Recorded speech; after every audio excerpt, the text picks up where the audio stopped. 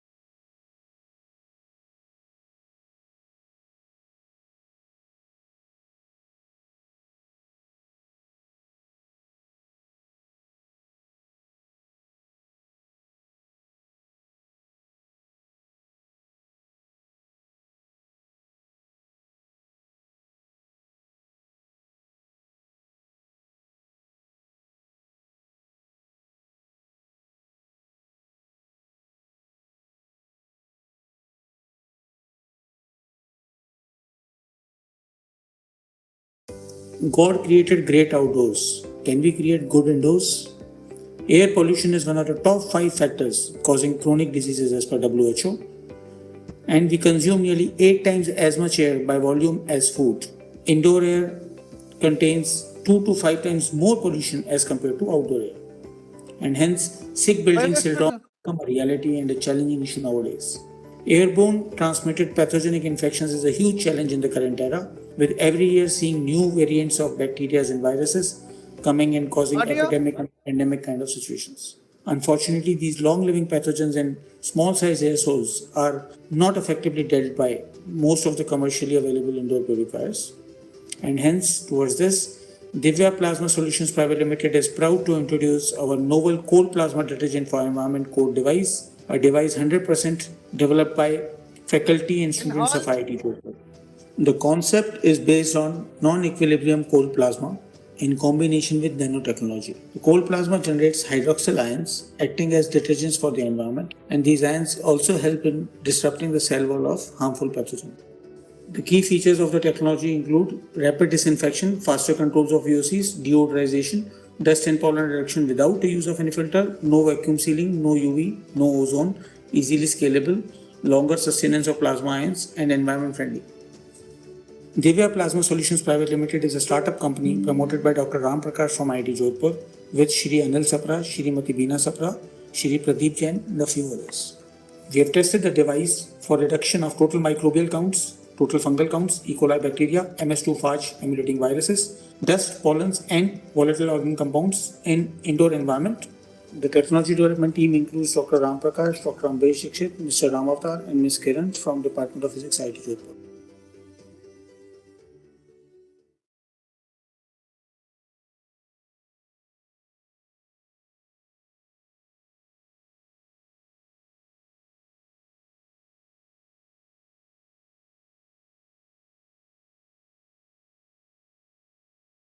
Sir live चल रहा है, लाइव चल रहा है, सर को बता दो।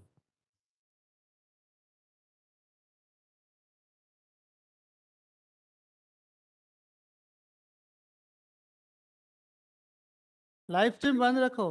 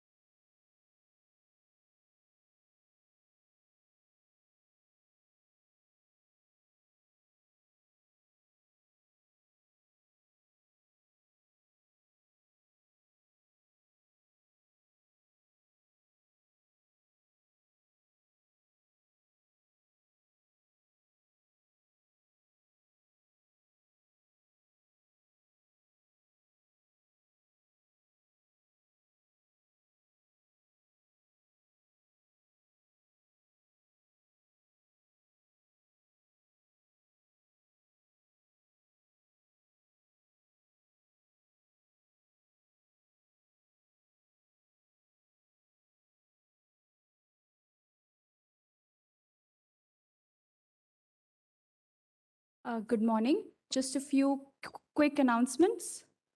I request you all to keep your phones on silent mode or switched off.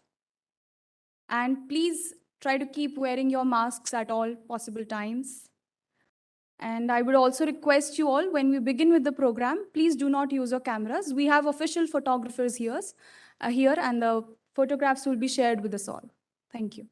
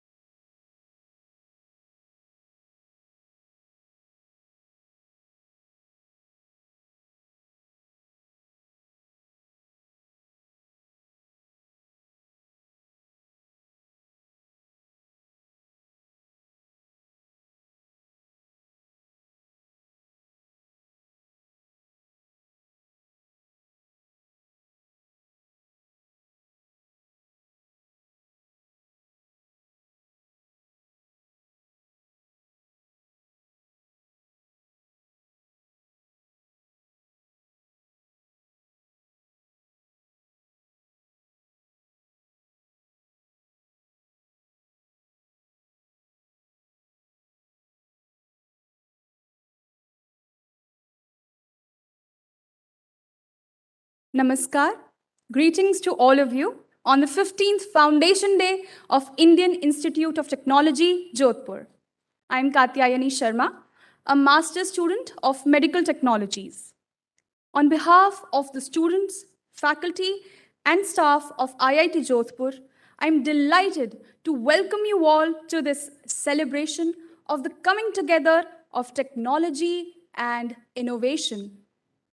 Welcome all to Technovate, innovation at IIT Jodhpur. Please give a huge round of applause for our students. Leveraging a combination of fundamental and applied research delivered through an interdisciplinary approach, our institution fosters a unique brand of scientific temper which inspires young minds to ideate, innovate, and create. I consider it to be an honor to welcome our distinguished guests for the event. Professor Rajgopal Chidambaram, Chairman, Board of Governors, IIT Jodhpur, is joining us online. Welcome, sir. I welcome our chief guest, Professor Shauvik Bhattacharya, and our guest of honor, Dr. Tapan Mishra. Welcome, sirs. To initiate the proceedings of this auspicious day, we invoke the blessings of the Almighty. I request our director, Professor Shantanu Chaudhary, Professor Sampath Raj Vadera, and Dr. S.C. Bose to escort our chief guest and guest of honor onto the stage for the lamp lighting ceremony. Sir video हमारा on नहीं हो रहा है sir video on नहीं हो रहा है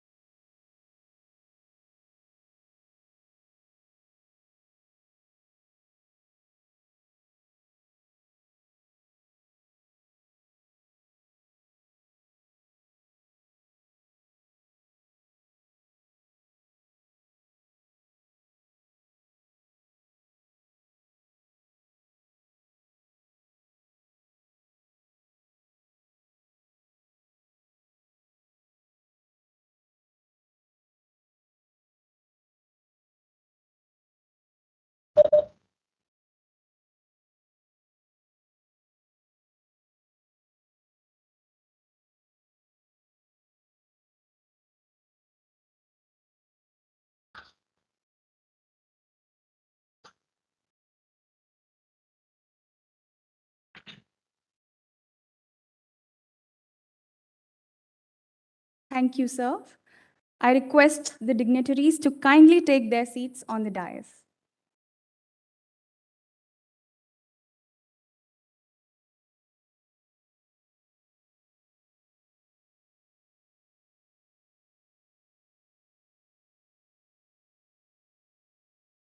Thank you, sir.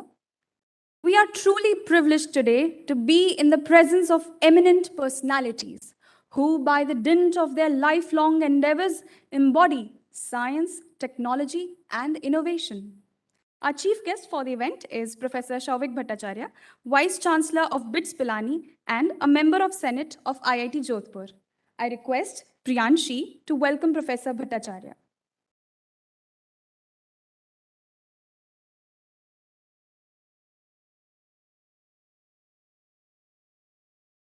Thank you, sir. Our guest of honor is Dr. Tapan Mishra, former director of Space Application Center, Ahmedabad, and an adjunct professor with IIT Jodhpur. I request Heath to welcome Dr. Mishra.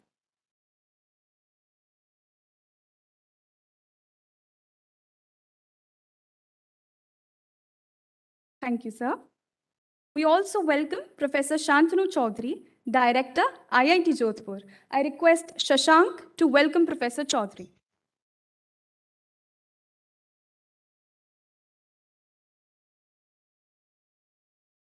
Thank you, sir. Also on the dais, we have Professor Sampath Raj Vadera, Deputy Director, IIT Jodhpur. I request Sharanya to welcome Professor Vadera.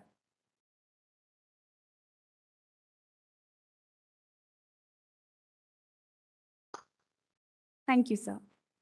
And we also have Dr. S.C. Bose, Head of Interdisciplinary Research Division, IIT Jodhpur. I request Karan to welcome Dr. Bose.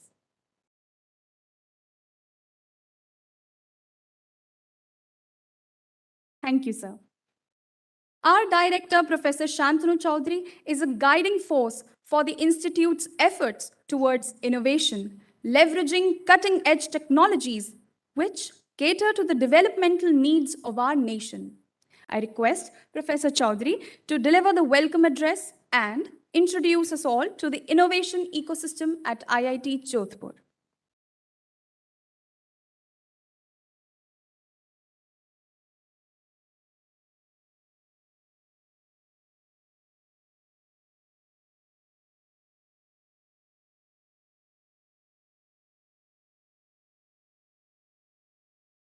Hmm?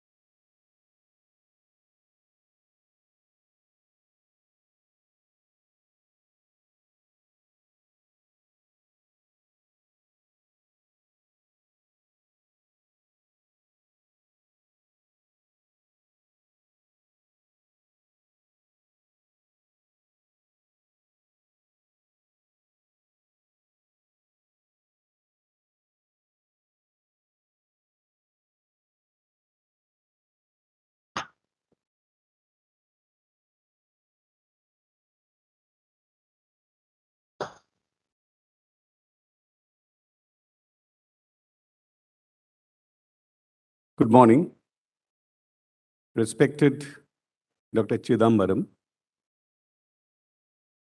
Shobhik, Tapan, Professor Vadera, Dr. Bose, all the dignitaries who are here, my colleague, and students. Let me welcome all of you to this celebration of 15th Foundation Day of IIT Jodhpur.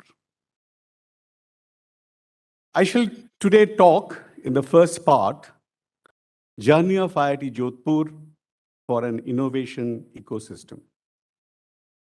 If you look at innovation ecosystem of IIT Jodhpur, it made a humble beginning, maybe the next phase of beginning of innovation ecosystem on 2nd August 2019 in a formal way through Foundation of Innovation Complex.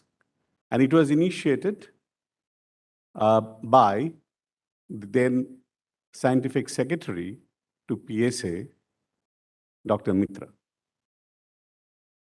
And this whole initiative was created and integrated into the academic ecosystem of IIT Jodhpur. And what is the objective? To enable what I say is a non-accidental innovation. In fact, many of the innovations and discoveries could be accidental, but if you create processes integrated into the way an academic system functions, we can possibly increase the probability of innovative initiatives among the faculty and students of the institute. So if you see the whole lifeline, which I have indicated here, that once we have the areas of focus, we can have ideas, we can identify problems, we can pick up our strategy, and then get into processes which may be disruptive or may be sustaining for product as well as new idea development. The key feature of this whole process is to have culture, insights, improvements, and transformations. Therefore, the whole space of innovation is combination of these. And therefore, each one of us, as an individual, we have a role in that, and we should be conscious about that role. And IIT Jodhpur is always trying to enable all of us to have that play in the innovation ecosystem. So these activities are embedded in the student life cycle. This is to communicate to all of us who are here and also to make students also maybe conscious about what they're going through. So there is this design thinking where they're exposed to in the first year itself through a course which are across the first year, where they go through an understanding and putting to practice the basic design thinking elements. They identify problems.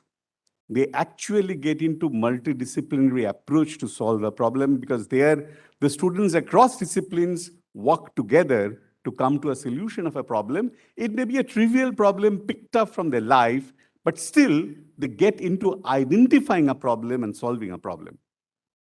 And then they come up with solution with empathy to end users, because anything that we do, empathy is something extremely critical and important. Then they have the opportunity from second year onwards to doing design projects. In fact, some of the design projects will be today displayed to the dignitaries as part of the exhibition, which are joint faculty-student teams working on problems, and again, big teams, multiple departmental teams. They can take risks with new ideas because they are not graded. They have to actually can take risks. The risk-taking element is something very, very fundamental, and that's exactly what we want it to be embedded in the thought process of all of us. Then we have a student activity, which is Board of Innovation and Entrepreneurship, which enables co-curricular student activity, hackathons, special entrepreneurship clinics, and it also, the institution innovation clinic is part of that. And we are setting up a tinkering lab for the students to work with. So if you see, the whole idea is that may not be part of academics, but as part of a parallel stream, we expect our undergraduate students to be engaged in this whole process as actively as possible. So as part of formal curriculum, we have entrepreneurship as a minor area. And through that minor area, they can move into an MTech in entrepreneurship. And here, the whole focus is trying to develop a new idea, a new product, which actually meets the need of industry or that of society.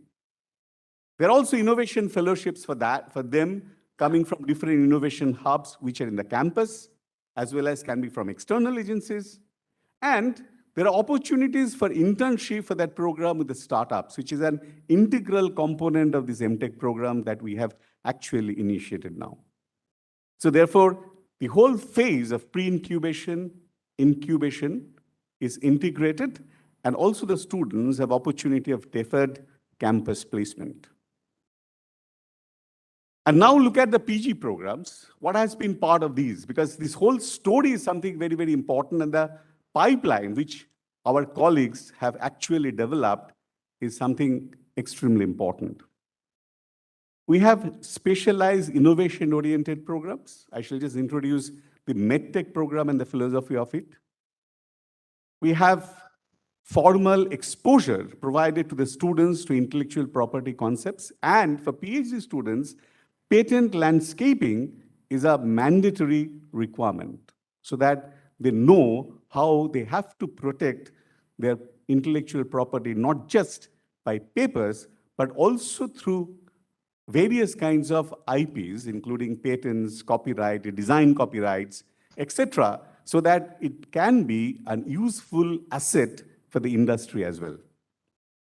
They go through a training in project management and industrial engineering. This is also a compulsory requirement for all MTechs and PhDs. And in many cases, we expect patent as an outcome and not just the papers or publications.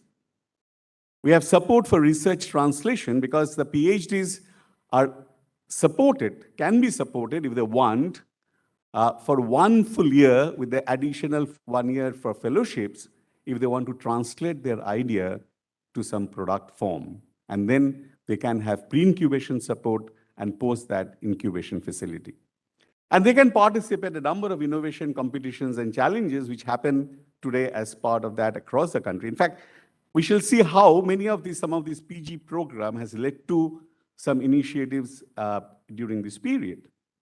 In fact, interestingly, we shall have a product launched today, which is the first product which is coming out of this innovation ecosystem for IIT Jodhpur, where actually the students, postgraduate students, have played an extremely key role in the development of that product.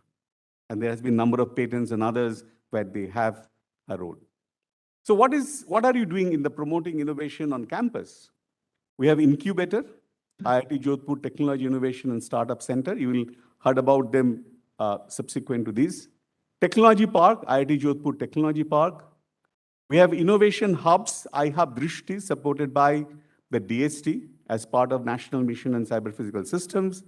Then we have Jodhpur City Knowledge and Innovation Foundation, which is a program initiated by the Office of Principal Scientific Advisor, which actually linking not just IIT, but all the institutions and industries in the city of Jodhpur in an innovation ecosystem. And as part of that, we have AIoT Innovation Hub, which is coming up in collaboration with the state government. So if you see, therefore, these innovation enablers are TISC and Technology Park, which houses industries, industry labs. Even today also we shall sign an MOU for an industry to set up a lab on the Technology Park. We have iHub Drishti, which actually would support student innovation fellowships as well as the startups, and also encouraging technology development which are industry-oriented, application-oriented. I've already talked about JCKIF and AIoT Hub, and the TISC is a Bionest MedTech incubator today as funded by DBT.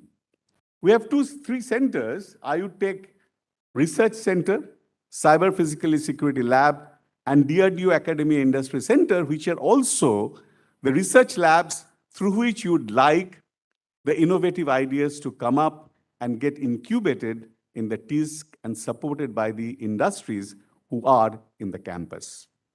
So therefore, the research labs that we have set up in the institute, the innovation foundations, which are Section 8 companies, and TISC and Technology Park together really represents the formal framework for the startups to come up.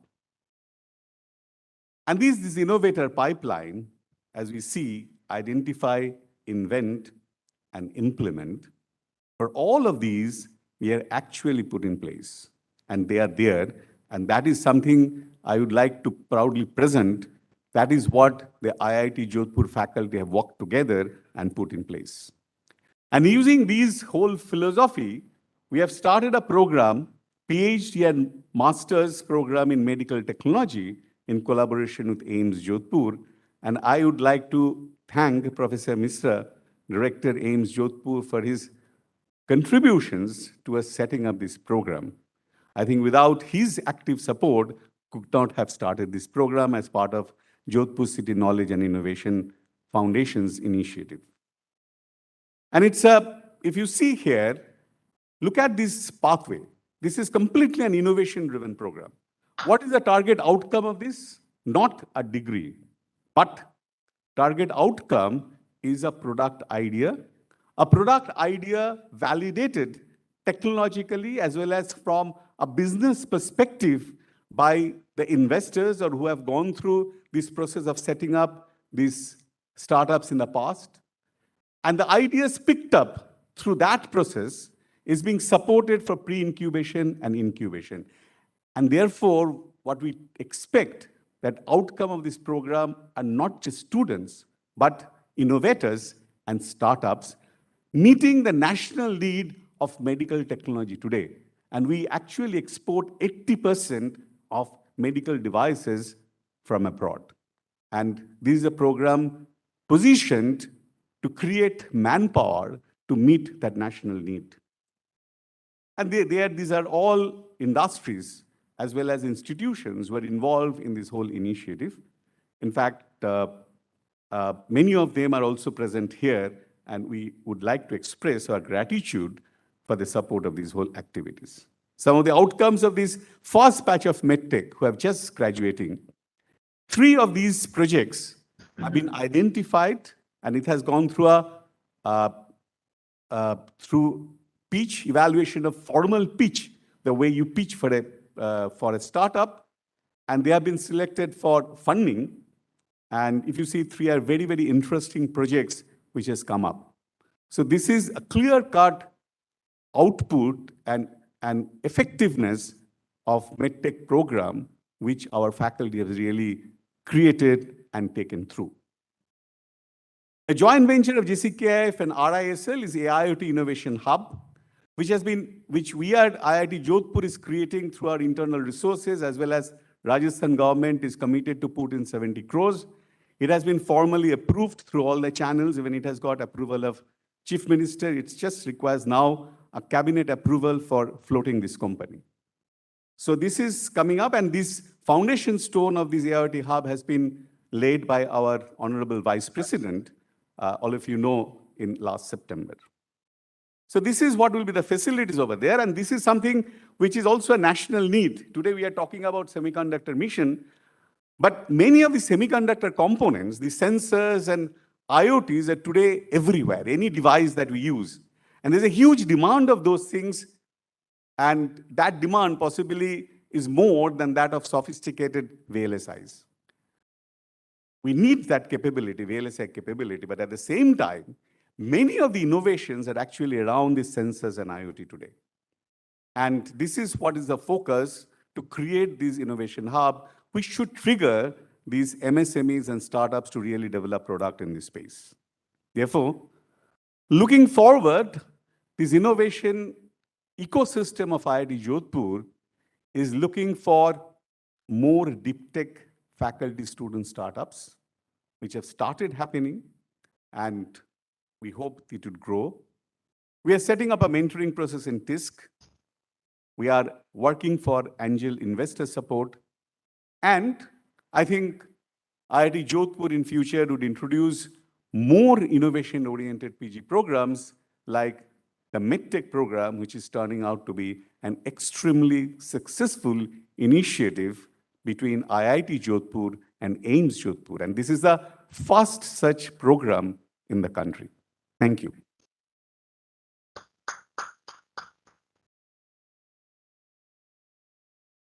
Thank you so much, sir. As you rightly said, innovation and entrepreneurship has become an integral part of our institution. The innovation ecosystem at IIT Jodhpur has been well captured in the document, Roadmap for Innovation Ecosystem of IIT Jodhpur. I request our dignitaries on the dais to launch this document.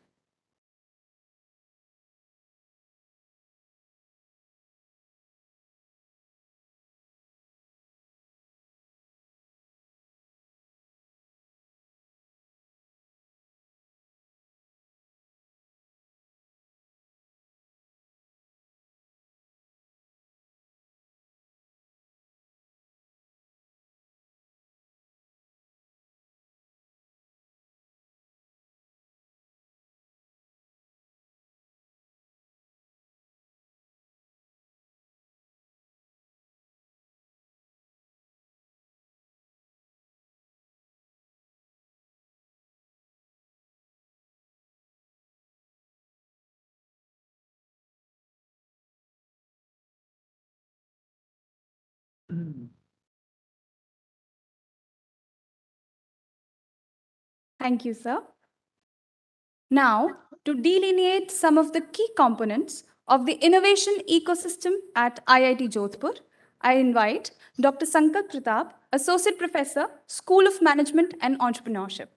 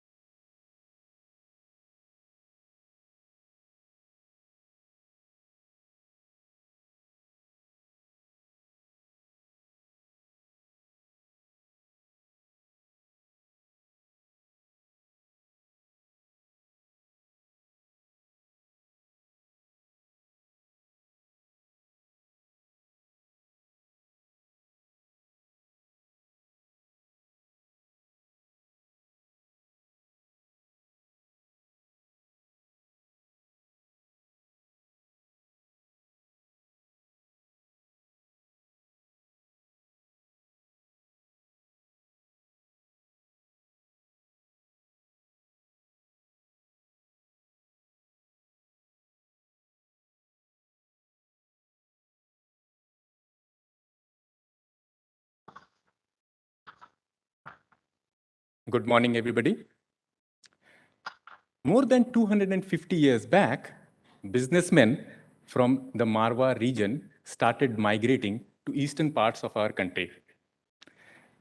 To encourage more and more businessmen to migrate from Marwar, the pioneers of this journey initiated the concept of Marwari Basa in places like Kolkata, Patna, Begusarai, and such places. Essentially, these were community lodging and fooding establishments which provided basic facilities to the migrant businessmen at very low cost, enabling them to mingle and share space with like-minded individuals and also risk capital from the rich merchants who had preceded them, who would then recruit business partners from these basas. The modern-day business incubator began as affordable co-working space, and it has now evolved into organizations which provide specialized research facilities, rapid prototyping equipments, legal services, funding pathways, as also mentoring and consulting on product development, market research, and business processes. TISC belongs to this family of organizations with particular focus on deep tech startups, that is ventures whose competitiveness and uniqueness is derived from significant scientific advances. TISC is a Section 8 company incorporated in July 2019, and progressively, even through COVID, the physical infrastructure has reached a certain stage of maturity. Physically, it lies on the other side of the national highway, which abuts the part of the IITJ campus where we are sitting right now, around 700 meters from us as the crow flies. In February 2021, TISC received the opportunity and the distinction of housing BioNest, the first bio-incubator in Rajasthan, sponsored by the Department of Biotechnology, Government of India. The presence of bio-incubator aligns symbiotically with the medical technologies program jointly offered by IIT Jodhpur and AIIMS Jodhpur. TISC is the official partner of MSME, METI, and BIRAC, wherein it administers the grants provided by these bodies to its incubatees. TISC provides shared working infrastructure for its incubatees. Apart from these shared working space, we also have an ever-increasing facility of equipments like the 3D bioprinter, water purification system for analytical grade water, microfabrication systems, among others. Our incubatees are working on a range of ideas and applications which solve real-world problems. For example, developing a transparent hydrophobic coating for self-cleaning of endoscope, non-contact blood oxygen saturation measurement, milk disinfection system, among others. In fact, during today's program, we'll have a product launch emanating from one of our incubated startups. Our plan for the future at TISC is to, of course, continue on seminars and workshops on specific themes, but also to regularly organize hackathons for our students and accelerator programs as a batch of ideas. We would create funding opportunities through angel investors, through a network of Pan IITJ alumnus. We'll have a mentoring process and a mentoring platform which would aid each and every incubatee to progress in a meaningful, reliable manner. There would be certificate programs for professionals, and in a broad sense, we would be consultants for innovation process as for our incubatees, as also for external stakeholders. Coming to our engagement with faculty members at IIT Jodhpur, there are various ways in which each one of us as faculty members of IIT Jodhpur can engage with TISC. We can engage with TISC as a startup founder. We can incubate our deep tech innovation-based startups at TISC. We can be part owners, just as a co-founder is, and that our system, our policies allow us to do. We can be mentor to incubated startups based on our interest areas. And of course, our role as researcher can continue as those ideas progress. We can, of course, use the research infrastructure that is ever increasing at TISC. We can be trainers. as some faculty members already have been through short-term courses and certificate programs which are ongoing at TISC. And of course, as experts of our respective areas, we can engage with young students, we can engage with industry partners through various outreach programs that TISC continues to progress on from time to time. And finally, coming to our students, how can they engage with TISC? Again, you can engage with TISC as a startup founder. You can join TISC as a pre-incubatee. Those who go through the minor in entrepreneurship program can take up the MTech in entrepreneurship program after their formal program gets over and continue with that program to take a dual degree and get into pre-incubation. And of course, after that, you could get into formal incubation at TISC. You can be a trainee at all and many of the incubated ideas that are already there at TISC and will keep increasing in number. And finally, as young students who seek knowledge and skills related to entrepreneurship and innovation, we are already conducting webinars with external experts, ideation and business planning workshops, and more hackathons and pitching competitions will come your way. So all in all, that's what TISC holds for all of us here. Thank you.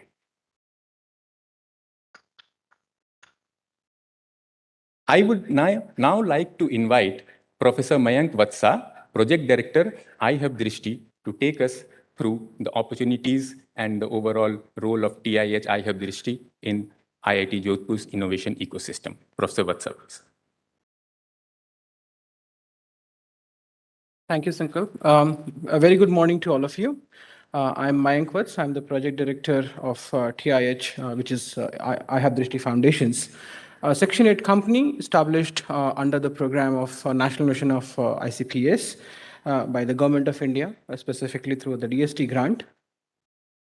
The mission and vision statement of our hub is essentially becoming one of the most coveted places for the research on computer vision and AR/VR for technology development. We are going to actually support research, technology development with the help of researchers, students, MSMEs, and startups. We are going to work with different line ministries, industry partners in solving some of the cutting edge problems. The hub is actually divided into two parts, horizontals and verticals. Our horizontals are essentially focusing the scientific developments, whereas the verticals are actually focusing around the application areas, ranging from autonomous system, healthcare, biosphere, Industry 4.0, AR/VR for different applications, and the Rakshak program, which was spearheaded by Professor Chaudhary, in which we actually supported different research initiatives that I'll talk in the next few slides.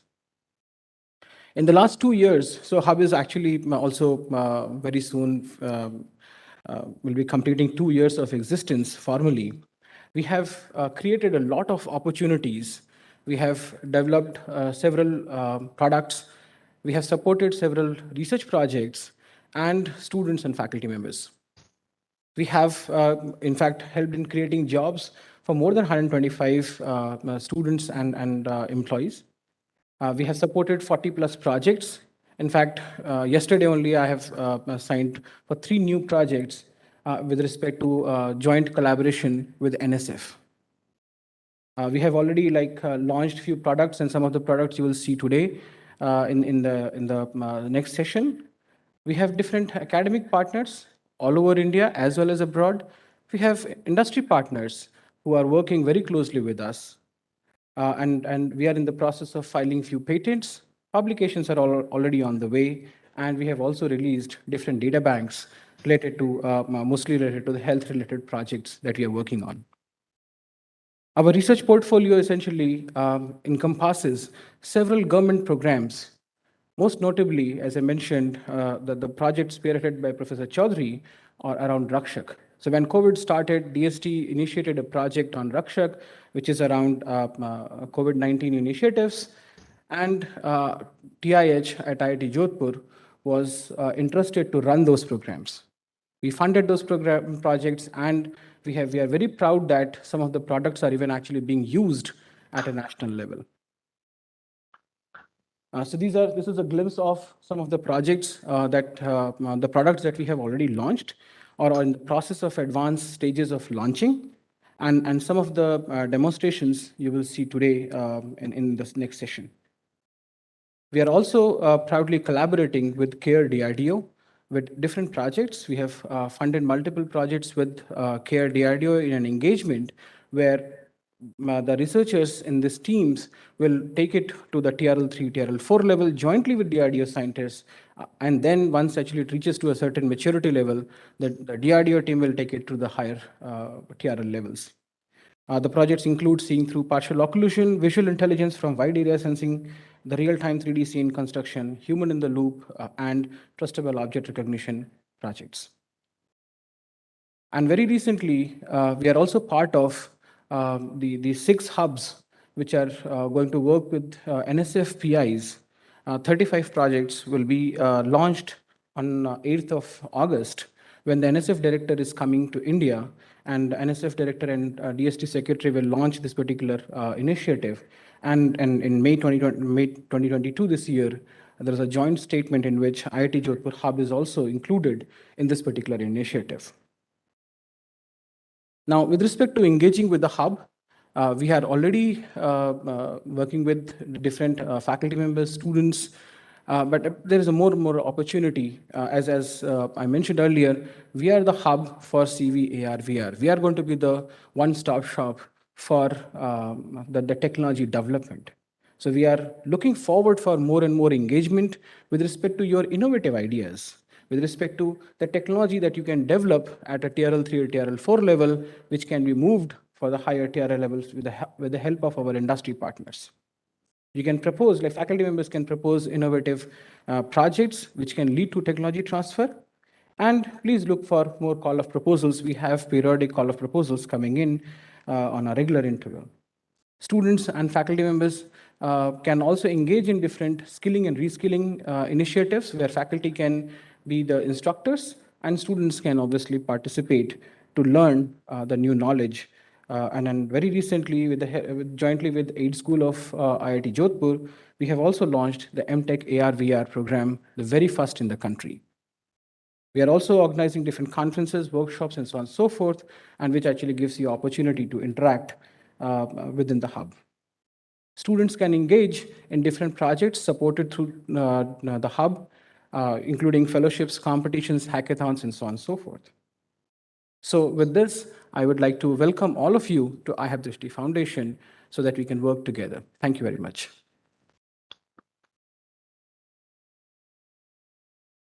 Thank you, Professor Vatsa, for helping us understand the role of TIH in IIT Jodhpur's innovation ecosystem. I now invite Dr. G.S. Toteja, CEO, Jodhpur City Knowledge and Innovation Foundation, to delineate the role of JCKIF in IIT Jodhpur's innovation ecosystem. Dr. Toteja.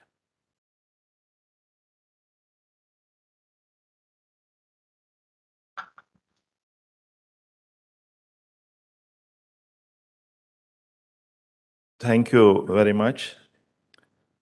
Jodhpur City Knowledge and Innovation Cluster is one of the 6 clusters sanctioned by Office of Principal Scientific Advisor to the Government of India.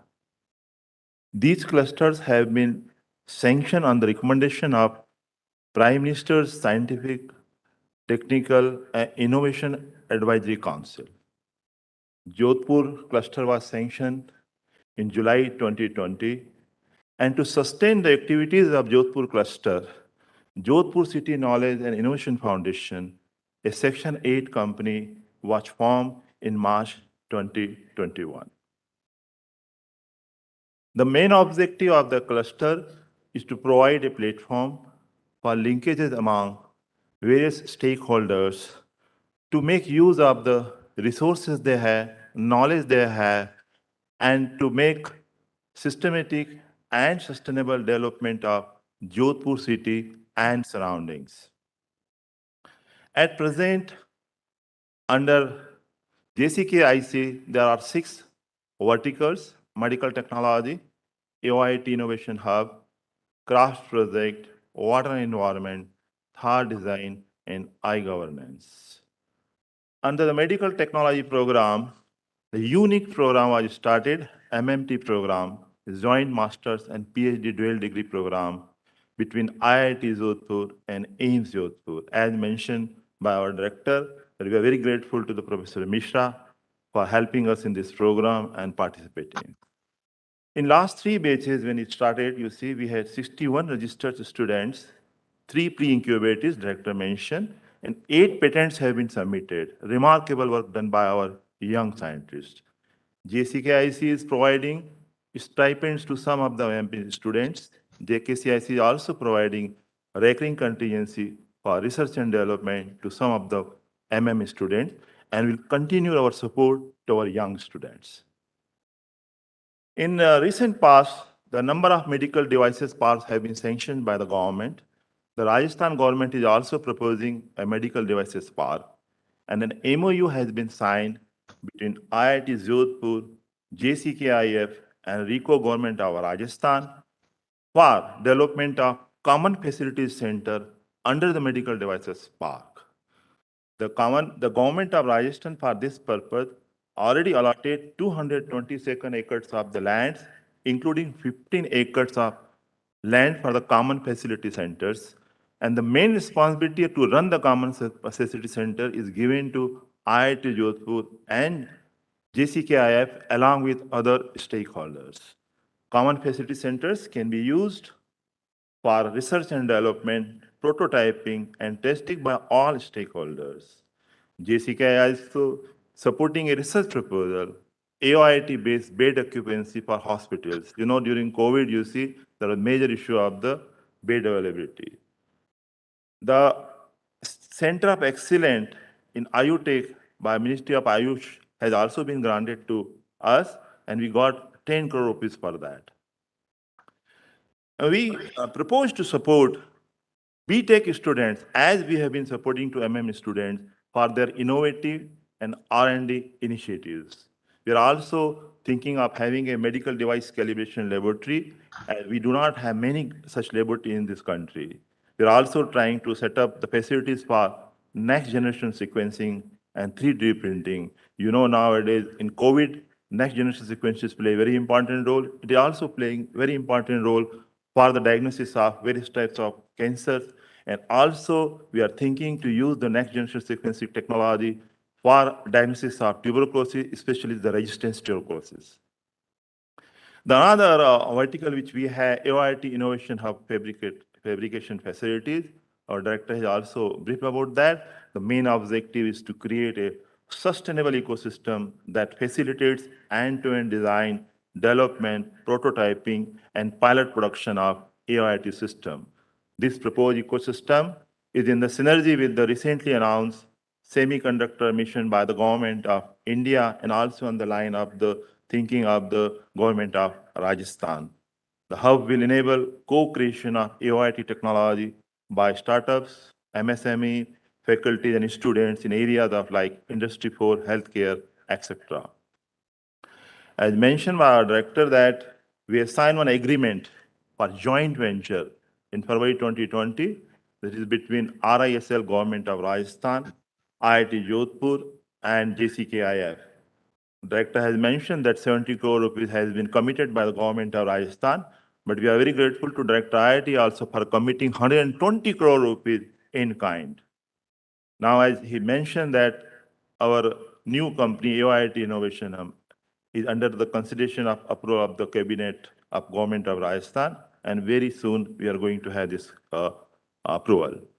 And some progress has also been made meanwhile. You see, we have procured certain equipments also. We are in touch with the various companies also. We are in touch with the government of India also. So they will be partners to us. Other is the craft project, which is the objective is to design and implement digital technologies for value addition to the local handicrafts and handlooms. We are working with our industry partner for Digital Craft Museum and e-commerce to help the local artisans of Jodhpur from unorganized sectors, you see. Under water and environment vertical, number of studies have been supported by Jal Shakti Mission and also Department of Science and Technology.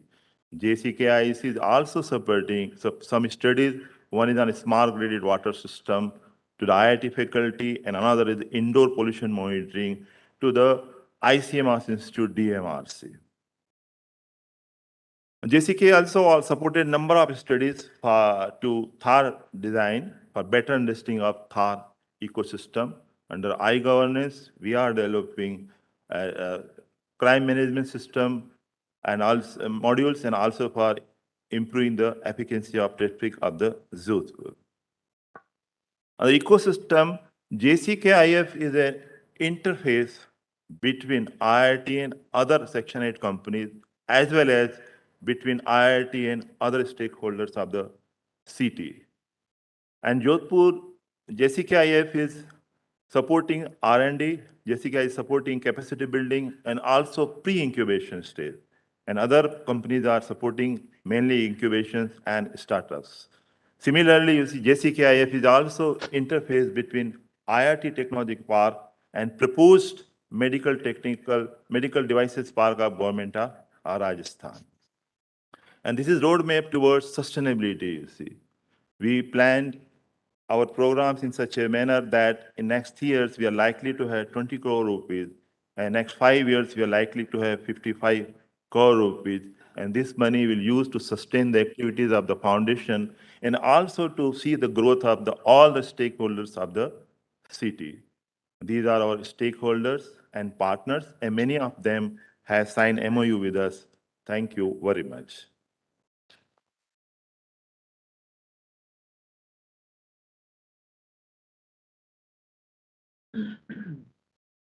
Thank you, Dr. Toteja, for introducing us to the societally and temporally relevant verticals of JCKIF. I now invite Dr. Ram Prakash, faculty in charge of Technology Park, to the dais.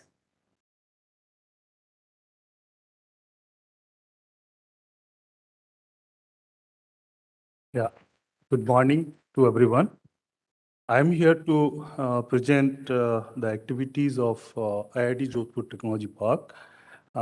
It is a registered Section 8 company. It started in August 2019. So our target here is technology advancement with the coexisting labs. So we are trying to create an enabling environment here. Actually, we are working towards diffusion of fruits of cutting-edge R&D that is coming up from IIT Jodhpur by setting up state-of-the-art infrastructure, having facilities for design, development, and prototyping, etc. So our key idea here is we are inviting deep tech companies.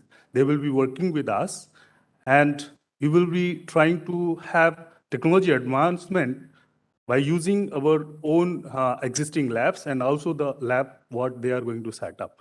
So we will be having a kind of coexisting labs from the industry as well as from the institute. So what we wanted to bring out of this, we want to have profitable technologies to attract investment. So once that investment would be there, we will be having established companies working in the technology park so that we will be having a technology hub in the western part of Rajasthan. You know, Rajasthan is very famous for business. So this setup, when it would be there will be a large number of industries working here. It would provide opportunities for our own students, budding engineers, to get jobs here itself, and also faculties to work with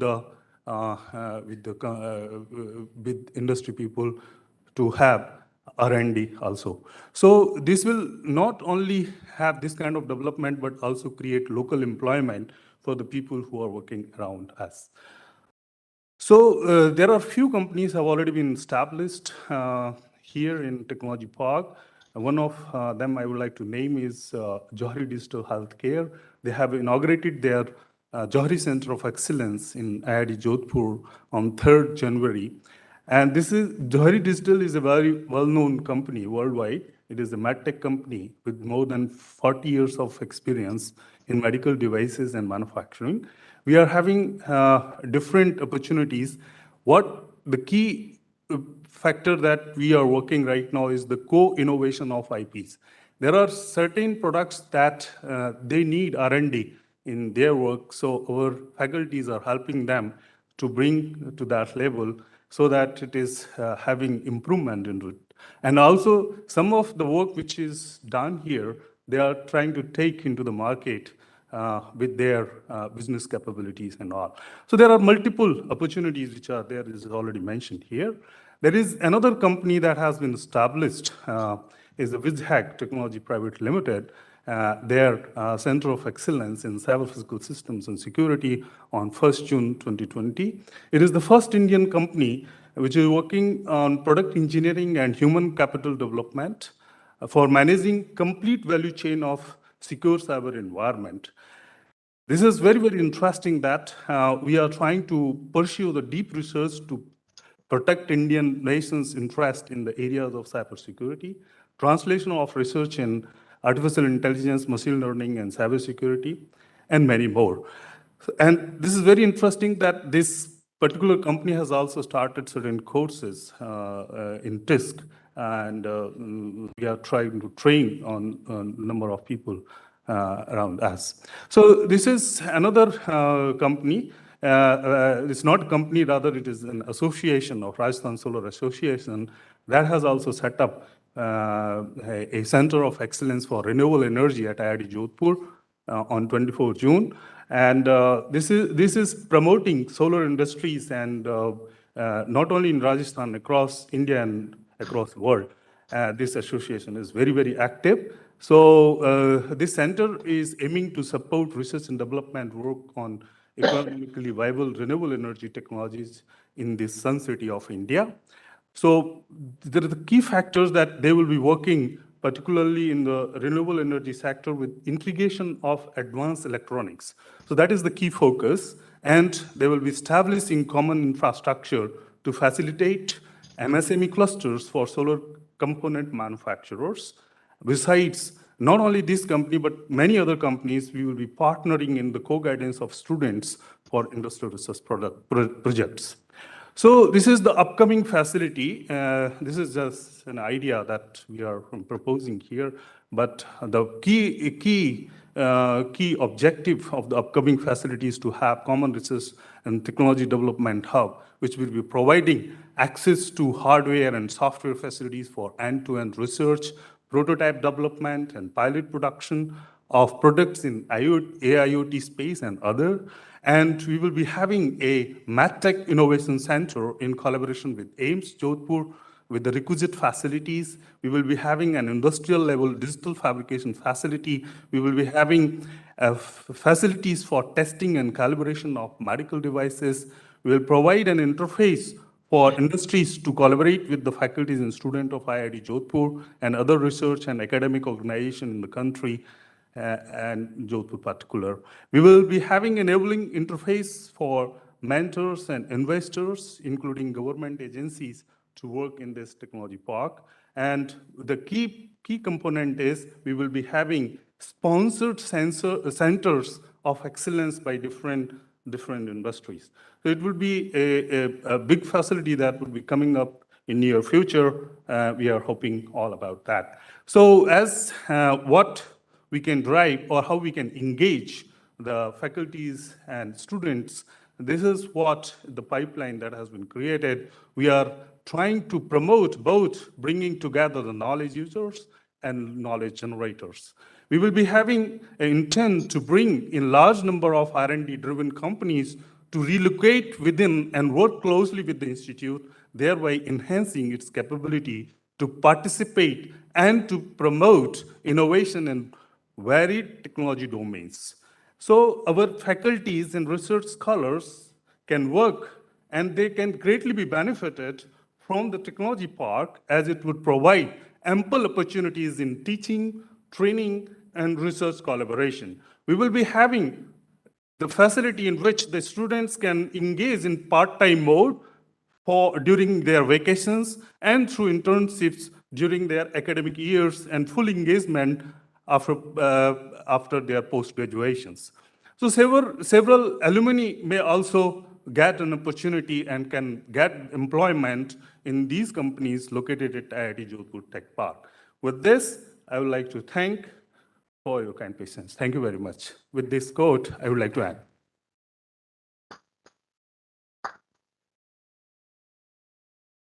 Thank you, Dr. Ram Prakash. With this, we conclude the delineation into some of the central components of IIT Jodhpur's innovation ecosystem. Thank you.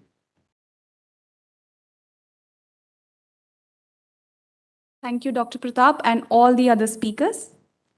Joining us online is Professor Rajgopal Chidambaram, Chairman, Board of Governors, IIT Jodhpur. Professor Chidambaram is the former Principal Scientific Advisor to the Government of India. Professor Chidambaram is also the recipient of Padma Vibhushan, nation's second highest civilian award. We are indeed grateful to Professor Chidambaram for providing his invaluable guidance in steering IIT Jodhpur on the path of excellence. Sir, it is our honor to have you with us. I request Professor Chidambaram to address the gathering. Thank you very much. Professor Saumik Bhattacharya, Dr. Tapan Mishra, Professor Santanu Chowdhury, distinguished members of the faculty at IIT Jodhpur, invitees, it's a pleasure to be with you on this Foundation Day. And Professor Santanu Chowdhury has given an excellent description of the innovation ecosystem at IIT Jodhpur, including how an environment has also been created to help students innovate, and the success stories in that effort. We also had very good presentations by faculty members on the innovation activities at IIT Jodhpur. What is innovation? In the S&T field, innovation is a widely used term, often with different meanings. Innovation is clearly linked to creativity, but so is research. In my view, research involves generating new knowledge, and innovation involves deriving value, social value, economic value, or strategic value from that knowledge. A new idea, however original it is, should not be interpreted as innovation until it has been implemented as something of value. So innovation really has many dimensions, and one can also talk about what are the motivators that drive innovation. The first is a book by Peter Diamandis and Stephen Kotler. Very interesting book, Abundance, The Future is Better Than You Think, published about 10 years back. And he says, the first and the weakest of the bunch of motivators is curiosity, the desire to find out why. Curiosity fuels much of science, but particularly in business and industry, it is nothing compared to fear. Our next motivator, extraordinary fear that your competitor may overtake you or leave you behind, enables extraordinary risk taking. For example, the Kennedy's Apollo program was in response to the early Soviet space successes. They were afraid that Soviet Union may overtake them. The second motivator is a desire to create wealth for innovation, best amplified by the venture capital industry's backing of ideas. But as you know, if you have 10 new ideas, 9 are sure to fail, and they hope that one Grand Slam winner will make up for everything else. But the fourth and final motivator, particularly for research guys, is a desire for significance, the need for one's life to matter and to make a difference to the world. In industry, technology serves as the connecting link among research, development, manufacturing, and marketing, referred to in the earlier talks. And in the technology context, innovation is considered to be of three types: product innovation, process innovation, and design innovation, all of which are valuable. Sometimes process innovation can trump product innovation, and design innovation can trump both of them. Because innovation also is not a one-step process. To give a new idea, it has same thing in technology transfer. It's not a one-step process. To give a transfer of technology to some company, becomes our duty to continuously support it, keep it improving, because the competitors are improving their products. Jorge Lopez talks of 4 types of innovation. Incremental innovation is the most common type of innovation. Most innovations are incremental, gradual, continuous improvements in existing concepts. Disruptive innovation, applying new technology and processes to the company's current market. Architectural innovation, simply taking the lessons, skills, and overall technology and applying them within a different market. Steamboat, for instance. Steamboat was not discovered by Thomas Fulton. It was being used in mines, the steam engine, but he used it for transport. Because when you talk about, normally we think of breakthrough innovations, used for new industries, destroys existing ones, and involves creating revolutionary technology. Because India is getting very much interested in innovation. Niti Aayog, with the Institute of Competitiveness 2 or 3 years back, released the India Innovation Index, and they give markings for various states, also who are the most innovative states in India. Talk of innovation, we should also talk about innovation failure. Innovation can fail for several reasons. The most important reason is the most businesses which get new ideas from academic institutions tend to focus more on short-term goals and results than thinking from a long-term perspective, because of the lack of an innovation mindset. And then always there is a fear of failing. Employees should be encouraged to experiment with new ideas, innovations. They are afraid that if they fail, their job is in danger, they will not innovate, even though innovations are available in the market. The culture for this mindset, I'm talking more of business, not of academic institution, has to be cultivated within the organization, particularly in the leadership. Of course, also very often innovation is not an individual effort. Very often it is, but more often it requires a team to work on the innovation strategy before you convert into a product or a process. And the team may lack motivation. More generally, if you want to be an innovator, you must have an appetite for risk-taking. Phil Rosenweich, in his book, This Idea is Brilliant, edited by John Brockman, says, when it comes to technological breakthroughs or launching new products, it's better to act and fail than fail to act. in a different context. In a lecture I heard Professor Abhijit Banerjee, Nobel laureate in economics, talks about risk and poverty trap. He says, poor people take up low risk, low return projects because they fear the risk. So they remain poor.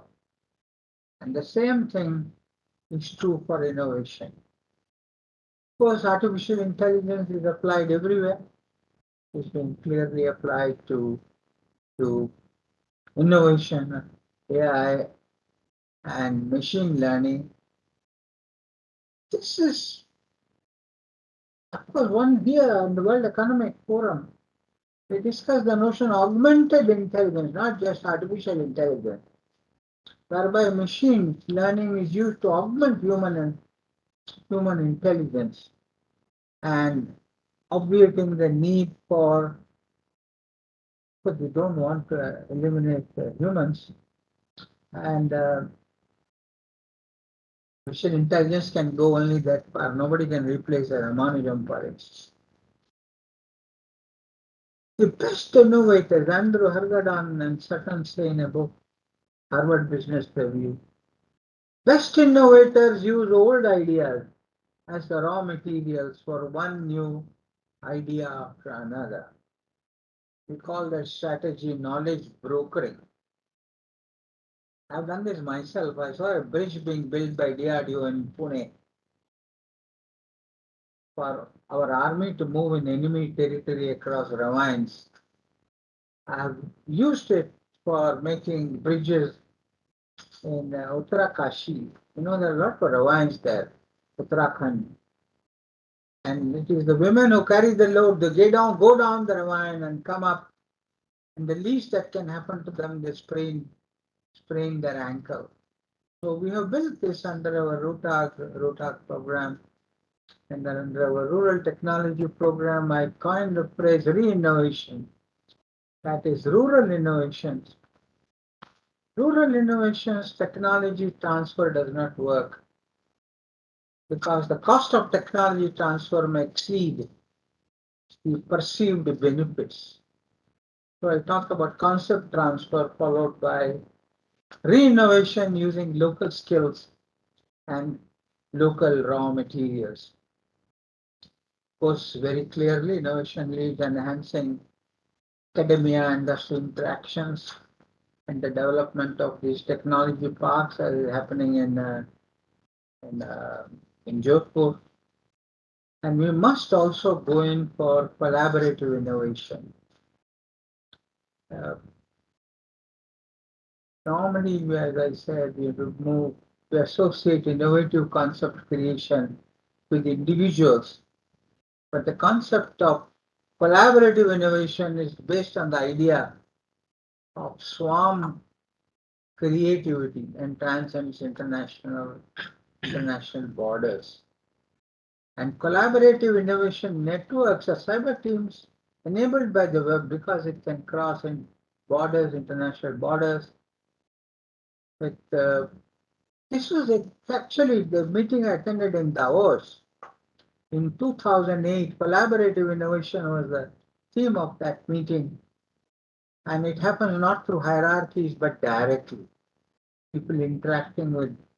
And there I also talked that we also need altruistic collaborative innovation while tackling problems that are of great social interest like pandemic diseases like COVID-19. If somebody has a solution, don't try to pretend it, but let it be used by the best example of the word collaborative innovation is the World Wide Web. So I don't want to give a long talk. So I'm very happy that Santanu Chaudhary for the Foundation Day has chosen this topic, Technovate innovation, and I'm sure this is the way to go for everybody, including IIT Jodhpur. I think I'll stop here. Thank you very much.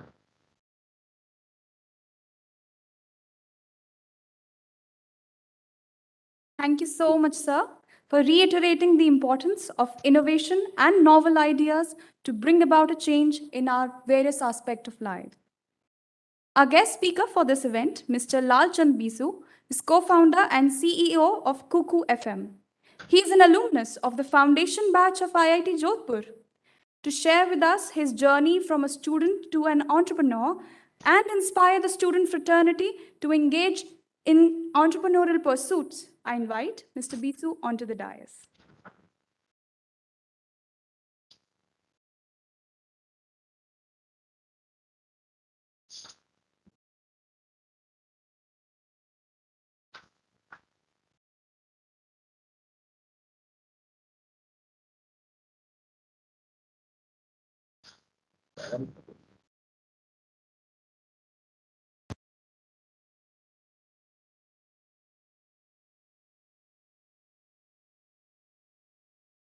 Hello.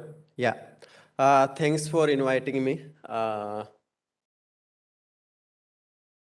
Okay. So first, let me tell you that I am from first batch of IIT Jodhpur.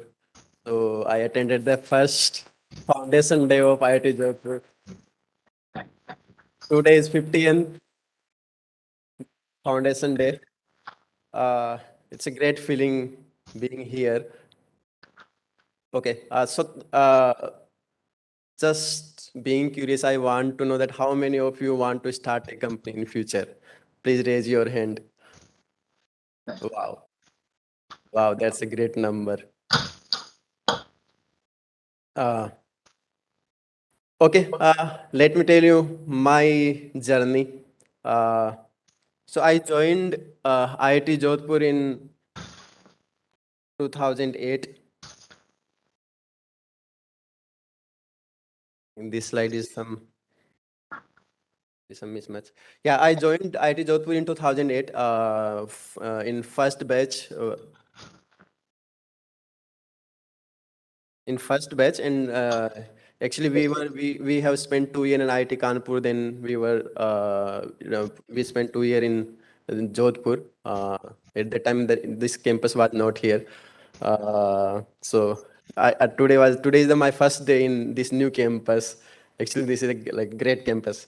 Okay, so let me start my journey. I'm from a small town in Rajasthan, from Sikar, and I joined IIT Jodhpur in 2008, and then I was in electrical branch. So let me mention that also.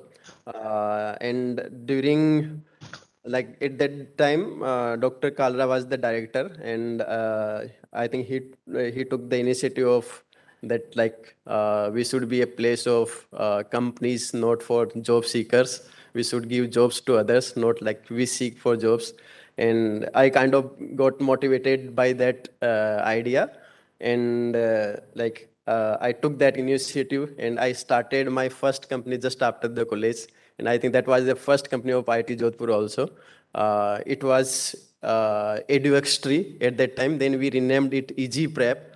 And during that time, I got incubated also. So this IIC was at that time also. I got incubated in IIT Jodhpur and I started my company. I think I got some reward money also. And while we were working for the company in the campus, director changed, new director came, new director had different agendas. They shut down that incubation center. I hope that this time it should not happen. I see the different energy here now. My journey started like this. In 2015 we got a offer of acquisition. My first company, Easy Prep, got acquired by Topper.com. I think some of you know Topper. Topper is at that time one of the biggest education company in India. Now that company also got acquired by Baiju. Baiju is one of the world's biggest education company now. And during that time, I shifted from Jodhpur to Mumbai. I started working in Topper. So now interesting thing, so I started my first company here. I started in incubation. same discussion is going on here. Then I joined that startup ecosystem outside the college. It is a complete different world, like completely different world. Like I learned a lot that what I was missing in college campus. It's still a completely different thing outside of the campus. So I think I will give this one of the insight that I learned during my journey, that you should not be like completely lost in this bubble. You should explore throughout the India, like talk to people, understand different things, like travel in the different part of the India and meet different other companies. I think that will add a lot of value than just starting here and staying here. So these are then I spent time around 3 years in Topper, and then after in 2018 I started Kuku FM. And we are three co-founders, me, Bisu, Vinod, and Vikas. All of us are from IIT Jodhpur. I think that is also a proud thing for IIT Jodhpur.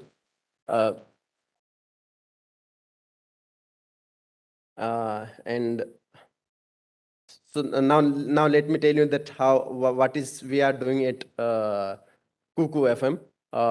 So Kuku FM is a audio company. I think you know about YouTube. YouTube is a completely video platform for every content.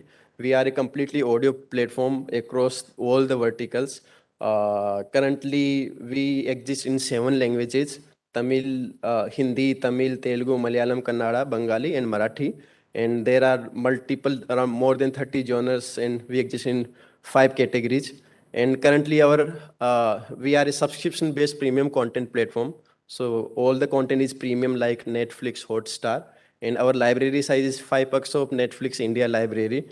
And like we charge very, very like affordable price, $399 per year plan, and $99 monthly price. This is something that you should also feel proud of. So last month we crossed 1 million active paid subscription on Kuku FM. This is, I think you can see here. So Ghana is a 15-year-old company in India. They have 900K active paid users on their platform. We crossed it in 1.5 years. So that's a like great moment. And I think there are other things also to mention, but I will skip. Like there is 11% conversion. So out of total installs, I think everyone you know that we install a app, then we use that app. So out of total installs, 11% users pay on Kuku FM. Like this is very high conversion. Like highest conversion is on dating apps. It is around 7 to 8%. On Kuku FM, it is 11%. So it's very high. This is again engagement and renewal. That so like on our app, daily listening time is 82 minutes per day. So it's very high. Like average on, for example, on Instagram it is around 60 minutes. On YouTube it is around 55 minutes. On our app it is 75 to 80 minutes. So it's very high. This is something that I think, so we are a completely Indian company. We, on our app, there is no English language. We are completely dedicated for India. So we exist in 7 languages. Majority of the content is Hindi. We started in Hindi language. Till 2022, we were only in Hindi. Recently, last quarter, we released in other languages, these 6 remaining languages. These are mostly southern languages: Tamil, Telugu, Malayalam, Kannada. And now we are launching in Marathi and Bengali language. And this is our content creation library. And like for around 50% of our library is exclusive with us, and 90% of listening happens on that library. And this is very important actually. So in India, I think when you will start the company, you should understand the Indian behavior and Indian mentality. People in India pay for value. Like we love consuming things freely. We think that everything on internet is free. But like in my startup journey, we learned that Indian people, it is not like they will not pay, they pay for value. If something is available only on your platform and it is providing value to their life, they will pay for it. So for example, our like 90% of listening happens on exclusive content. Other side, on music companies, like on all the music companies, Ghana, Sound, Spotify, you will find the same content, like 90% content is the same. So whenever they ask money, you switch the platform. That's why we crossed Ghana also in terms of paid user. So this is the important thing, like our library is exclusive to us. And now we are like spreading across the India, and our plan is to cross 10 million active paid users in next 12 months. And it's growing very exponentially. So in Hindi, we are growing like 30% month on month, and in other languages, we are growing 60% month on month. These are very technical terms, but when you will start a company, you also have to understand all these things, that how all these things are working. Yes, so let me explain that what kind of users are using on Kuku FM. So content is like very, very vast. You can do like work in fiction content, you can work in like business content, kids section, courses, education. So that this like content is very vast. We are in the segment of non-fiction side, where we provide self-help, motivation, biography, business content. Recently, we started parenting content also. And our like most of the users are aspirational users who want to grow in their life, who want to improve their life, because India is a developing country and everyone want to grow in their life. So most of the users are aspirational users, and like India is a like developing country, and our plan is like at the end we want to onboard every aspirational Indian on Kuku FM. These are our investors. I think there were terms like angel investing and pitching. So these are like this is something that you will learn when you will meet investors. And I think Google, you know Google. So these are our investors. So startup is like something that you have one idea, then you iterate, you make a MVP, then like first thing you do that you onboard customers or users. When you just realize that it is like adding a lot of value, then you think that it can scale to masses. Then you need some money. Like I want to scale it to masses. Like there in India, there are like 1.4 billion population. You want to grow your company. When you need money, then you go to VCs or some incubation center. So like it starts like from seed round. Seed round mostly do this like mostly founders or some VCs also do in a seed round. Then it comes angel round, then comes series A, series B, series C. So this funding happens like this. So recently we raised series B round with Google, Crafton and Berlin West. So like this is the journey. I think you will all learn. I don't have that much time, otherwise I will like explain all these jargon, startup jargon, that how all these thing works. Recently we are raising one more round now. So our plan is to cross, like as I told you, that we want to cross 10 million paid users in next 12 months. Then like the final plan is to onboard every aspirational Indian on Kuku FM. Yeah, so this is my presentation, and just to like add more about my journey and more learning. Like today I was talking to the more students and I find out like very different energy compared to my days. When I was in the college, like I was like old person that was thinking for a startup. I was the only person who was like excited to start something, and most of them were like, I want to do job or I want to go for masters. It was very difficult for me, but today like that's why I asked the question that how many of you want to start the company. Majority of you want to start the company.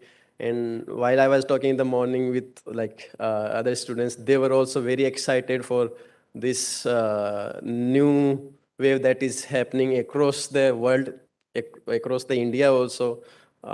So I like, as I told you that there was like a incubation period also in my time also, and this time it is very different. It looks very different, and I saw some of the initiative that is done by IIT Jodhpur. A lot of plans and lot of different ideas. It is not only like dependent on internet. It is like in medical, in hardware devices. So it's like it's great opportunity, and I think while we will work together, we can make it a strong ecosystem, because at the end you also need that outside the startup ecosystem with you, because you can't do it only in college. So I think we need to integrate both the parts. Outside startup ecosystem is completely private, completely sacred, and it's very exciting. Like I was observing one thing in the morning, that everyone is silent, like, and just like a one-way dialogue is going on. In the startup ecosystem, it happens very interactive. Like you ask question, you explore something. It's a very thrilling journey, and you will also find it like while you will start your company, it's very thrilling journey. And in like in my opinion, if you can do something for this country, then start something and give like at least give like 10 people job. I think nothing can better than this, and this is the place you can start. Okay, yeah, that's it from my side. Thank you, and it's home for me.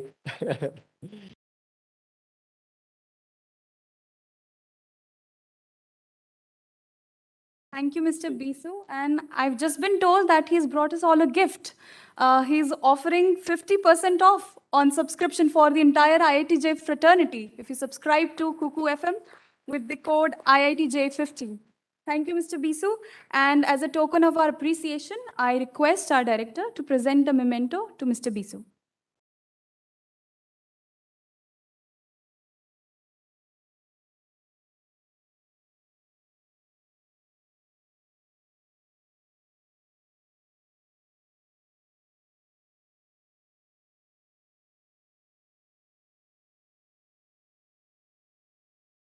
Thank you, sir. Dr. Tapan Mishra is the former director of Space Application Center and Physical Research Laboratory, ISRO. He's our guest of honor for the day. Dr. Mishra has also been the senior advisor to Chairman ISRO. He was the lead designer for development of C-band SAR payload based on active antenna concept. His leadership had resulted in partnership with Indian industry in developing critical technology elements needed for RISAT, like MMICs, TR modules, miniaturized pulse power supplies, and ASIC-based TR controllers. Dr. Mishra has received numerous prestigious awards, like the ISRO Team Excellence Award, Hariom Ashram Prerit Vikram Sarabhai Research Award. He's also a fellow of several distinguished scientific societies and holds position in a number of national and international bodies. He also led the team to develop futuristic remote sensing systems like DBF-based S-band SAR, very agile high-resolution X-band SAR, MM-wave sounders, and advanced scatterometer. Given the exceptional academic credits to his name, Dr. Mishra has also taken an entrepreneurial path. He recently founded a space tech startup called SISIR Radar, which manufactures synthetic aperture radars, a technology that he pioneered in ISRO for drones and satellites. We're honored to have you here with us, sir. I request Dr. Mishra to share his experience in establishing deep tech startup and address the gathering.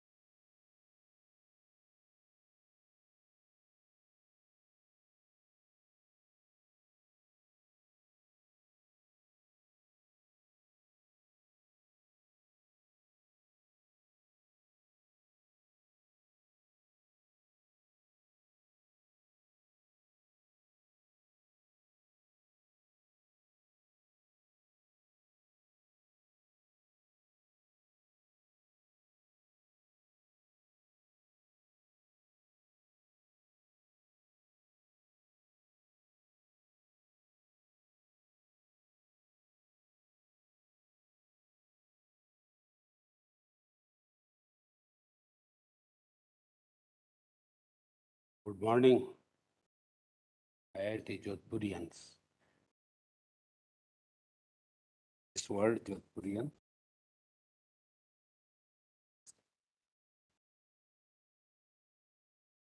and Professor Sobhik Bhattacharya, Professor Santanu Chaudhary, and all the distinguished guests, and the professor, faculty, and students of Jodhpur. Right? I have been coming to this campus for last 3 years, till Santanu is here. And I must say that it has, I see a metamorphosis in this campus. And especially when I consider the COVID days, the harrowing days, and how even in this, the way the changes have occurred in the campus, in the facilities, the new ideas and energy in the staff and the student, it's amazing. I must congratulate the director and also the faculty and the students for this achievement.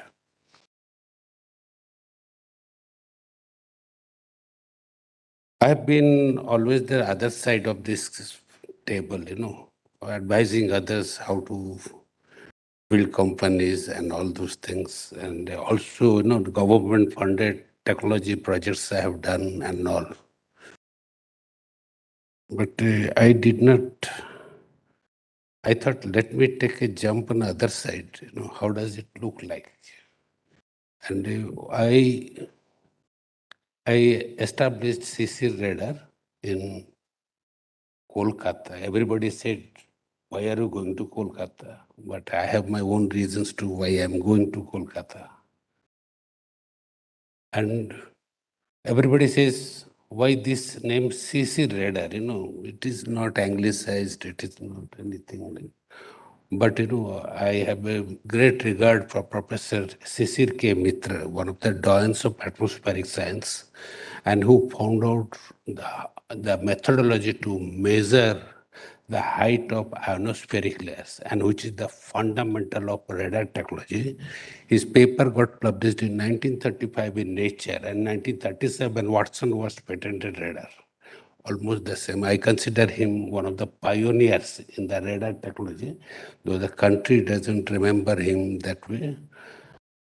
And I consider him as equal to Appleton in whatever the technology he has developed and whatever the discovery he has made. No.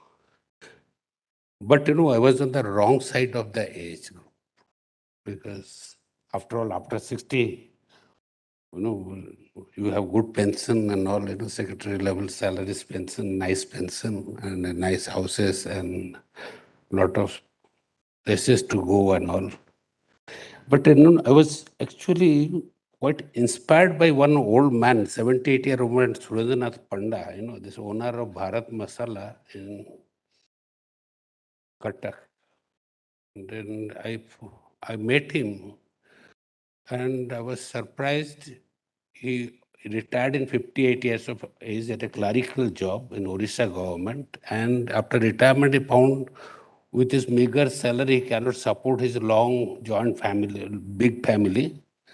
So he started selling masala. In fact, he showed me that his 2 fingers are cut in the grinding machines because he was the manufacturer of the masala, he was the distributor, he was the CEO, he was everything of that company. He was not a company, he was selling. And slowly he graduated. Today he has 3 SEZs under his umbrella. And he has an 1800 crore conglomerate. And if you see him and meet him, his appearances are very deceptive. And I also realize the age is a very deceptive number. It is, one can think of it. And I have a good friend, Colonel H.S. Sankar. He's the owner of presently the Alpha Adani Group. And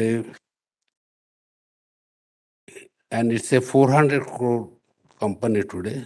But I knew him because how he struggled to build this company after retiring as a director R&D of Bell, and then how he built it.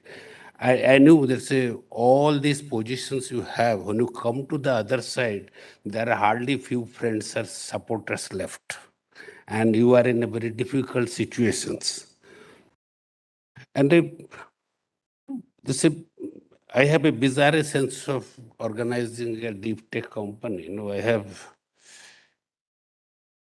focused on building the leadership at the first, because if you have to have an ambitious growth, a long-term growth, then the leadership we must concentrate. And only quality of leadership finally determines, that what is the ethics of the organization culture, management, and these all together leads to better innovation and the quality product. And I asked Surnath Panda, what is the key to success of your company? He told me he has two mantras: ethics, never compromise on ethics, and never compromise in quality, and rest follows. And this is a very interesting thing, that how does the company grow around this thing? It's all depends upon how you pass this information or inspiration from top to bottom. And you can only grow up to an extent you can influence. And the moment that communication to the bottom to the topmost layer stops, it becomes, dysfunctional organization. And I have seen this is the fate of many of these public sector behemoths today. HMT has gone, the Bell is there, and all are doing something and something, but not very substantial. And it's all, that's this is a per given input for capital and manpower, industrial production output only increases if you have a better management and better leadership. If it's all depends on where the company gets clammed over there. One great example, this a government of India handed over or sold the Air India to Tatas, and because that's with an existing leadership and management culture, it has got stagnated. So the Tatas will bring a new management. It's not the same capital, same manpower, but if it has to perform better, it needs a better inspiring management over there. And they say our history is full of tales. Kingdom of Ayodhya was run by the two khadams of Ramji by Bharat as an inspiration, as a symbolic management. It's a classic example. How can an inspiration even can run a company run a country in absentia? That is one. And that I studied in Ramakrishna Mission. I am always amazed, how come an inspiration can drive an institutions to build and centers of excellences in all across the globe. And I have seen them, and they are not very flush with funds and all, but how they make it run, these companies. So when we built the CC radar, we just were discussing that we debated, long time, that say, what sort of product we do? Usually, I have been in the space industry for 37 years. The space industry getting liberalized. And I have played some role in forming that liberalization. And it's always tempting to go to the space industry. Obviously, this is what the business I know. But I thought, concentrate on a technology which is not space, but on a subject which I know well. Now, that's this is the radar business. And obviously, the radar, if you put pyramids, that normal our tendency to make a smaller product, then go and upwards to more and more complex world. What I thought, I'll go with the topmost of the product. So the rest of the lower down version products will be a follow-ons. it's not going from bottom to top. I said that on the technology hierarchy will go from top to bottom. So we consider a synthetic aperture radar because we need in this country. And it is under this gamut of new technologies around, because anybody knows synthetic aperture radar, it encompasses all branches of electronics, all branches of computing science, and it's one of the highest, most complicated algorithms are there. And I don't know whether it goes credit to me or discredit to the country. It is the group which led by me only could make the synthetic aperture in the country, but there are many other people tried and they failed. So, but I thought that instead of space, we'll go for a drone-borne SAR. I'll just tell you that processing an algorithm complexity-wise, the simplest is the space-borne. Next is airborne, and the drone-borne is a very complex, I know. And today you will see that nobody has a drone-borne SAR. Whatever the drone, they have a high altitude, not a low altitude drone-borne SAR, where there is a lot of atmospheric disturbances are there. We targeted there, and we took a motto that say, we'll make, that's a 10 times frequency of coverage and 10x cheaper cost. That's the motto we went on there. And, initially I had a very positive of money and funding. So I thought that what is the easiest way to hire a very high quality CEOs and CTOs only when you take from your children. I was fortunate to have children who are, who are very well versed in the startup, where they have sold off the startups, collected a lot of money, and they have their own position. So they decided to join with me. They're the Tapan Mishra and Urmi Bhambani. And while deciding on the product offering, we actually debated on a theoretical perspective, is the offering, because we do not, we decide on a product launch, and then, because it succeeds, fine. If it doesn't succeed, investors lose, and then 95% time investors lose. Now, so we concentrated, if you have to be long-lasting, let us have a decision, is the offering for a consumer market or niche? Because consumer markets are very fickle,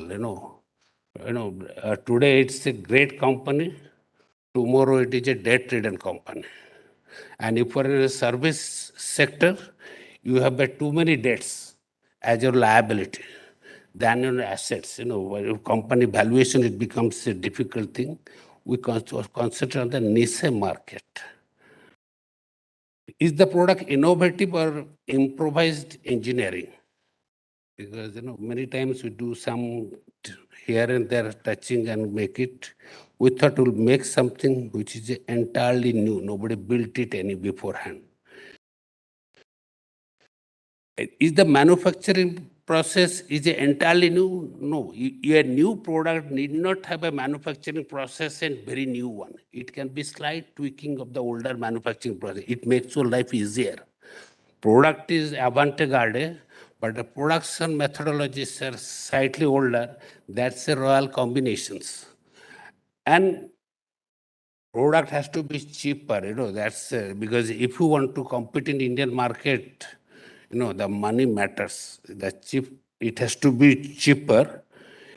It is to be better than the others. Yes, we decided to make it better. Is the volume of production can be expanded? It is obviously a new product with a known production methodology is easy to be expanded. The manufacturing volume can be expanded.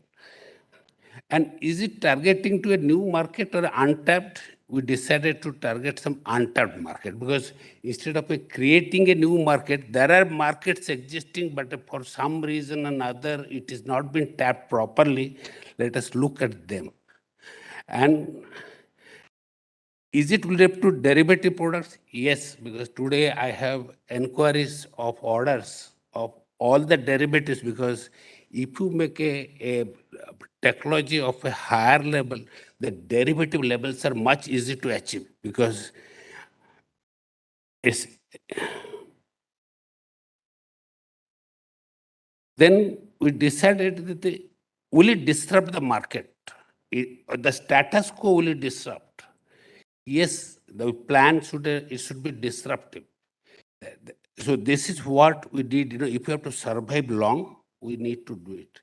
And because I'm from the remote sensing community and imaging, and today data is the oil, and all the time consumer data was the oil.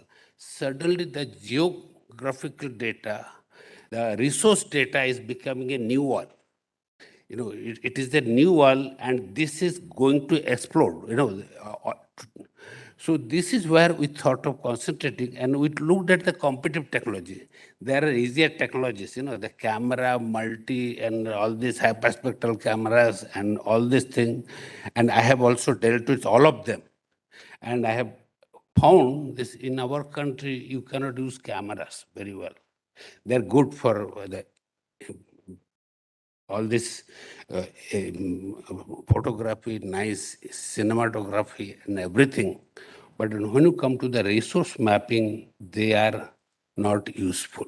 In fact, I have predicted that all hyperspectral cameras in space will be failure. In fact, they are becoming failures. My predictions is coming correct. Remote sensing with an optical, it puts a restriction because there is a lot of variations of the light energy on a diurnally and an annually. So, it is very difficult to make a software which is machine amenable. If the source of the signal is a variable with an atmosphere and all, you cannot do it. The SAR is actually all weather, and it doesn't depend on any atmosphere. It doesn't depend on anything. And it's a very stable product. It's a stable product and very amenable for machine learning. But the flip side of it, that the cost is very high, compared to optical data of a camera of around 0.3 meter resolution and a 1 feet resolution. It is usually say $6 per 1 square kilometer, but the SAR data costs $60 to $100 per square meter. This is very, very high, and we must bring it to less. So we decided on two products. One is that making a synthetic aperture radar on drone, and also providing a data which should be factor of 3 sharper than the existing data sets available internationally, or even within a fighter aircrafts or any other thing. Because if I can make a drone, it's no brainer that it goes to fighter aircraft or the military applications. And we also looked at the product. This is a product, everybody knows that typical radar product. It's a backscatter it measures and all, and a polarimetry and all other features. But the first time we are going to introduce a MIMO product, a product where the 2 drones or 2 satellites will be flying, and they both will capture forward and reverse return. And why I am telling this? Because this is a technology which is very crucial for the stealth military technology. When the radar will be transmitting from a satellite or another aircraft, and another aircraft will be receiving, this stealth technology to come. But it's so much easy to say, it's a diagram. But once you come to the brass tracks, how to synchronize, how to overlap, that's a bigger ball game. And that we are figured it out.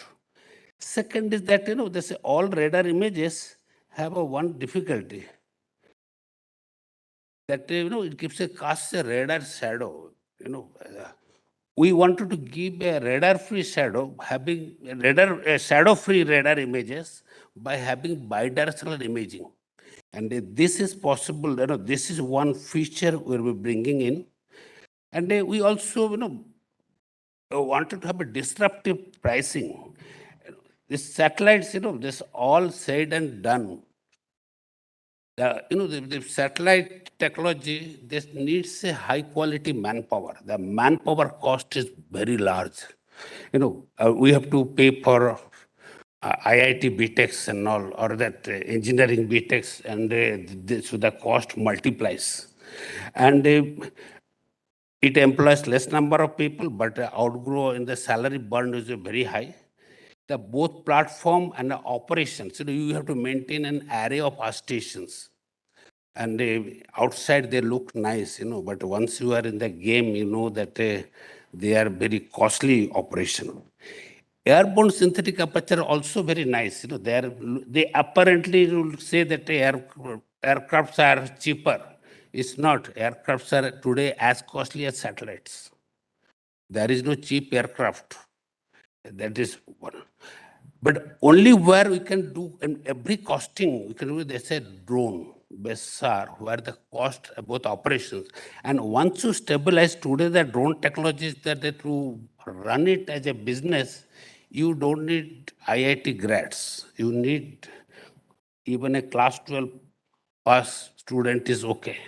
And if it can be, we can organize a business in such a way, a cluster of drones every day collecting data, and they're pumping in a data reservoir with a cost. Every day this many square kilometer data you collected, so you get paid at the cost. It is a more like a, I have spent 37 years in Ahmedabad, so I learned something about the Gujarati business. I think they do that is what the Geo, they say, they do it a franchise. They only give you banner, they don't give anything else.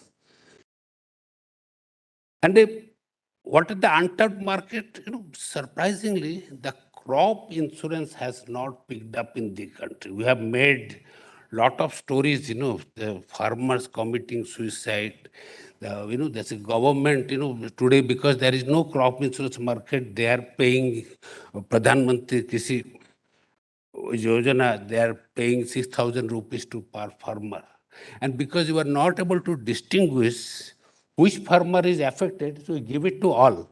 And when you give it to all, the one who really in difficulty, for him it is too less. The one who is not in difficulty, for him also it is less. And that's the point we want, that I have in dialogue with many banks. And this is a one lucrative market. But unlike, the insurance is always a nice market, because these insurance people are the people who will come and advise your wife that all the benefits you will get if her husband dies. So they are the very nice people, they all tell you all the grotesque thing about your life, what you can expect and what you gain out of it. So these are the things and only that when your car meets the accident, you can take it to dealer. But when your crop gets affected, you cannot take it to a mandi. So this, my crop is affected and I want to grow, I need some more money. Because what the problem is, the inspector has to go to the crop. It is, so the only way that the inspection process is made automated, that is where the market, then only it can pick up. And if it just satellite and all, and $60 or $100, or today's date it costs $133 per square kilometer, it's not, in Indian market it will not suffice. It has to be made, 500 रुपया में चले एक बार, बस एक casual labour ना किराया में. And we have, we are one of the largest crop producers. And insurance market, our actual contribution is hardly 10%, and this 10% is mostly by this Pradhan Mantri Krishi Yojana. There is no existence. In the banks are actually looking for expanding business. This is where we want to make a point. Then another interesting area is, this highway construction, for the payment of these contractors, or that the town planning, or that the mining assessment, for the independent assessment, where the contractor false claim, you can correct. In fact, today's MNREGA program is quite good, monitored by satellite. And today you see that MNREGA program, actually from 70,000 cost come down to around 30,000 crore, but not a single person lost the job because it could plug many holes in the MNREGA program through satellite-based intervention. And another thing that, there's a high altitude drone and high altitude aircraft. They are, they are the easy prey of the SAM missiles, surface to air missiles. And you build a 400 crores arsenal and that gets shot by a 10 crore missile, it's absolutely no. So what we can do, because I feel that it can make a big change with a drone-based SAR imaging, where you fly in a territory but image around 15 to 25 kilometers away, and if you fly low enough, that it will avoid that tracking radars, and it will also, and hence you have a less likelihood to get shot. And if you get shot, you lose very less amount of money, hardly 2 crores, 3 crores, instead of a 400 crores or a 1,500 crores Rafale. And if the data, whatever is lost, it falls in your country. It doesn't go to, if you have a camera, I have to send the camera to Pakistan and China. If a shot, the data gets captured by them.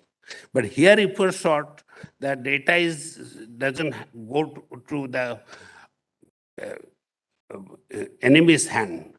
And this is a big market. The global SAR market is actually growing. It's a very, in fact, the sensor market is growing very high rate. It is CAGR of 11%. And here, India has absolutely no presence. In spite of all my so-called contributions and all, we could not make a dent. Though we made a 5 times cheaper, we could not still make a dent. So this is where we try to export and sell, the substitute the SAR technology in Indian system. And we want to roll out, by God's grace, next year we'll see that the first data, first images coming up. And by 2027, we want to proliferate around 100 drone SARs by B2B model. Because we have figured it out, with a one satellite cost, if you can cover India almost every 3 days, you need 32 satellites. At this resolution, each satellite with a launch, it will cost something like 800 crore, and a 32 into 800, nobody will give you that money. Whereas, and with all this, with one satellite can cover hardly 2,500 square kilometer every day at a 0.3 meter resolution. But with a drone at the same resolution, with 100 drones are costing equivalent to one satellite launch, it can cover 1 lakh square kilometer per day. That is, I can cover India virtually in once in 3 days. Very important, because today, that ISRO had a lot of crop estimation programs to satellite. But the problem is in a phenology cycle of crops of 3.5 months to 4 months, we could sample hardly 2 to 3 samples. But if you really have to have an insurance business, you must sample every 3 days. And that is what we want to target, increasing the frequency. And when you establish such a deep tech, whom should you recruit? Because I'm slightly different type of people. First we recruit actually strategy, finance, and HR and admin. If you don't have them, you cannot have the others. Because most of the startups make a mistake. They recruit first all experts, and they think that finance and all that the secondary. Just because I learned some courses in IIT Jodhpur or IIT Kharagpur or Jodhpur, I know finance, I know all chartered account, I know all company laws. I think that these are the myths. But the second phase of recruitment, we should go for the only all engineers. But then we have gone for engineers, physicists, and mathematician, and even a B-stat people we have offered the jobs. But you may say, why? Because none of the engineering job actually encompasses one type of specialization. It actually encompasses many specialization. So it is a myth, if I have to make an electronic device, I should only recruit electronics engineers. I think in my experience, I know that myth.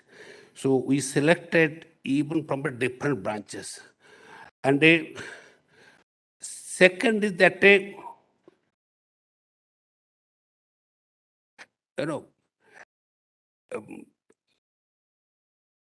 how to create an innovation culture. We talk of a lot of, in fact, I have also been head of innovation management in ISRO for 10 years. I have been handling a lot of new products, new processes and all. What I found, it's not money, it's not technology, it's a culture.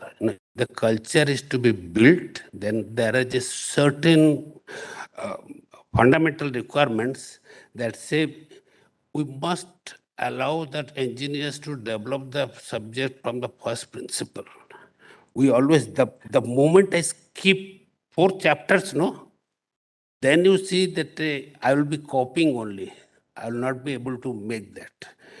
And engineers are the most horrid documenters. You ask them to write one paragraph, they are worse than lawyers and doctors. They write the explanations in such a way you cannot fathom it out. That is there. And one of the most dangerous things in our profession is that we are very, we want to keep all knowledges with ourselves. It is not today's phenomenon. Even Al-Biruni also has detected this particular phenomenon with the Indians. And जैसे एक solution कर लिया ना बहुत खुश हो गया, but actually not. A problem has to be addressed in a multiple ways, and only when you multiple ways you can find out whether this is a better way or the wrong way. That is one. And we do not reward patents and copyrights. That Indian academic systems, all the UGC norms, for your all promotion, they look at how many papers you have made. So we struggle to have all the papers, if not first, second, if not second, third, fourth, fifth, sixth, seventh author. Then that sort of thing, we struggle to get all the authors. In my view, it should be, how many patents and copyrights you have. That makes it a more interesting thing. And obviously, that's since I have worked with one of the topmost scientific and engineering industry in the country, I can vouch for it. Engineers are notorious for doctoring the data. And that is where many of this, they doctor the plots, they doctor the explanations, and all because there's a certain amount of, कोई देखता नहीं तो कौन देखेगा, चलो कर देते हैं. So that's a ethical issues, that's a ethics one we must emphasize in one of the strongest term. There is no compromise. I'll give you a small example, that's a Sodhi Sahab of Amul. He came in 2017 to me. He says, Sahab, हमको गाय भैंसा का चारा कैसे ढूंढने का बताओ. And we put people and we identified that what are the optimal lands for the growing fodders. And we have identified. And he established remote sensing center in his campus. And Amul, they went ahead with mapping the areas where they have fodder possibilities are there. And they have, encouraged animal husbandry in those regions, made cooperatives. In 2 years, they captured the Indian market completely. You can see that even in Kolkata, I found they dislodge all other fellows. And you can see that the turnover, that annual growth in turnover, even in the COVID year, were the highest, 5,590. And today they have become a behemoth of 58,000 crores. The Amul itself has grown from in 2 years from 28,000 crores to 39,000 crores, and rest of the subsidiaries and all these cooperatives together, they've grown to 58,000 crores from. That's a phenomenal growth. Even in COVID time, the only industry which grew is the Amul. And that's all thanks to a very, very innovative, this Sodhi Saab's that idea, his own Punjabi twang. मेरे को कुछ रास्ता बताओ. So, and we showed him the way. And today Amul has picked up in almost all the places of India now. And many of times we forget this, this Cuckoo is a classic example, his appeal to the customers. Had he not appealed, Ghana did not appeal, but Cuckoo has appealed, and that's the makes it the most USP point. In fact, I always tell people, Apple with all Steve Jobs, all biography and everything, for almost 20 years, they have a steady turnover, very low bottom line. Only when they bought, you see, in our all ideas, there's all this Macintosh, Apple and all brought them huge amount of growth. No. It started when they made iPod and replaced Sony's Walkman fully. Then iPhone and that new product. And suddenly that whatever that the customer wants, and they had a phenomenal explosions. And you look at Nano, it's all touted and everything, it got embroiled in politics of two states and all those things. But the Nano, it's a fantastic innovations. But it failed miserably in the market. It was designed for a market for an upwardly mobile Indians who want to graduate from scooters. And they thought that is the great positioning of the product. But unfortunately, the customers suddenly started growing from scooter to higher quality of cars. And they rejected this one. It's a great product. I have myself driven, and that is the only product, where even with your pagadi or cap, your head will not hit. I think no other car has these benefits. But it did not appeal to the market. So all innovations are not going to succeed. I think that is the bottom line we must understand. And we look at the two neighbors, one, see that China and India had almost growth, almost the same. The GDP per capita was same for almost from 1950 onwards, 60, 60. And only that first thing, Deng Xiaoping is done in 80s, early 80s, the structural modification of the policies, and India did in 90s under Narasimha Rao.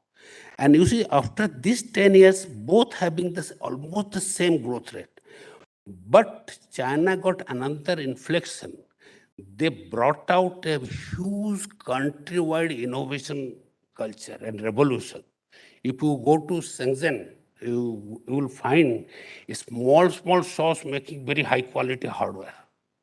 And I realized from these two economies, I don't know this is true or not. If you employ short people, they make miniature hardware. If you employ tall people like Americans, they make bigger hardwares. And if you give a big room, they make the hardware to fill that room. And if you give them a small space to work, they make actually small hardware.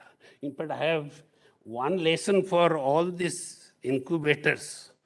Don't be luxurious with space, money and all. If you want to, in ISRO, I had a policy, if I want to increase the productivity factor of 2, I used to cut the budget by 2.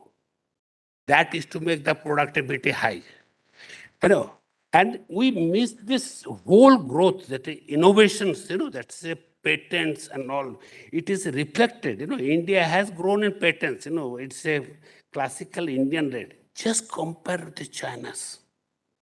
We are nowhere. And it tells the story. If we do not have a culture of innovations, patents, if my company's portfolio doesn't have a 4 to 5 patents per year, then I have some issues with this company. It's in the valuation. And that's a most, as I told, that's the first as I got my inspiration that I never compromise in quality and ease of use. And that's the first part. Second part, from the deep tech, I have an experience. We have made phenomenal facilities in ISRO because, the next to Rajasthan Maharajas, the ISRO makes huge facilities. When you don't need, they also make facilities.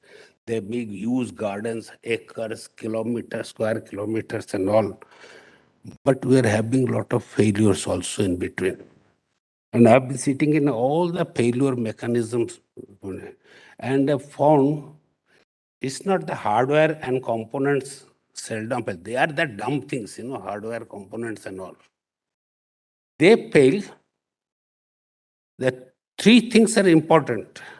The engineer fails actually, behind that hardware in most of the cases. Then the hardware has not been planned properly. The testing has not been planned properly. And there was no thought process. It's a gung-ho, You push into water, you must swim. But it doesn't happen. Many times you will drown also. So you first learn swimming and then jump into water.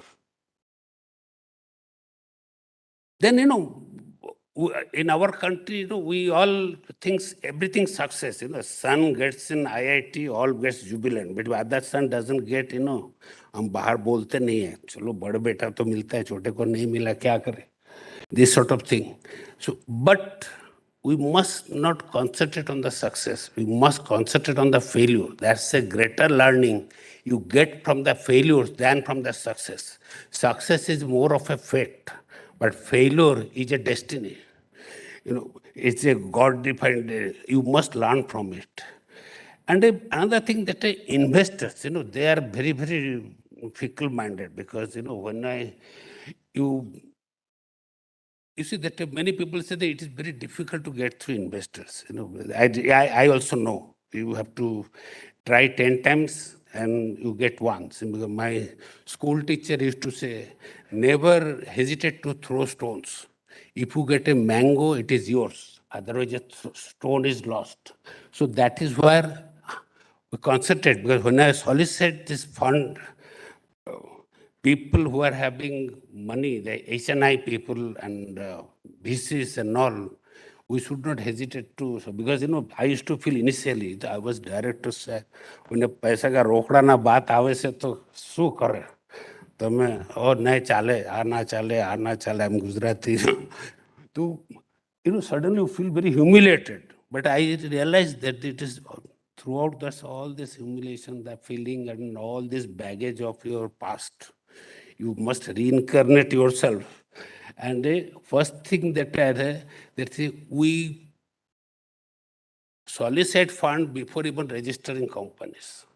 Even planning that whole process of a startup registration, MSME registration, in incubation it is easy, but when you do it individually, and if you want to do it, it's quite difficult. And these CAs and lawyers, can take you for a good amount of ride.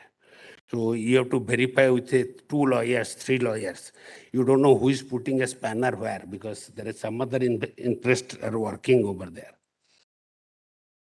And there's a business pitch, most of the people do not make the business pitch properly. It's a very brief, succinct, and what appeals to a person with a money without much of a brain. Instead, we make a business piece which will appeal to the people with a brain. But the person who is sitting on money, he doesn't want to apply brain, he doesn't want to apply his money only. And that's the lessons I learned. We should address, the product market potential, and all this, tech product is the disruptive, the projection of product launch, when will be the conviction is that they will be able to launch the product in that you don't convey the conviction. And revenue break even and the profit projection, whether it is there, whether you did it original survey or copied from Marauder. So that you have to make a survey. And whether the USP of the proposal, we cannot convey that what is the USP. For all, if I cannot give you 10 rupees from my pocket just like that, why should somebody else will give me 10 lakhs rupees? So that is the whole thing, the game is there. And there's a one type of business, more linear, they specifically for service and all. Everybody knows if Zomato can survive, another tomato also can survive for some time. That is no brainer, because the more and more we become aspirational, more and more we start forgetting cooking in our own houses. So more and more we'll order. And that is where, that's another tomato will come, another. And this is, all the investors are very friendly with such businesses, because they know that's a quick return they'll get. They'll get valuation very fast, and they can do a quick exit policy. That all these fellows, this VCs and all, which are manned by, graduates from IIMs and all, who has never haggled with a sabji wala or mach wali. When such people are there, they want everything. They all mathematics, it looks very nice plot. I want a quick return tomorrow of 2 years, projected, or my Q3, Q4 turnovers will be looking like this. So they do that. So they love those things, which are the red lines. But if you deep tech startup, it is really difficult to convince the people who have the money, when are you going to succeed? And you may pick up, you can go up, trajectory you can also nosedive. And that is where the issues are there. So that, I have seen that the startup founders, they always underestimate the innovation requirement and the gestation duration. And they overestimate, I need this fund, because like people like me from the SAC, I need, for that chief executive's office should be the SAC director's office, the sprawling football ground. So it should be like that. And that is why I start overestimating this whole processes.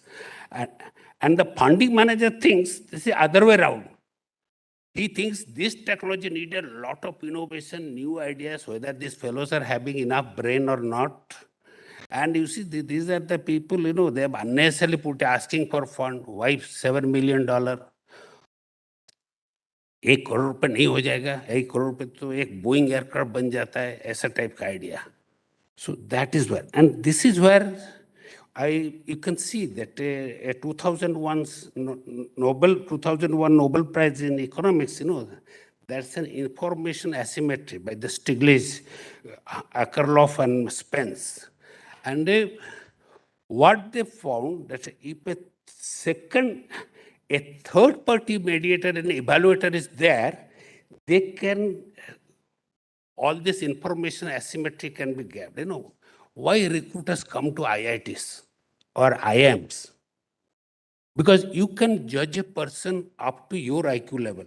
Beyond your IQ level, either the person will appear lunatic or a genius. Nothing in between you cannot evaluate. It's a saturation curve. And this is what happens. Why they come to IITs? Not that they know the great interviewer or not. IITs have done through a written exam a good filtering process. They are the third party. They are the third party guarantor.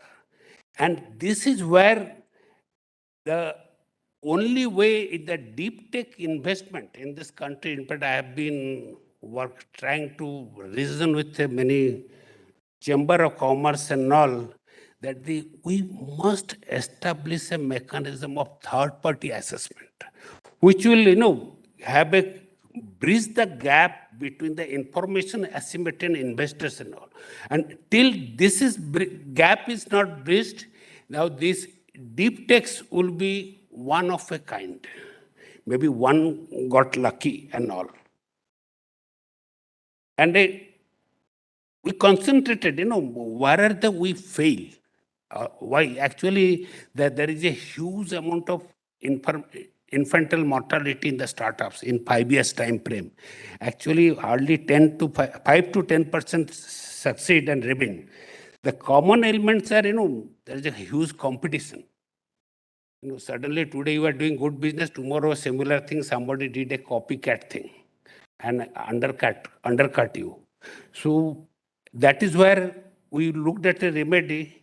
Yes, I am going for a product, there is no Indian competitor. In globally, there are very few competitors. That is one. Then most of the people, we go gung-ho. That, चलो आज इतना तो पापा का retirement से 50 लाख मिला, हम वो देके धंधा चालू कर देते हैं. But उसमें पान का दुकान बन सकती है. You cannot make a good deep tech startup. And that is only possible, we start operation, we think that the fund will come. But the problem of catch is, if you start operation funding, people think that you must be having good amount of funds. So they don't want to fund you. So the best way is to wait for that operation till you get a sufficient funding. In fact, I did not approach any of the VCs. In fact, I did not approach, in fact, all my funding people are actually my classmates from school time who are, did much better than what I did in life. They had a lot of amount of money. So some of them are unicorns, some of them are there. Some of them are the doctors, some of them are the investment bankers. I requested them that if you really believe in me, in my product, please put your personal money. Don't bring, ICICI Bank's innovation fund money in here. Because that fellow will not have a trust. As banker will every day will pester me. So those who believe, you please come forward. And to my surprise, the people who came forward for funding, I am grateful to them. They have also individual, and today I have an approximately 2 million funding, and we have closed the seed funding now over there. Then that faulty staffing, that's one of the product issues. We have considered the very niche products, but one thing I must interest that the faulty staffing, we invested in adequate staffing, because I firmly believe if you give peanuts, you get monkeys. So you have to pay reasonably the market rate, because you will not get a good people. And the question is how to retain the people. One is the retaining people is a very difficult. There is a huge amount of poaching. So you go to the place where the poaching will be minimal. If I go to Bangalore, every day there will be poached. Somebody will poach your people. Your competitor will poach and kill your company. So I went to a secluded place where the poaching will be difficult. And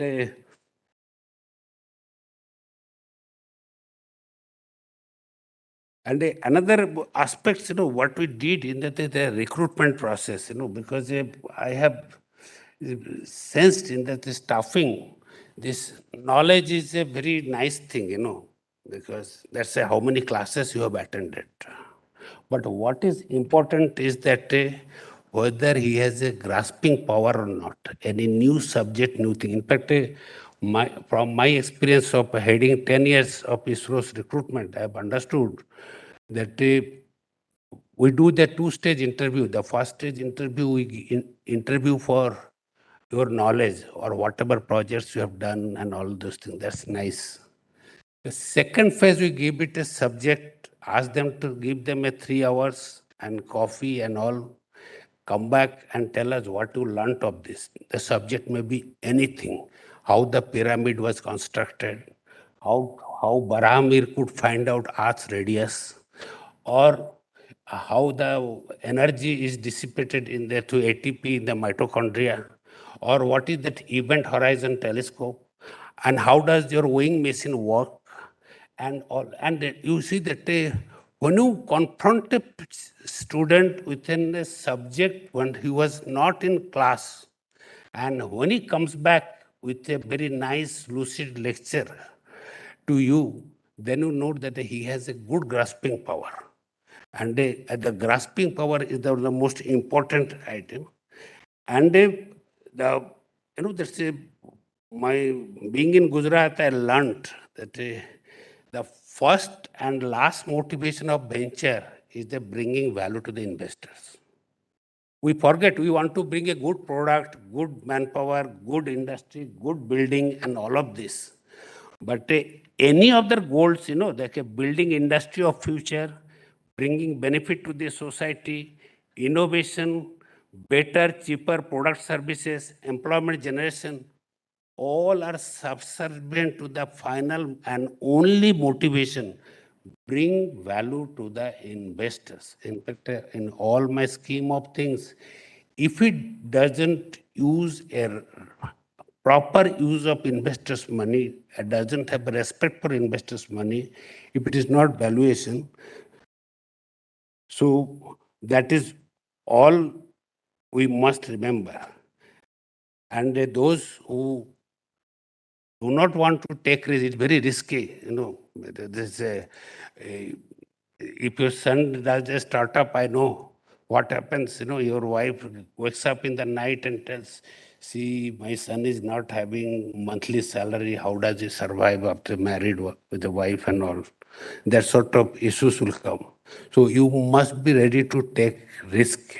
And if you don't want to take risk, you better try to concentrate on a profession where you excel there. And last but not the least, I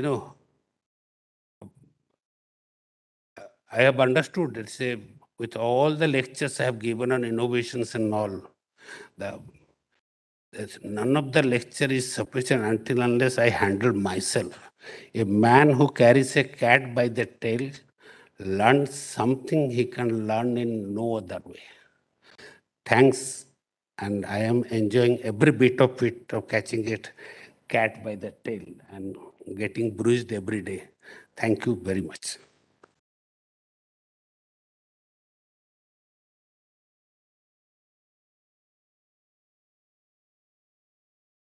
Thank you, sir, for emphasizing the importance of leadership in an organization and elaborating the various aspects of a startup.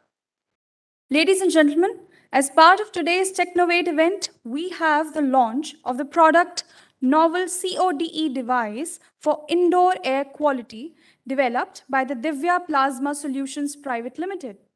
This actually happens to be the first product launched by an incubatee at IIT Jodhpur TISC. I request Professor Sampath Raj Vadera, Deputy Director IIT Jodhpur, on the dais to brief us about the same.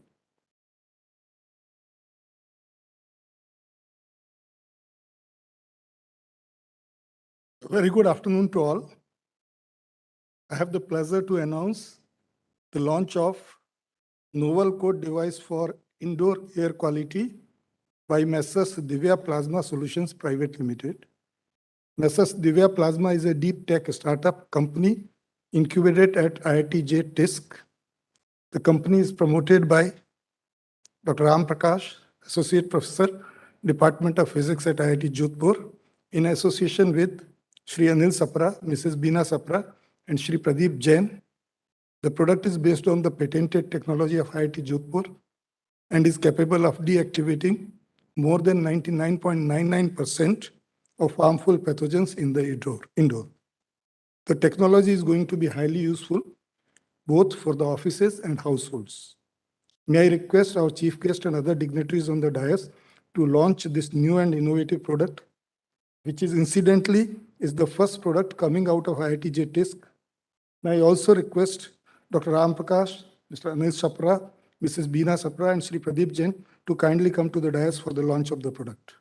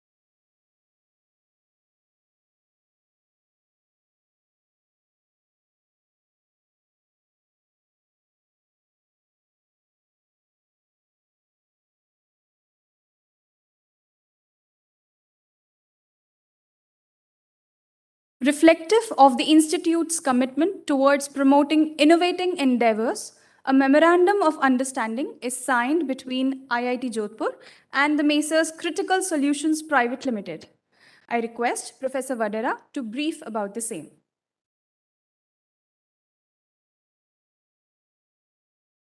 Today, Technology Park IIT Jodhpur and Messrs Critical Solutions Private Limited are signing an MOU wherein Messrs Critical will be setting up an R&D center in the Technology Park of IIT Jodhpur.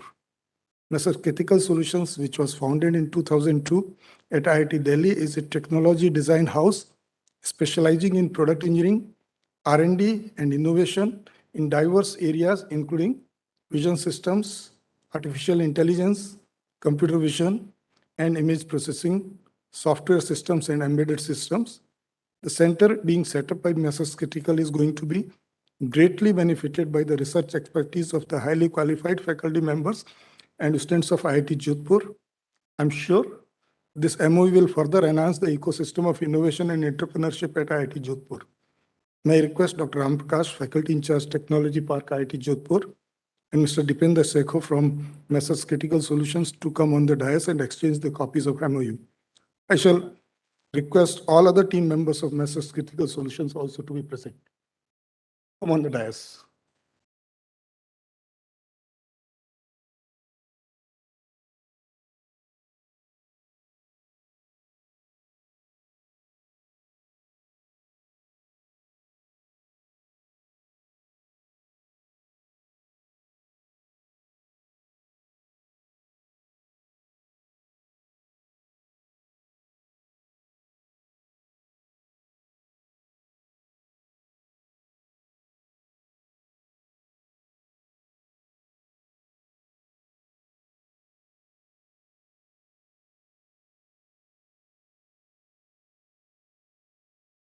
Thank you, sir. Our chief guest, Professor Shouvik Bhattacharya, is the Vice Chancellor of BITS Pilani for its 4 campuses at Pilani, Goa, Hyderabad, and Dubai. Professor Bhattacharya joined IIT Kharagpur, where he has also been the Dean and Deputy Director. He also served as the Vice Chancellor of Jodhpur University. He was a member of the faculty at University of Canterbury, New Zealand, and visiting faculty, Texas A&M University. He has published over 250 research articles and is the co-author of Heat Transfer Text with J.P. Homan and Thermodynamics by Bognac and Sontag. Professor Bhattacharya has been on the editorial boards of several international journals. He is currently a member of the Expert Advisory Committee of DST, Advanced Manufacturing Technologies Program. He has been the chairperson of the SERB TARE Expert Committee and SERB TARE Screen Committee, member of SERB Civil and AMP, Mechanical PAC, DST Fast Track Committee for Engineering Science, Research Council of CSIR CGCRI, and the Court of IISc Bengaluru. He currently serves as the National Co-Chair of the FICCI Higher Education Committee and a member of the Executive Council, Shastri Indo-Canadian Institute. He is a recipient of the Outstanding Teacher Award of Indian National Academy of Engineering and an elected fellow of INAE, National Academy of Science India, and West Bengal Academy of Science and Technology. It is an absolute honor to have you here with us, sir. I request Professor Bhattacharya to address the gathering and introduce us all to the innovation ecosystem at BITS.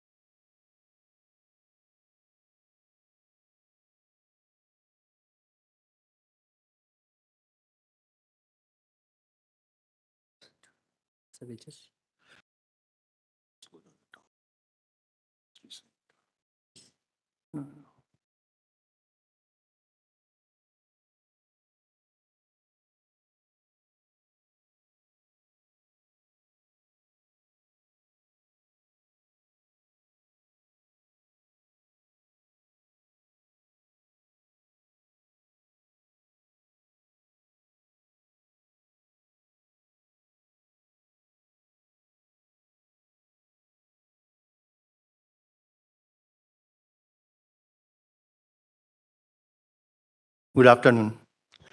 Thank you so much for this opportunity. I'm glad to be here. If you have any energy left to listen to this, I will try my level best to inject some energy. I'm not sure, but this is going to be a little different. I'm not going to, I am no incubator, innovator, entrepreneur. So I'm going to present it from an administrator's perspective, primarily sharing the BITS Pilani experience. BITS Pilani being a non-government institute, it had to and it always will have to do it differently. It has to do it frugally because of the general fund allotment policy of this country. Non-government institutes will have to live with a frugal life. So we had to do it differently. We had to do a lean model with very sort of lean footprint of things like Center of Excellence, the general establishments and so on. We needed to focus on the outcomes, what's going out there. So I'll be sharing those outcomes only. I'm not going to give you a very deep insight on how we do it and so on. It will be very difficult for me anyway. It started with, it had to be disruptive also. I think we heard from Tapan that how things can be disruptive, deep tech and so on. So it started pretty differently. Hotmail, that was a BITSian company, quite disruptive. And then LXI, which became Tata LXI much later. That was the first Indian startup in the Bay Area, west coast of USA, BITSian. So those are the sort of thing. And then if you do a jump cut all the way down to Sriharsha Majeti, Swiggy, or Harimenan Big Basket, different format, different business, but successful anyway. So that's what BITS Pilani is trying to do. give to the nation individuals who can make a difference. That's about it.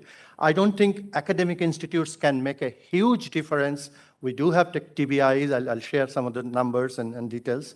But academic institutes will be able to go this far, not beyond.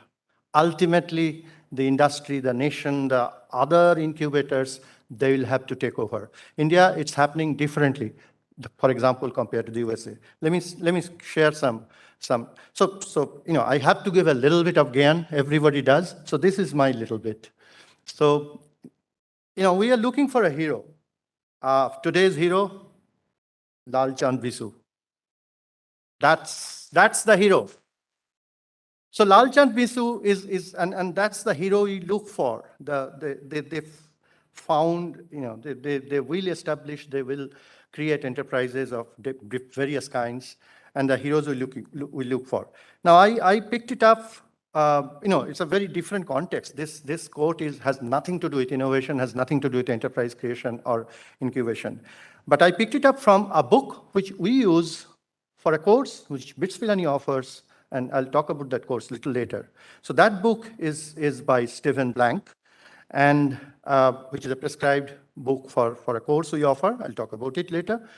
So, this bright and burning vision that differentiates the entrepreneur from big company CEOs and startups from existing businesses. That's the core issue. Everybody is doing business, but this is a different zone, different workspace.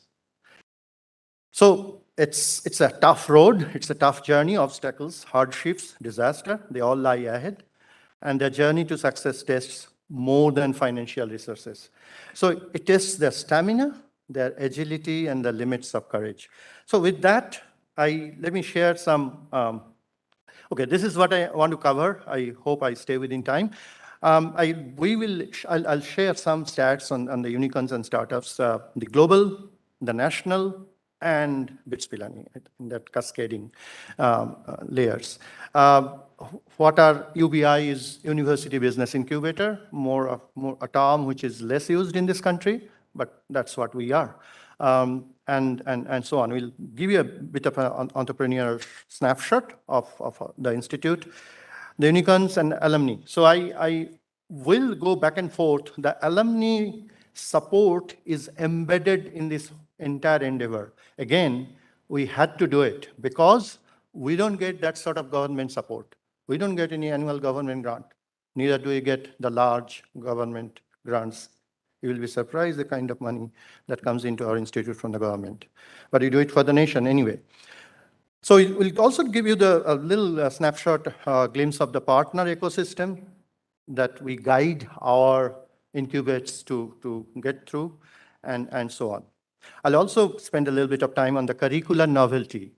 Very different from the typical entrepreneurship-related courses that are offered.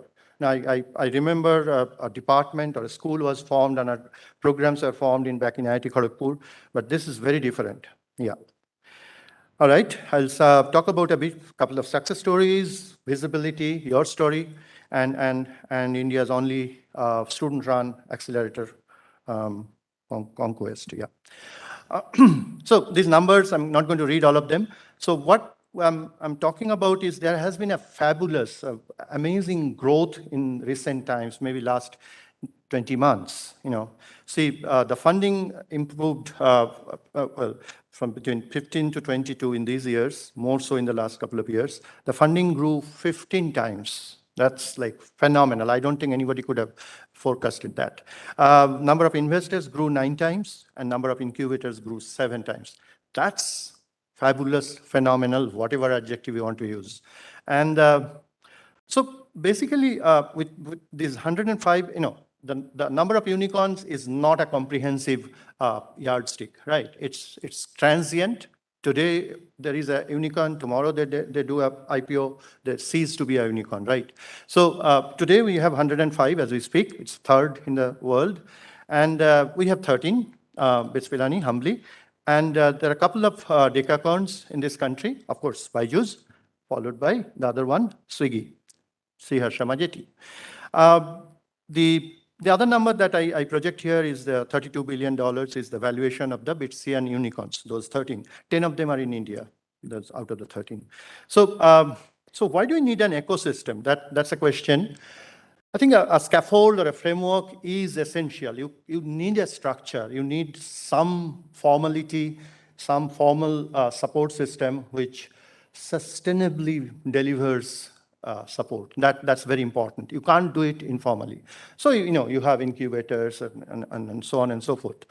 So, universities are a wonderful place, but as I said, in the US, if you look at some recent studies, etc., the startups from the university campuses, business incubators on university campuses, they created actually more jobs and sales of products than their private non-university, non-profit sector TBIs or business incubators, not necessarily technology. But the Indian narrative has been a little different so far. I don't foresee a major change. So what that means is the private and the non-profit sector business incubators are still going to play a decisive role or major role in this country compared to the UBIs.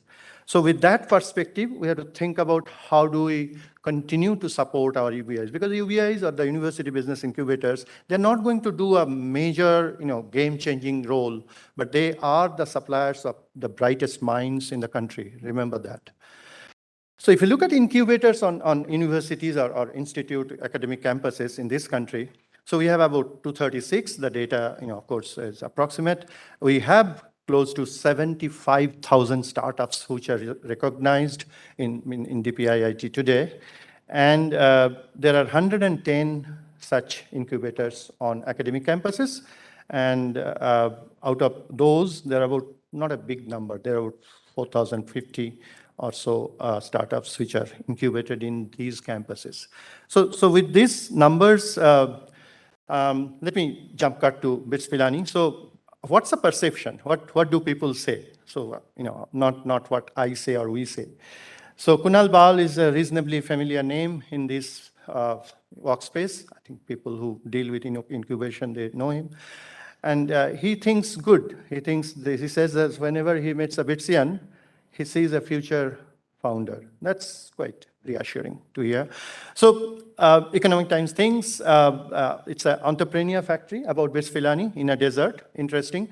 Now, when you say that, it's nice to read that entrepreneur factory in a desert, but believe me, Pilani as a location, the other campuses are better located, surely. By the way, we have 5 campuses, Pilani, Goa, Hyderabad, Dubai, and Mumbai. It's not a good location to run such business, Pilani. There are at least 2 people, or 4 persons I know in the audience here, on stage and audience, who have lived in Pilani for quite some time. And they would vouch for that it is difficult with all those. So non-government institute, handicap 1, location Pilani, what do? Oh, you give up. You are a condemned institute. No, you don't give up. So didn't do badly. Mint published an independent study where BITS was placed number 3 in the country behind IIT Delhi and IIT Bombay. Now that gave an interesting feeling to me. I have spent my lifetime in IIT Kharagpur, which is ranked below BITS Pilani. So that's the snapshot I wanted to share. So as I said, so in India, Indian unicorns, that's 10 out of a total of 105 update. And these are the names of the organizations. I'm not going to read. Many of them are household names. And the companies are doing well in various sectors. Of course, dominantly as the India canvas is projecting, the dominant businesses or sectors are of certain type, not necessarily deep tech or not necessarily dominantly hardware. And so it's about 10% of the valuation of the Indian unicorns is with the Bitsian unicorns, and so on. If you go beyond unicorns, so some of these company names you might be knowing, Parthasarathi of Mindtree, or Prem Jain of Pensando, which is taken over by Intel very recently this year, Reflexis, and so on. As I said, LXI took over, Tata took over later, and so on. Latent View probably holds the record of the highest so many times oversubscribed IPO. It's the largest in the country for any IPO, startup or not. So some of these numbers are very encouraging. We have over 7,400 founders and co-founders. There is something in the DNA. I heard about the Marwari story Sankalp was talking about. Sankalp was talking about. And you know, Sankalp, I was listening to it and I know that the local people in Pilani, they use some 25, 30 Bengali words which are not in Hindi, obviously not in Hindi.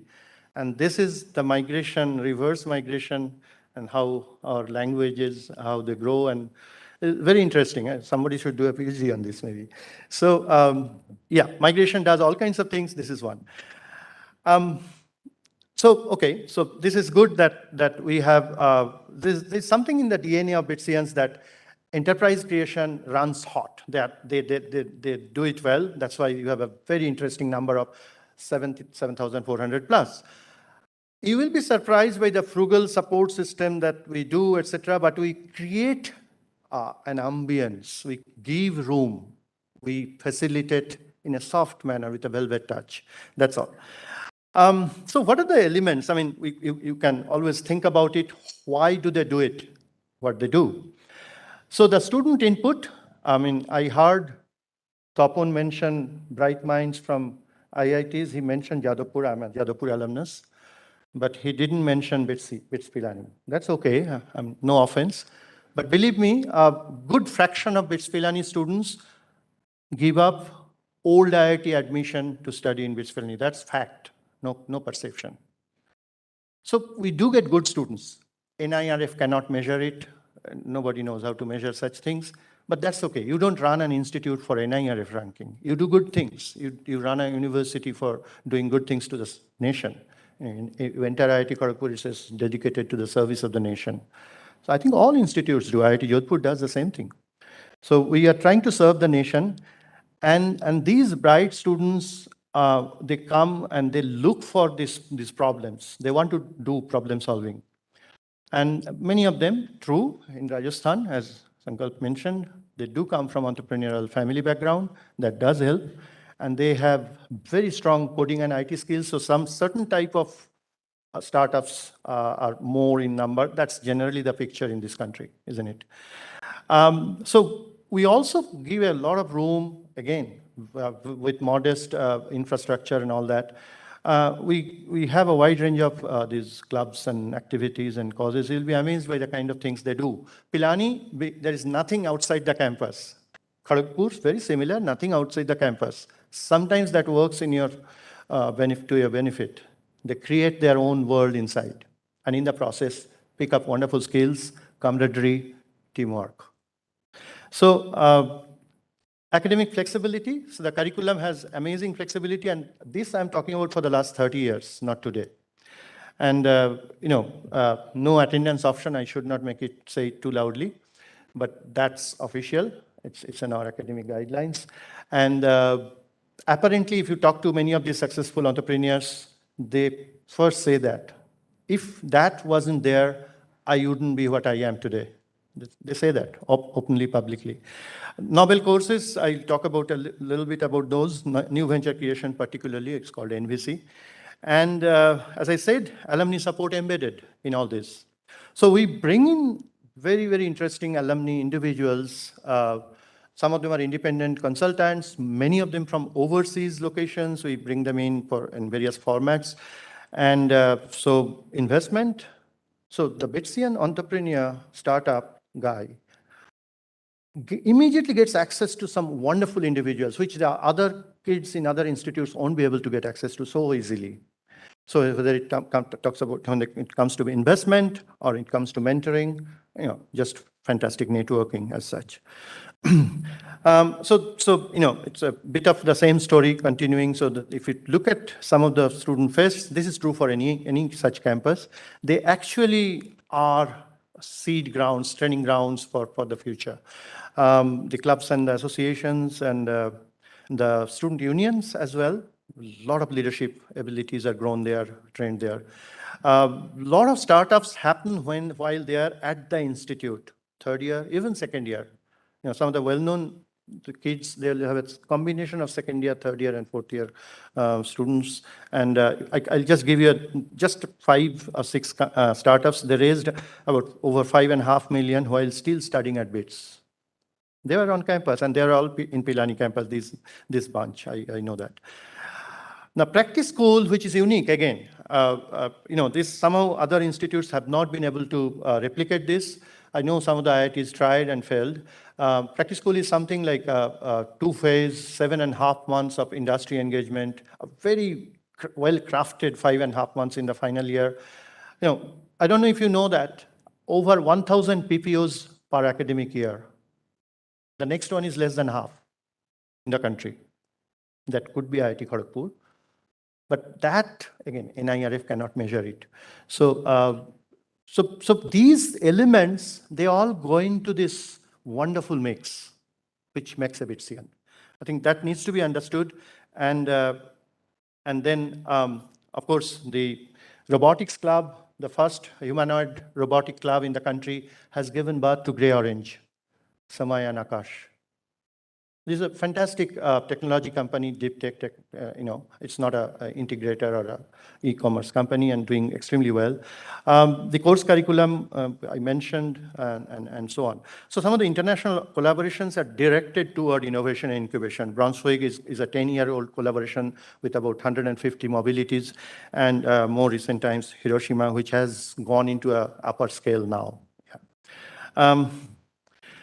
So this is something we do very carefully in a very conscious way, well-designed, well-crafted, at 4 layers. Layer 1, banking, legal, and chartered accountants, CA, finance, that support, because we can't do this. We are not experts in this.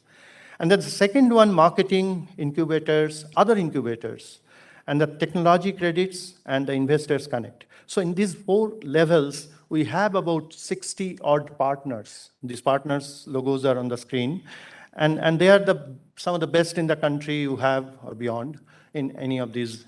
So this support is in an organized manner is given to each of the incubator companies, or even before when they are ideating, they are not even incubated with us. So for a long while, BITS Pilani incubators did not admit non-Bitsian incubators. Recent times, we opened it up. We figured out that we need to scale it up. We have to bring in more people.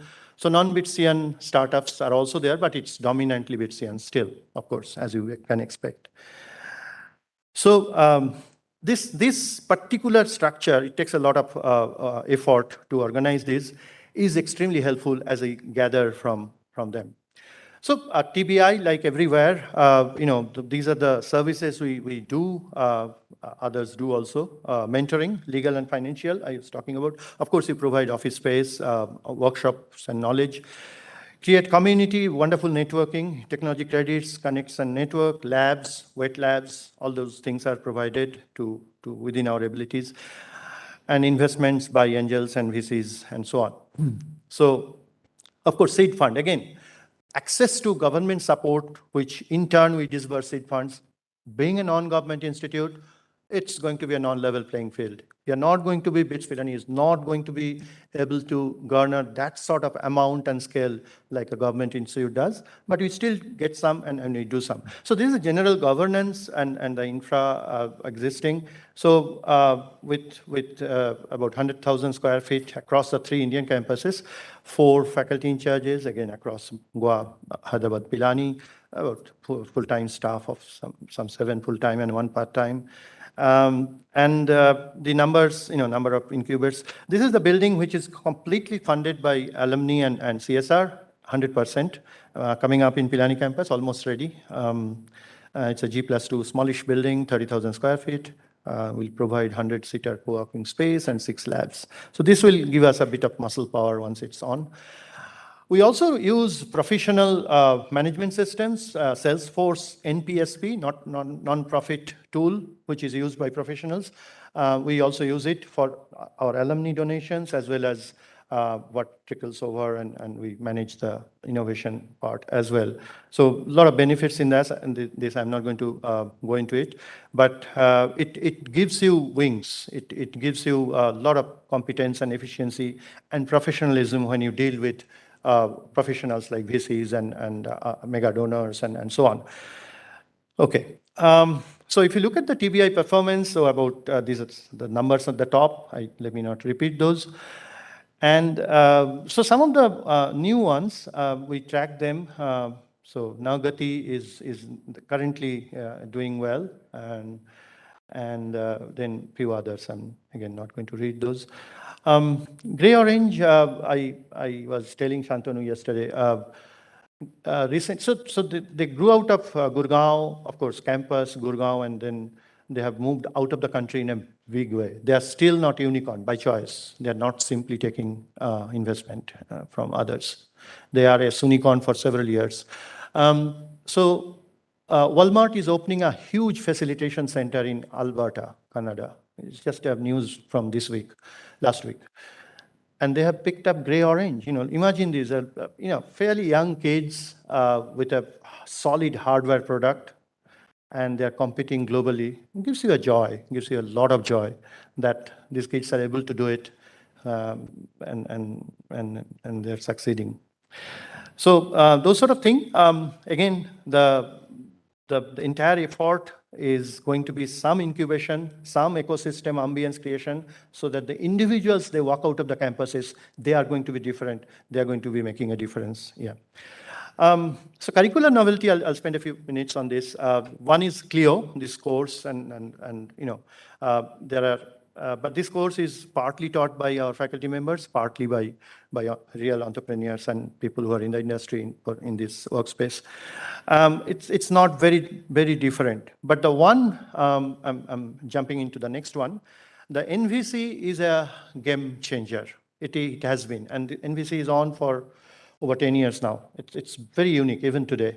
It's practicing entrepreneurship. And it's not taught by any BITS faculty.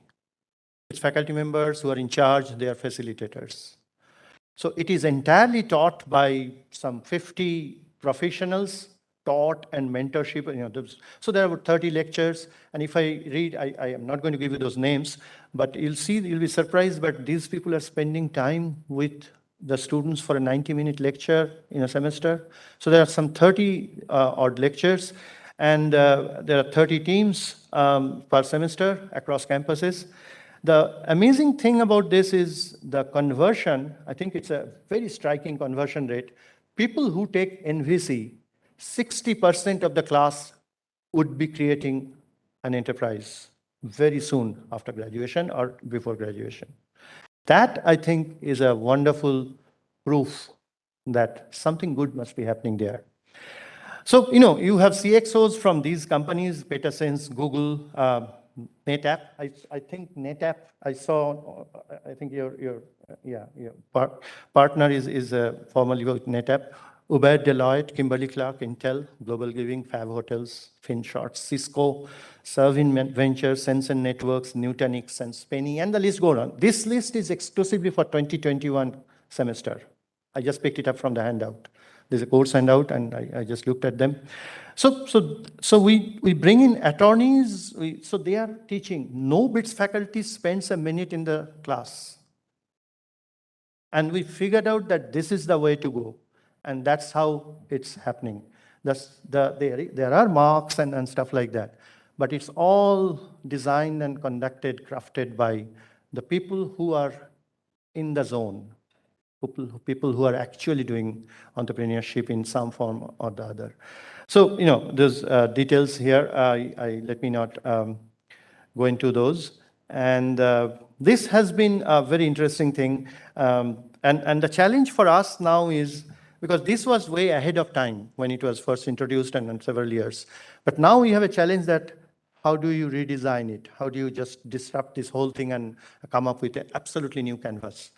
That's going to be a new problem. So are people recognizing, not recognizing, I use the wrong word, are people looking at us, our kids, our startups, our graduates? Yes, one of the things, I think many of you probably are familiar with your story, which is probably the most happening space where the stories or blogs or reports on startups are appearing. So I just looked at, we scanned from June 2020, is sort of COVID time, and until July this year, this couple of years. So Your Story published 261 stories during these 2 years on Bitscience. 261 unique separate stories if you go into, and 110 Bitscience startups are covered in those 261 stories. And so on, just a snapshot of a screenshot of one of them on the right-hand side. If you look at I know these kids fairly personally. Since I joined, they were developed came up in Pilani.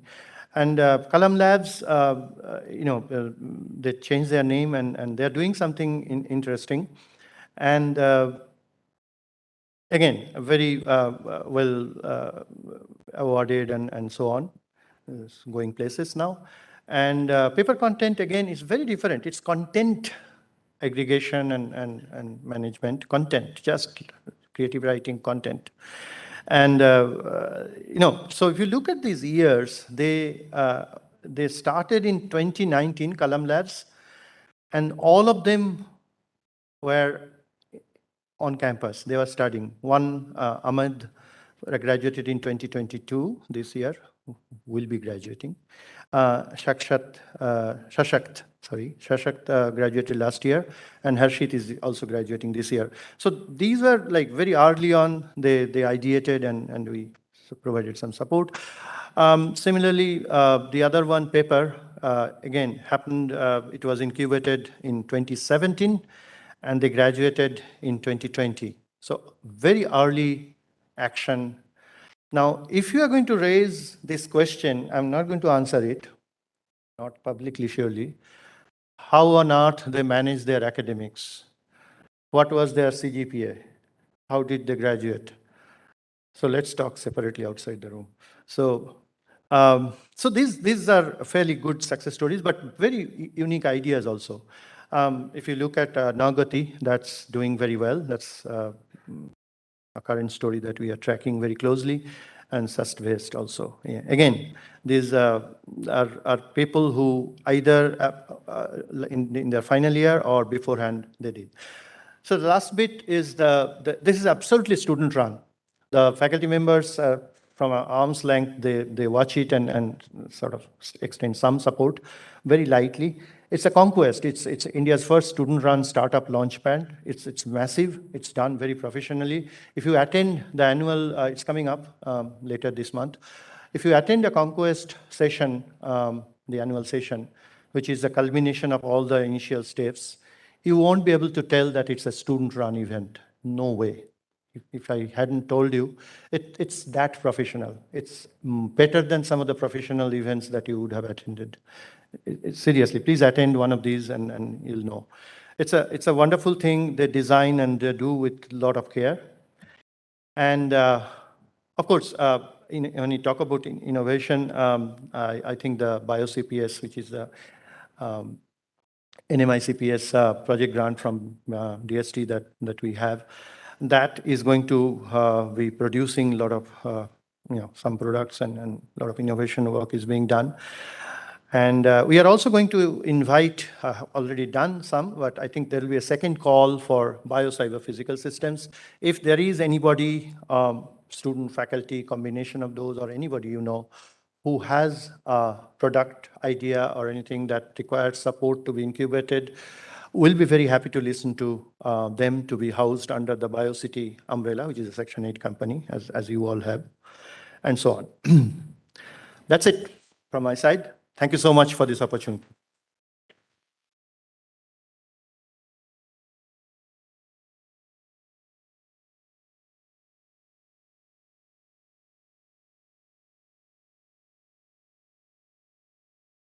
Thank you so much, sir, for providing us an overview of the innovation ecosystem at BITS Pilani. Now, as a token of our respect and appreciation for our invited guests, I request Professor Chowdhury to present a memento to our chief guest, Professor Souvik Bhattacharya.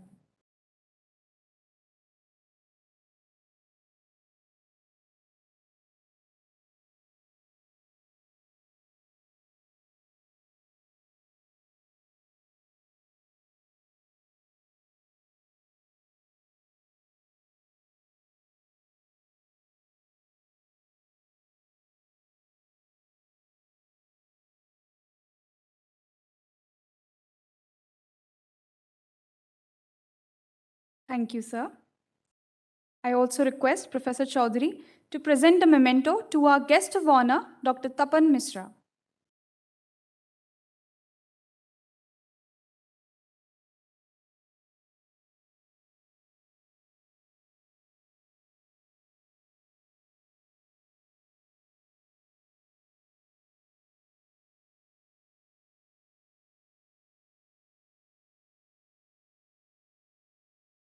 Thank you, sir.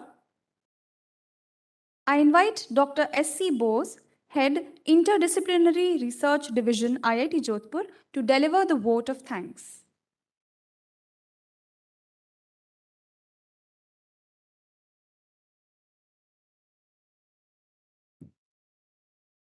Namaskar. The dignitaries on dais, the guests, the faculties, staff, and the dear students, good afternoon. I've been asked to propose the vote of thanks. So today we are celebrating 15th Foundation Day of our IIT Jodhpur in two parts. The first part, which is going on now, the first part termed as Technovate, comprising of technology and innovation ecosystem at IITJ, has come to an end, but for the exhibition which is there in the upstairs in 309 in the second floor of this lecture hall building. The second part of the Foundation Day commemoration will take place in the evening at 5 p.m. in this hall. Friends, the first part would not have been that graceful event but for the presence of our chief guest, Professor Souvik Bhattacharya, the Vice Chancellor of BITS Pilani. As you all know, BITS Pilani, just now you heard, has got 5 campuses. Till now I knew it has got 4 campuses, including that Bombay campus. Just now he said that. So naturally, you know, managing all these 5 campuses, how busy he would have been. In spite of that, his very busy schedule, Professor Souvik agreed and traveled nearly 370 kilometers from Pilani to IIT Jodhpur, and that too on road to grace this occasion. Not only gracing just now the occasion, but he also delivered a very informative address, the BITS Innovation Ecosystem, the total ecosystem event happening there in BITS Pilani that he described. Thank you, sir. Thank you very much, Professor Souvik, for your kind presence in this event. I hope you will enjoy IITJ campus. Our guest of honor for this event, Dr. Tapan Mishra, is a well-known figure among the fraternity of IITJ.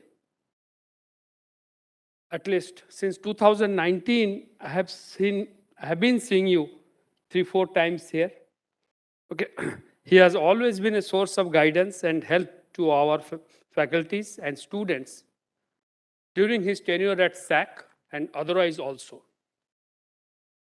Dr. Mishra, he gave a very elaborative talk. The good part, he showed one example and he proved also that age is no barrier for startup.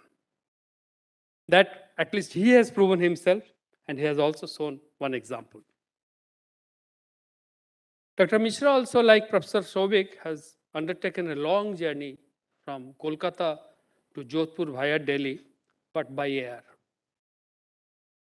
So, and he also described a nice startup ecosystem and very basic parameters of starting a startup business.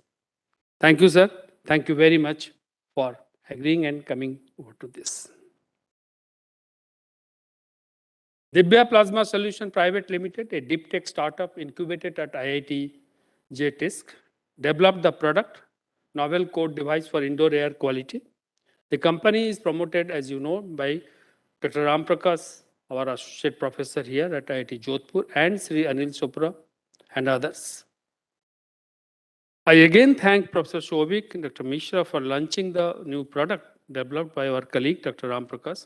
This is the first product from a startup incubated at TISC. I thank all the members of the company present today. Professor R. Chidambaram, our chairman, Board of Governors, presided over 2 days event.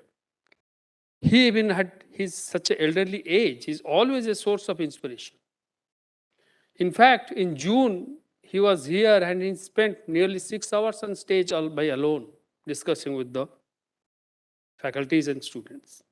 He wanted to be here physically this time also, but because of some urgent engagement, he could only manage some time through online.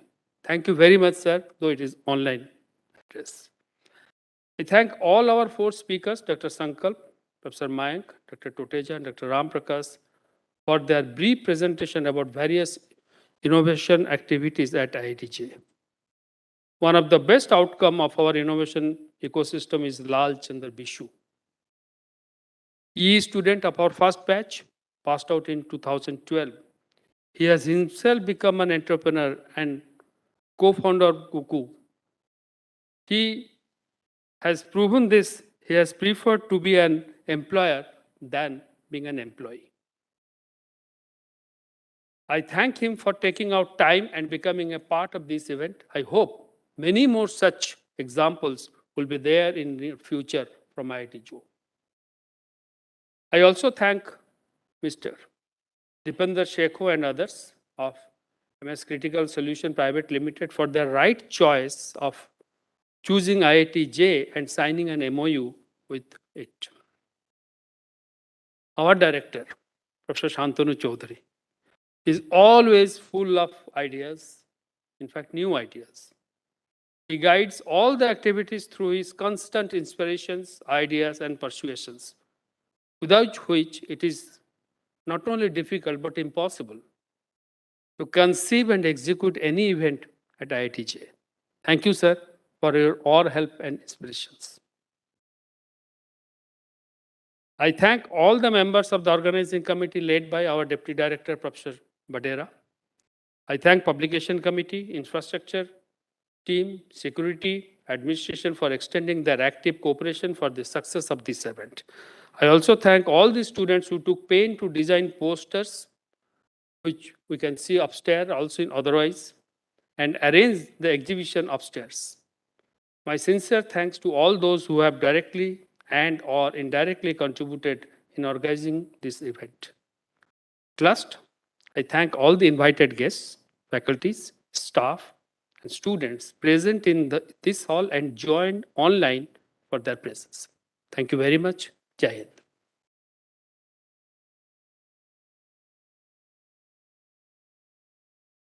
Thank you, sir. Ladies and gentlemen, the Board of Innovation and Entrepreneurship, in collaboration with Institute Innovation Council and TISC, have organized an exhibition highlighting technological innovations helmed by students, faculties, and various startups in different stages of their maturity. I request you all to proceed to room number 309 on the second floor of this building and interact with our own innovators. We shall all be gathered here again at 5 p.m. for the Foundation Day commemoration. Please enjoy the exhibition and the refreshment served on the second floor. See you all shortly. Thank you. Jai Hind.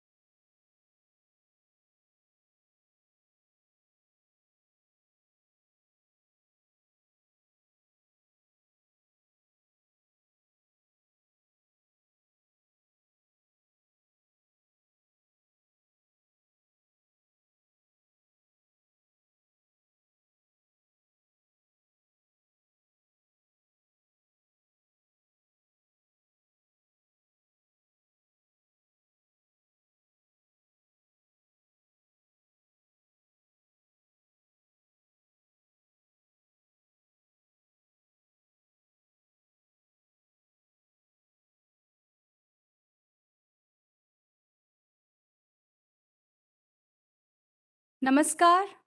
Welcome to the commemoration of the 15th Foundation Day of Indian Institute of Technology, Jodhpur. I'm Katyayani Sharma, a master's student in medical technologies. And on behalf of the faculty, staff, and students of IIT Jodhpur, I'm delighted to welcome you all to this August gathering, where we are celebrating over a decade and a half of exemplary progress of our institute. Within these 15 years, IIT Jodhpur has become a future-driven institution that provides our young, curious minds a home to nurture our thoughts, our creativity, and breathe life into our visions, all done in an effort to cater to our nation's technological needs and aspirations. I consider it to be an honor to welcome our distinguished guests for the event. I welcome our chief guest, Professor Uday B. Desai, and our guest of honor, Professor Shouvik Bhattacharya. Welcome, sirs. I request Professor Shantanu Chaudhary, Professor Sampath Raj Vadera, and Dr. S.C. Bose to escort our chief guest and our guest of honor onto the stage.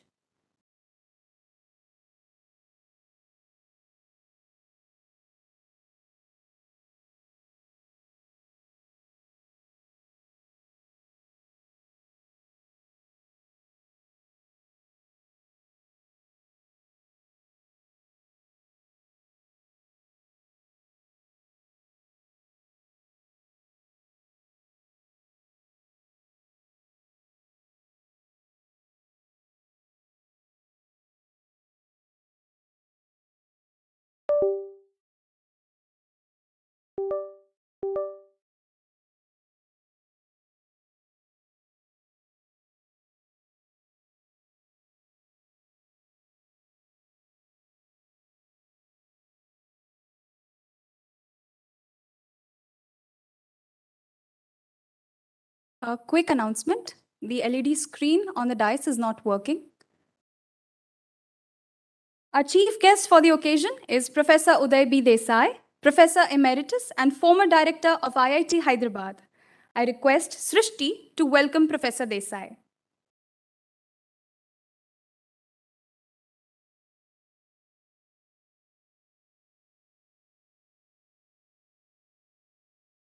Our guest of honor, Professor Shouvik Bhattacharya, is Vice Chancellor of BITS Pilani. I request Keshika to welcome Professor Bhattacharya.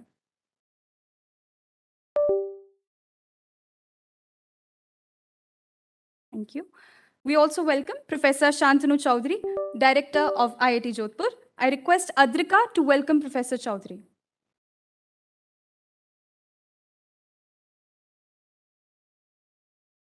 Also on the dais, we have Professor Sampath Raj Vadera, Deputy Director, IIT Jodhpur. I request Shashank to welcome Professor Vadera.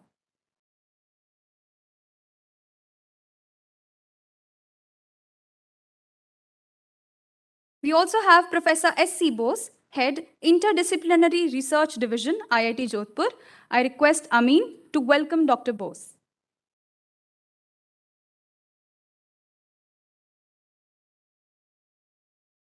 Thank you.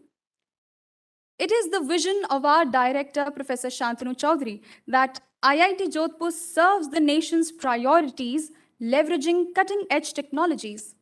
Under his dynamic leadership, IIT Jodhpur is soaring high, having broken into NIRF top 30 this year. I request Professor Chaudhary to deliver the welcome address.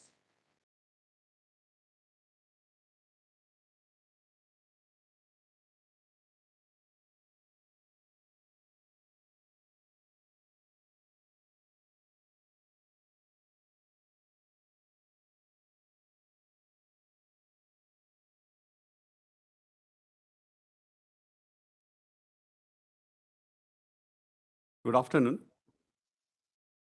Dear Professor Uday Desai, Professor Shouvik Bhattacharya, Professor Vadera, Dr. Bose, my faculty colleagues, staff members, and students. Let me welcome all of you to this celebration of our 15th Foundation Day. On this Foundation Day, it's extremely important for us to remember the vision with which we are moving forward. We are a future-driven institute for nurturing excellence of thought, generating, preserving, and imparting knowledge, and using transformational technologies or interventions with multidisciplinary approach for responding to societal challenges and aspirations. The vision is always the guiding factor with which we move forward. And to realize the vision, we have also constructed the humanitarian values, passion for learning, and creativity in faculty and students, move towards a high-quality, futuristic, educational and research ecosystem, develop socially responsible faculty, students, and future leaders committed to create self-reliant India, catalyze a professional internal culture along with enabling infrastructure and ancillary services, forge effective collaboration and partnership with industry for diverse purposes and activities.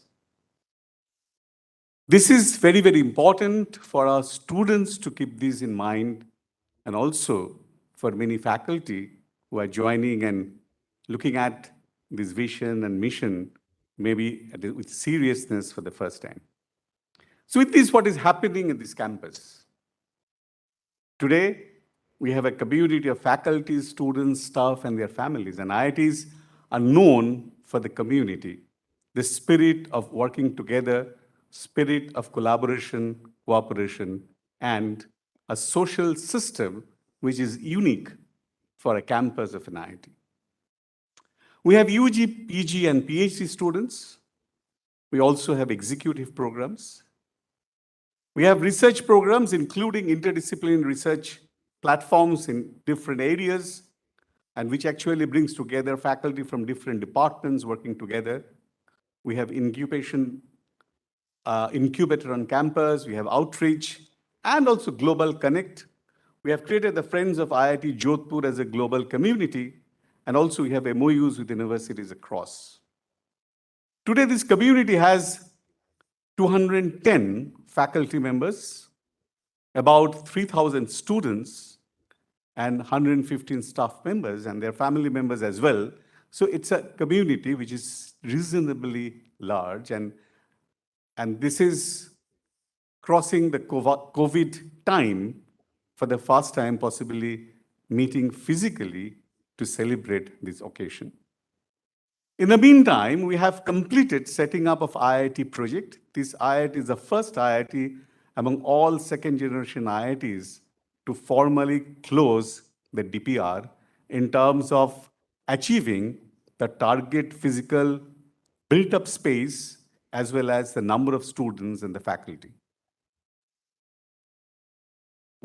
Next phase is being initiated, and we have already got a loan of about sanction of loan of 300 crores to actually expand the physical infrastructure. What are the new major initiatives this year we are getting into? We are starting new BS programs, which are in a way distinct because these are technology-focused or technology-oriented science programs. We are starting these programs in physics and chemistry with specializations built in. Students have to opt for them, either of quantum technology, photonics, energy materials, organometallic catalysis, as well as entrepreneurship. Because science-based entrepreneurship is emerging and is becoming very critical for new technology generation. We have created the School of Liberal Arts. Our Department of Humanities has been transformed into School of Liberal Arts, and they have started a new program, MSc in Computational Social Science. Maybe some of the students for this new program may be present here. So the School of Liberal Arts have created its vision and mission as in the following: to emerge as a forerunner in liberal arts education with a novel, open, futuristic, transdisciplinary, and inclusive liberal humanist approach that not only engages with human, non-human, and the planetary, but also recognizes and amplifies the diverse possibilities and potentials of human technology interfaces as both agents and sites for social change. So you can see this liberal arts is positioned in a very distinct way and contextualized with the academic culture and systems of an IIT. So if you look into that to promote holistic and experiential learning, collaborate with stakeholders, and create distinctive research and teaching ecosystem that bridges the gap between humanistic, social, environmental, and the technology spaces. And in fact, this is what even the NEP is talking about. So if you look at this ecosystem, and this is what I wanted to show to the August gathering here, that at the center of the school is a school of liberal arts, and which has got the different areas connected, but it's also very closely and distinctly integrated with technology-aided liberal arts, design thinking and design, multiple methodologies, and building bridges with natural science, which actually, in terms of the classical positioning of liberal arts, with the technology coming in as a very integral component to give a different dimension to what technology even we practice and develop today.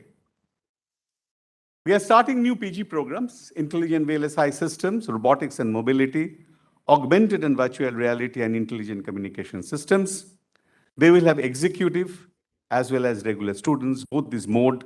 We are running these programs, and today I think overall there are about 150 plus students have registered for this program. New international programs. We have signed an MOU for joint PhD in computer science and engineering with University of Buffalo. And we have signed MOUs for MTech in cyber physical systems and MS in digital forensics and cyber security, MTech in AI and MS in digital forensic and cyber security with the University of Albany. And both these programs effectively has got initiated from this academic year itself. And we already have joint programs in MBA, and these are in addition to those international joint programs. New major sponsored projects. We have setting up an Ayush Tech Center funded by the Ayush Ministry to look at technology interventions in the classical Indian medicinal system. We have created a Center for Cyber Physical Security funded by METI. And significantly, we are setting up DRDO Academy Industry Center supported by supported by DRDO. And it has a potential financial layout of more than 100 crores and a long-term R&D and innovation ecosystem for defense. The current verticals that we shall look at is desert warfare, omni-mobility, and AI for information and wargaming. Sponsored projects in last 1 year, we have got total 55 projects, and sanctioned amount is rupees 44 crores. We have got 23 consultancy projects, and outlay is rupees 5 crores. Patents filed or granted is 8 from IIT Jodhpur, and also through innovation hubs, through medtech programs, about 15 more patents are in the pipeline. Setting up of major research facility, AIoT Innovation Hub in the Innovation Complex is being set up as an initiative, collaboration with Rajasthan government as a joint venture between JCKIF, Jodhpur City Knowledge and Innovation Foundation, and RISL, Rajasthan Information Services Limited. Research Center for Sustainability Drinking Water is being set up. It is supported by Jal Jeevan Mission, and we also have the JJM Chair Professor position supported by the Jal Jeevan Mission. And we have set up a transdisciplinary center of excellence in integrative precision health. Some interesting research initiatives.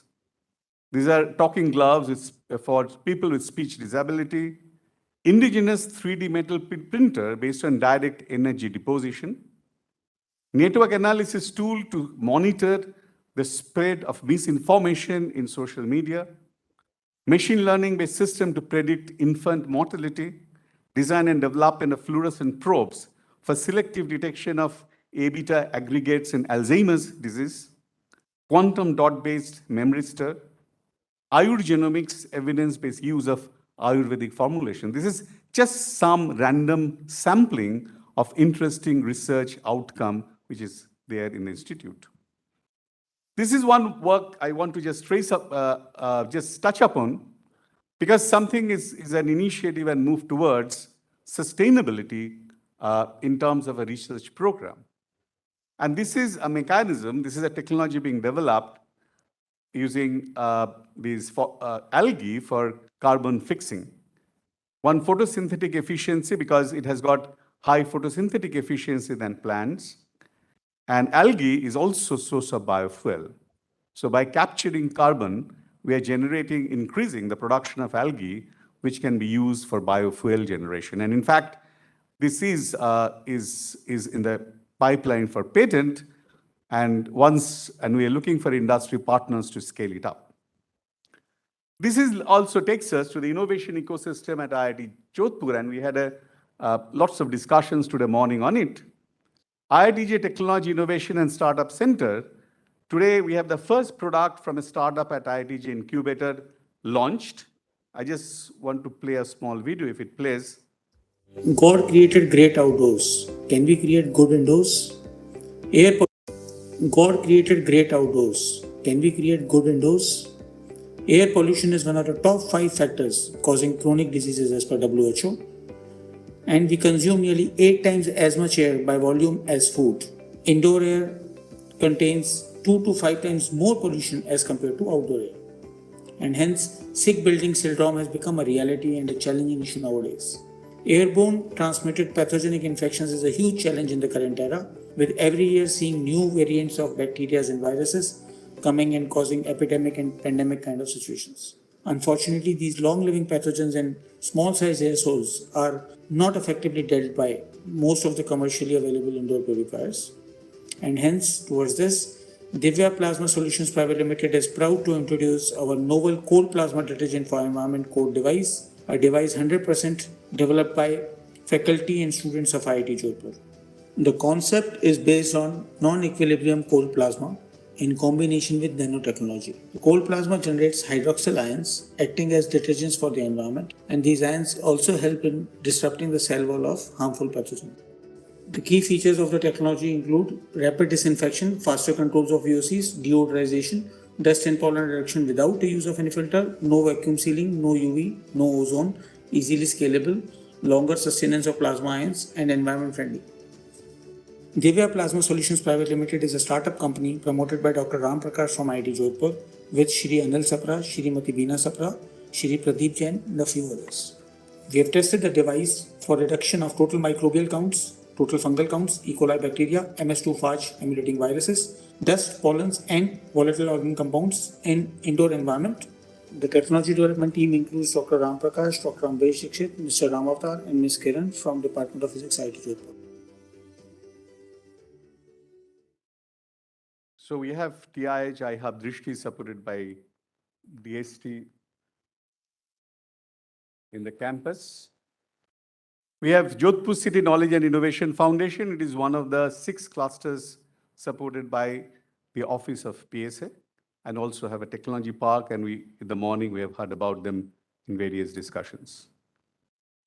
In terms of social responsibility, IIT Jodhpur has created a model of water purification for rural schools, and clean purified drinking water in 25 rural schools of Jodhpur is being provided through CSR funding. And some of the examples are there. And these water purification units are based on ultrafiltration membrane, no electricity required, remove suspended solids, turbidity, fluoride, bacteria, and virus. And what is more interesting is that these can be dismantled and put back by the students and teachers of the schools.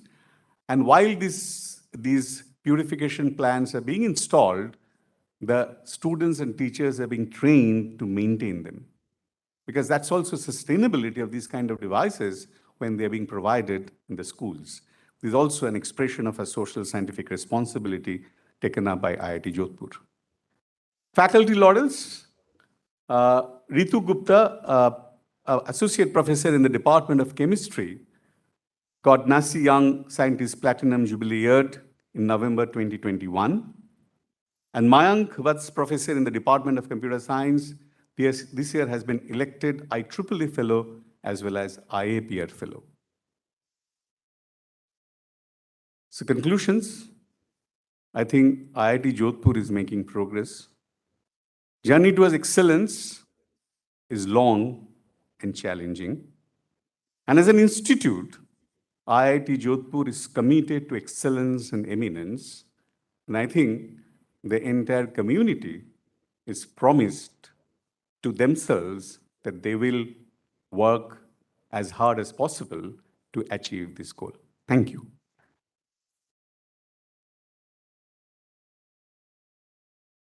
Thank you, sir. We all look forward to these dynamic programs being integrated in our academic culture. Today, we are launching 3 latest publications of IIT Jodhpur, TechScape, which is the Science, Technology and Education Journal. It aims to chronicle the ongoing research activities at the institute, while IITJ at Glance provides a glimpse of all the activities at IIT Jodhpur. This time, we also have a faculty guidebook which details the various aspects of the institution for the new faculty. I request our distinguished guests to launch these publications.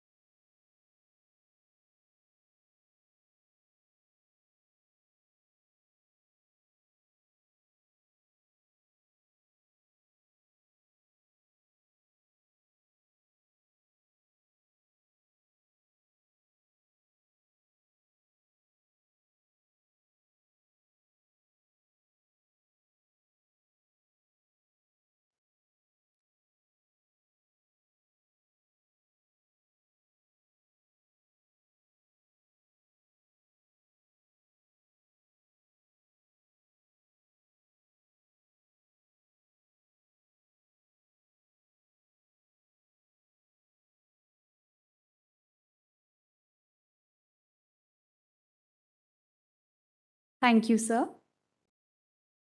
Our guest of honor, Professor Shouvik Bhattacharya, is the Vice Chancellor of BITS Pilani. He is a Fellow of the Indian National Academy of Engineering, National Academy of Science India, and West Bengal's Academy of Science and Technology. Professor Bhattacharya has been on the editorial boards of International Journal of Power and Energy Systems and Journal of Nano Energy and Power Research. It's an absolute honor to have you here with us, sir. I request Professor Bhattacharya to address the gathering.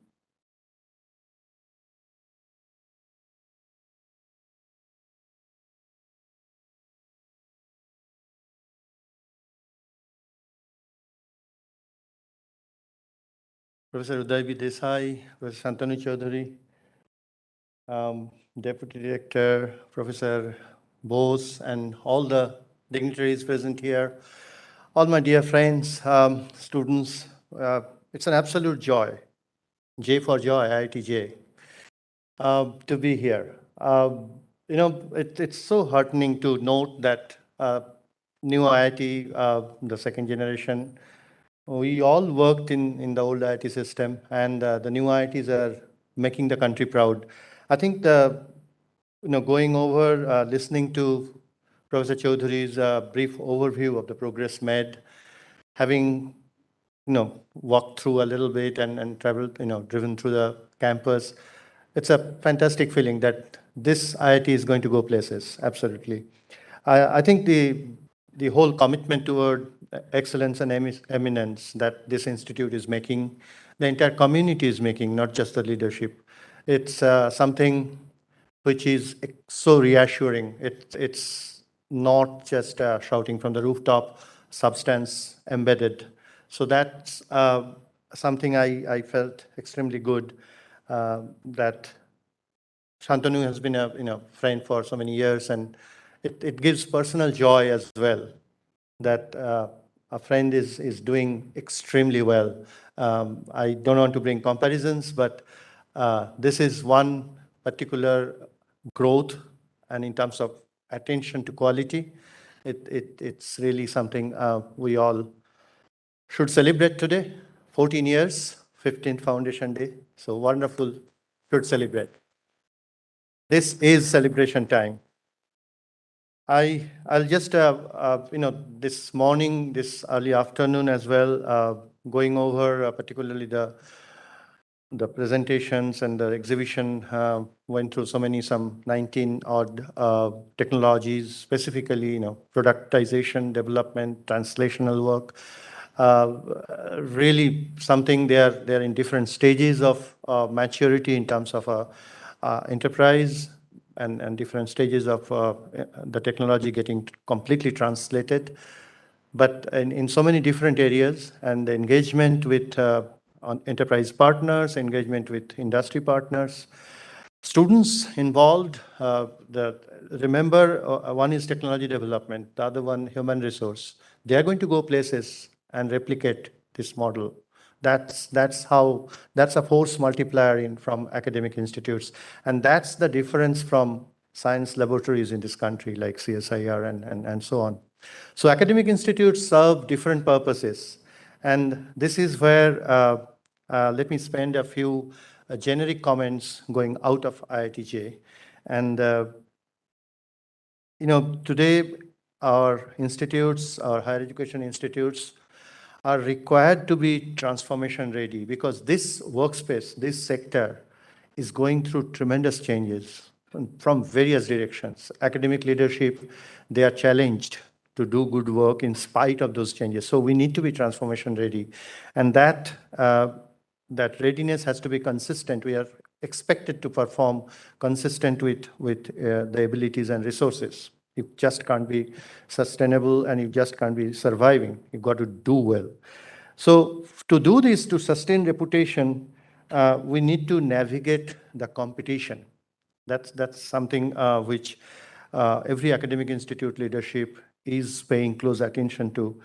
And when you are able to navigate the competition, you got to do with good strategic plans. And what are the sectors? What are the areas I want to work?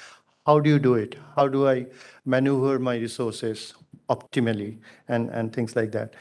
So many of these are typically facilitated by evidence-based decision-making.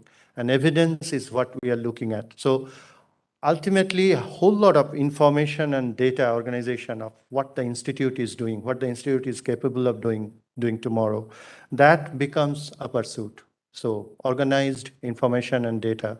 So a lot of institutes are facilitating this with a structure, with who will do it in the institute and so on. Let me point at a sort of a cautionary note that many of us, we feel, and this question is doing the rounds in our minds, are our universities, academic institutes, are these becoming overly external regulatory compliance focused? Particularly the institutes which are under, I always say that the organizations are institutes like IITs, IIMs, and similar other institutes. They are in a way fortunate. I was on the other side, so I was on the fortunate side. So today I see that there is a subtle force in this country which is not good for the nation, where we are becoming overly external regulatory compliance focused, prescriptive regulation. This is not going to be good for anybody. So I tell you, the universities in this country, they have to have a structure which focuses on quality, and it's called IQAC, Internal Quality Assurance Cell. No IITs have an IQAC cell. Well, ISB, the Indian School of Business, that's not even under the Ministry of Education. And that's the highest ranked institute for any institute, international ranking in the country. You may not agree with ranking, that's all right. I mean, I don't either. But what I'm trying to say is every institute has its own way of ensuring something, ensuring an outcome. You don't have to be prescriptive about it. So UGC tells us that this is IQAC.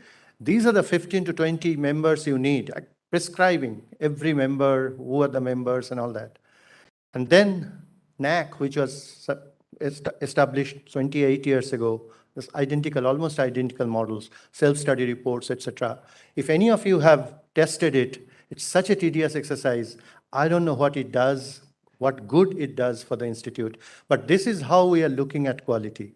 I think we need to wake up and redo. There has to be refined thoughts on this, because it does not, this entire exercise does not give us insights.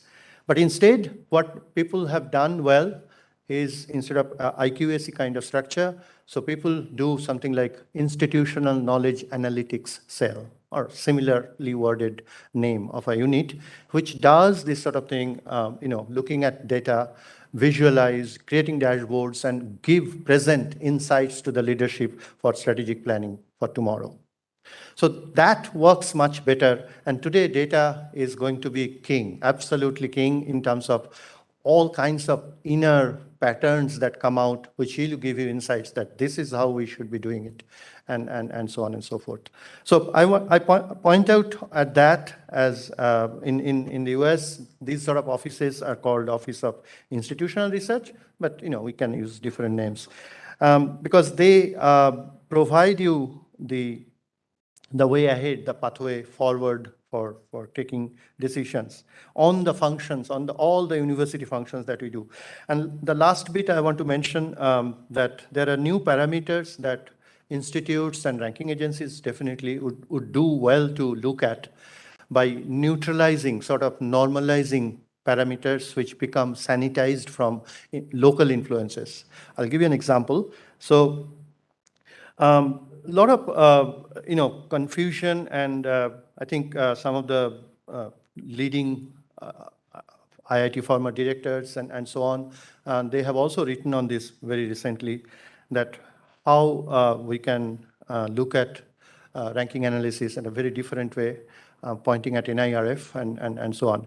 So one of the things I looked at is new parameters are today being defined to assess quality and impact of research, for example, and that's one of the big verticals.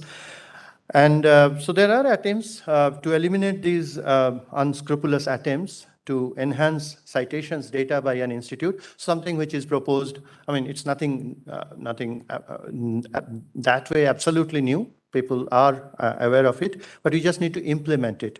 So we may want to measure NLIQ, which is non-local influence quotient.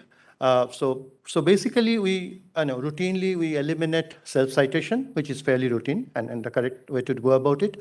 But we also would like to eliminate local institutional or self-institutional citation. So NLIQ will do that, and that will, so meaning fraction of total citations received from outside the university is what we are going to look at, a quantity that will indicate exclusion of self-institute citations. So, and so on. So, for example, there are similar things happening, which many of the journals and indices, databases they have been using, for example, SNIP, source normalized parameters, similar approaches. Which we would also do well to include things like Shimago, JR, SJR, Q1, Q2 percentiles, what sort of fractions of your total publication to institute that are appearing in Q1 and Q2. Because otherwise, you're not going to be able to separate out those who are doing excellent and eminent work compared to just a statistic like how many papers in Scopus. So these are things that need to be computer scientists routinely look at a fraction of core ranked conference articles, right? Similar approaches. So we need to bring in. In graduate employability placement, people do plain vanilla, percent placed, and so on. So that needs to stop because it doesn't reveal the strength. So we need to bring in addition to things like median salary, mean salary, max mean, and so on, we need to bring in, for those which are performing at the top level, something like IITJ, to the fraction of graduates employed in Fortune 500, Fortune 100, Fortune 250 companies. What fraction of your total placement are in those organizations? Or maybe we can do eminent organizations in India and so on.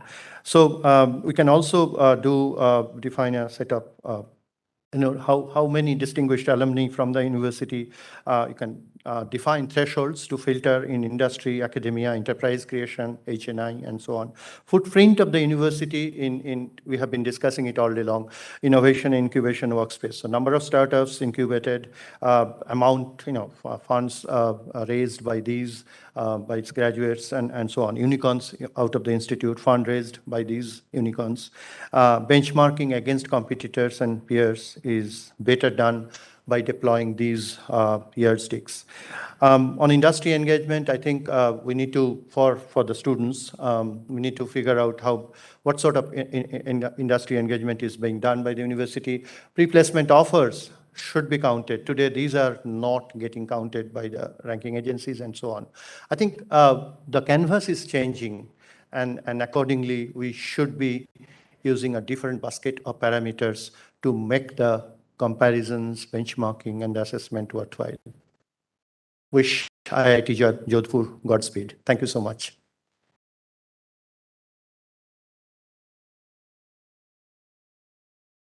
Thank you, sir, for reiterating the importance of taking these academic parameters into consideration. We are really fortunate to have Professor Uday B. Desai gracing this occasion as our chief guest. Professor Desai was the founding director of IIT Hyderabad for nearly 5 years. His role as an institutional builder is exemplary. He encouraged the innovative activities at IIT Hyderabad, and under his guidance, the institute became one of the top 10 NIRF ranking institutions. At present, he is Professor Emeritus, IIT Hyderabad. He is the Chancellor for Anurag University, Hyderabad, and ICFAI University, Dehradun. He's also an honorary distinguished professor at Plaksh University. He also serves as a strategic consultant for Telecom Standards Development Society of India. He's a co-author of 9 research monographs. He's the author and co-author of nearly 300 peer-reviewed papers in international journals and international conferences. Professor Desai received the Outstanding Alumni Award from University of Buffalo, State University of New York. He also received the Distinguished Alumni Award from IIT Kanpur. He is a Fellow of Indian National Science Academy and Indian National Academy of Engineering. He is the recipient of J.C. Bose Fellowship as well as the Excellence in Teaching Award from IIT Bombay. Professor Desai is a member of many central government committees and several governing councils of leading academic institutions. He chairs several committees under MeitY, DST, DRDO, and private organizations. Professor Desai, it is indeed our honor to have you here with us. I request Professor Desai to address us all and deliver the Foundation Day oration.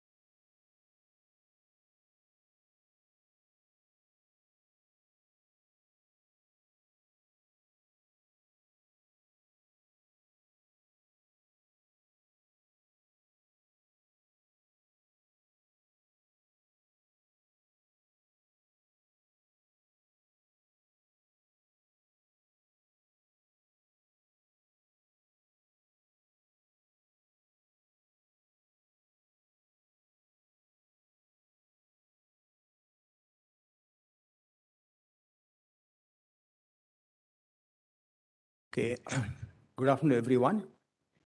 Oops, I can hear myself here. Maybe I should mute myself here, right? Once do I do that? Just turn this. No, I'll just, that's what I'm, exactly, yeah. Okay, now I hope I get back full screen. Yeah, not bad.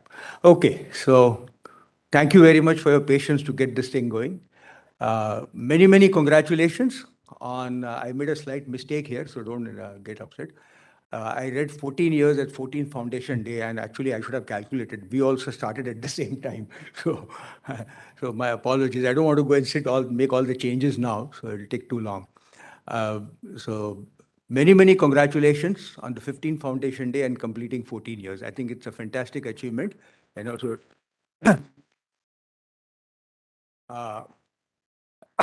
I think there are distinguished members on the dais. I won't spell out all their names. I mean, the normal protocol that we follow in India. So I'll skip that, and I hope they will not mind.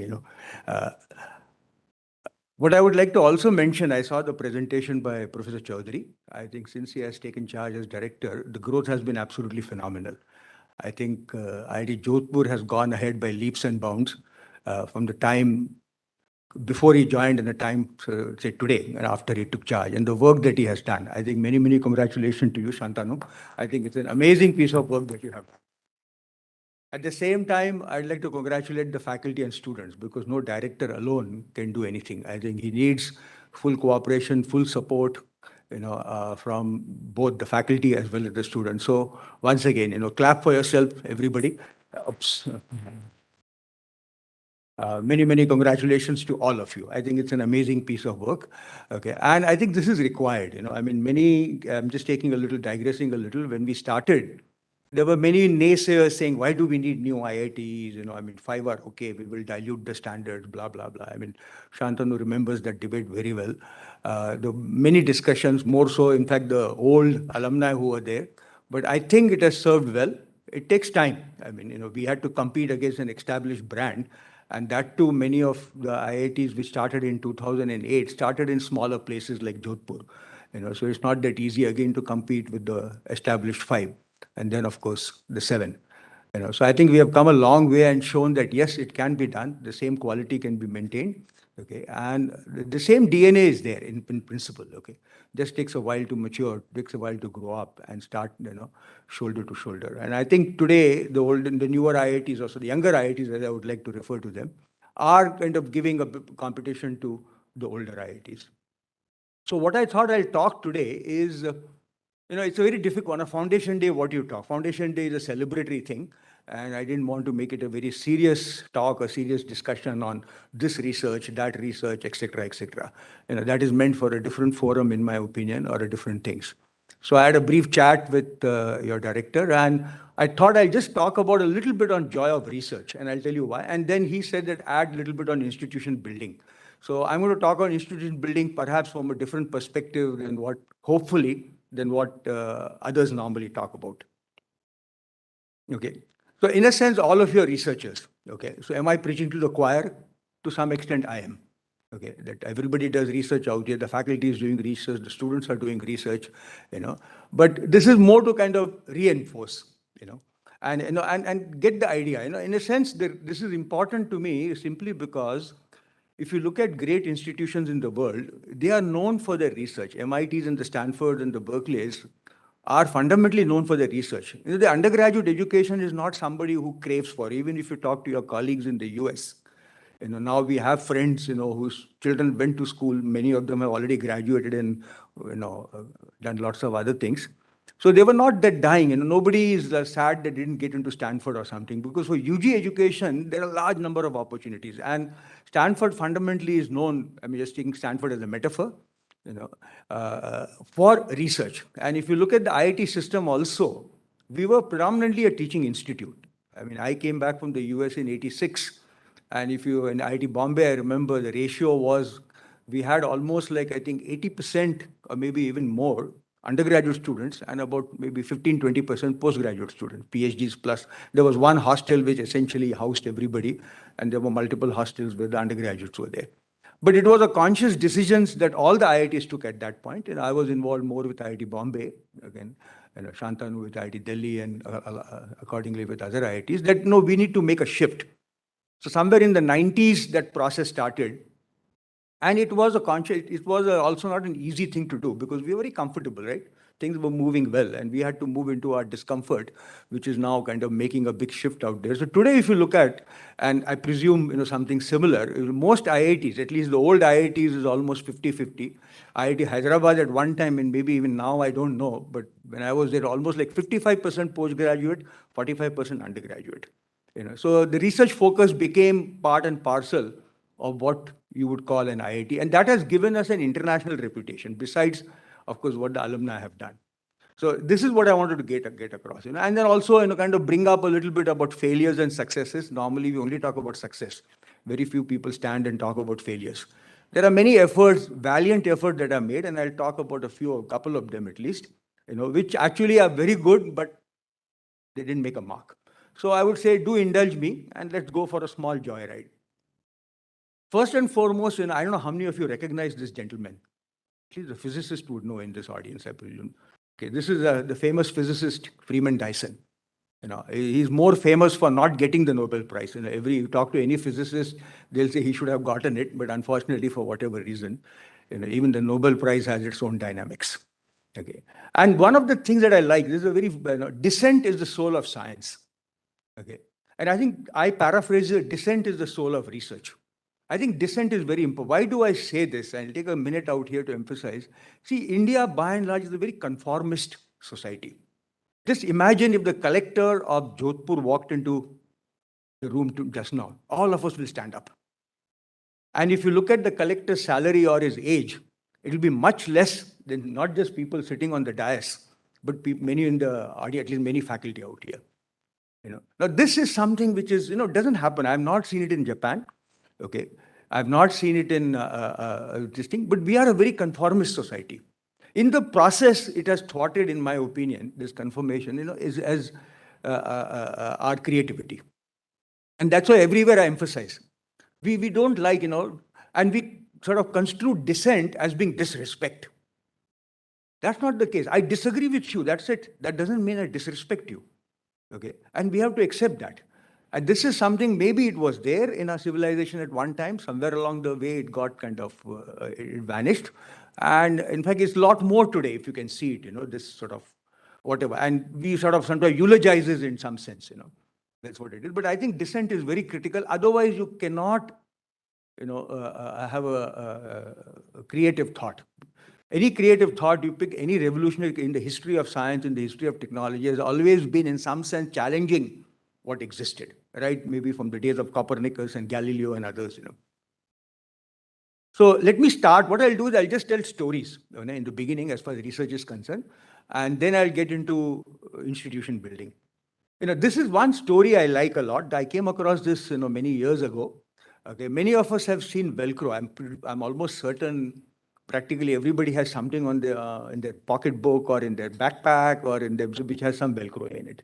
It's so ubiquitous today, we don't even think about it. Okay, and how did it all start? It's a great example of innovation. Okay, the gentleman, Mestra, he used to go hunting. And just like all of us who have gone hiking in the woods, you have this round ball which sticks to your clothes when you walk around. Okay, and most of us sort of pull it out, get irritated. Oh, what a nuisance value, is ruining my pant or shirt or whatever you had. Or it's irritating me. Sometimes even sticks to your hair if you have a little hairy hand or something like that. And what he started looking at it, he said, "Oh, let me investigate. Why is this fellow sticking on me?"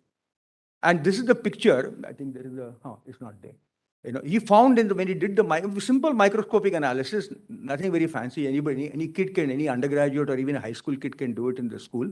And he found his hooks out there. And this is what got him the idea. And he developed what we call today as Velcro. It took him 10 years to convert the idea into a product. Another lesson. Takes time. You may get an idea, but it requires a lot of perseverance to get into product. He patented it after that. Patents are expensive. You have to pay royalties, so nothing much happened. The patent expired in 78. And boom, Taiwan, China, South Korea flooded the market with Velcro. So today it's like We don't even bother about the cost of it, right? You can buy a whole roll of Velcro, cut it and use it whichever you want. Okay. And this is a small joke that he used to have. I mean, this is what it says that, in his company, you say any employee were to ask for a 2-week hunting holiday, you just say yes. Who knows? They may come back with a new innovation. The other one which I like to talk a lot, is the Tata Nano. Okay. This is from India. I'm very proud of this, though this is one of the innovations which failed in the market. And the reason I'm proud of it is, and I have a friend, Venkatesh Prasad, who works for Ford Motor Company in the US.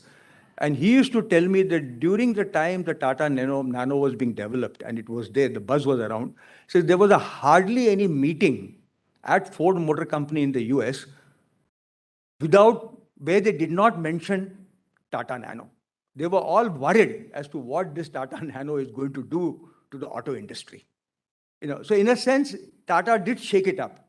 Everybody was not, the US industries, the Japanese industries, everybody was worried.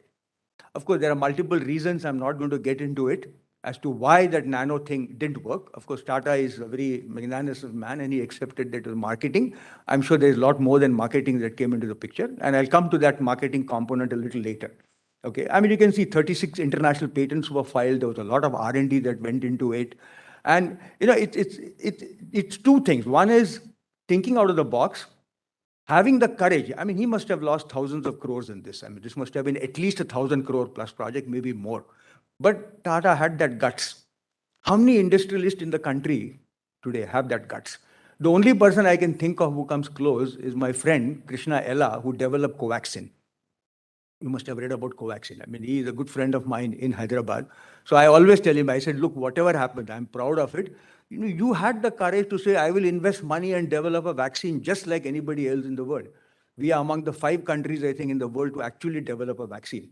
And there are all kinds of pressures because of which it didn't kind of become as popular as, say, AstraZeneca or Pfizer's, et cetera, et cetera. Okay. So that's something which I like. And this is what I want to get across, that one of the big things, besides not having a culture of dissent, we have lost somewhere along the line the courage to try something new.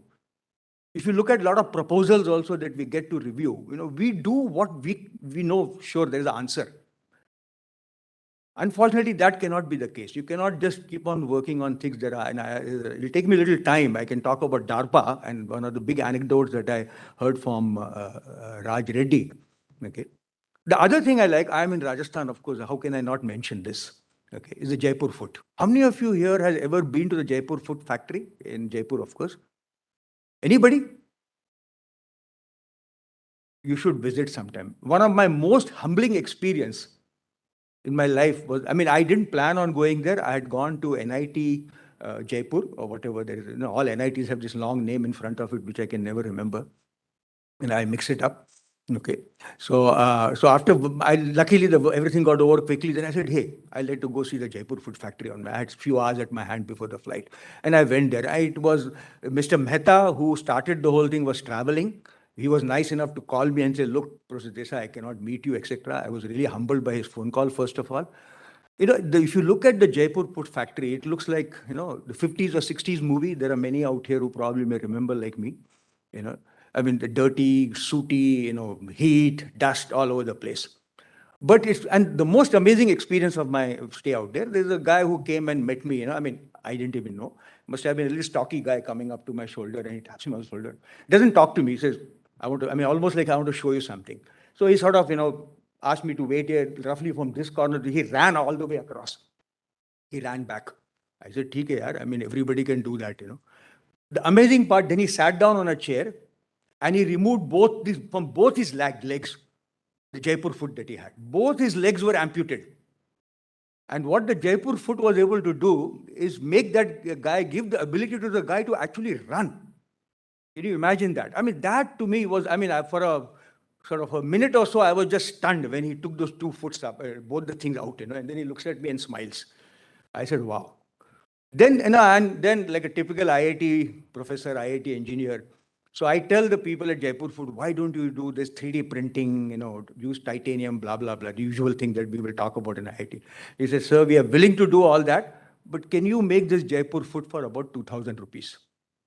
That, 3D printing does not kind of afford us. And their idea in Jaipur, another thing I found out, they never say no to anybody, by the way. Anybody in the country writes a small postcard to them or an inland letter, you can go there, they will treat you. You may not do it immediately. And it's an amazing thing that they do end-to-end. You go there, they actually do all the measurements, find out what it is, develop the Jaipur foot for you. Everybody is designed. They do all the physiotherapy. They train you so the guy can run, as you saw.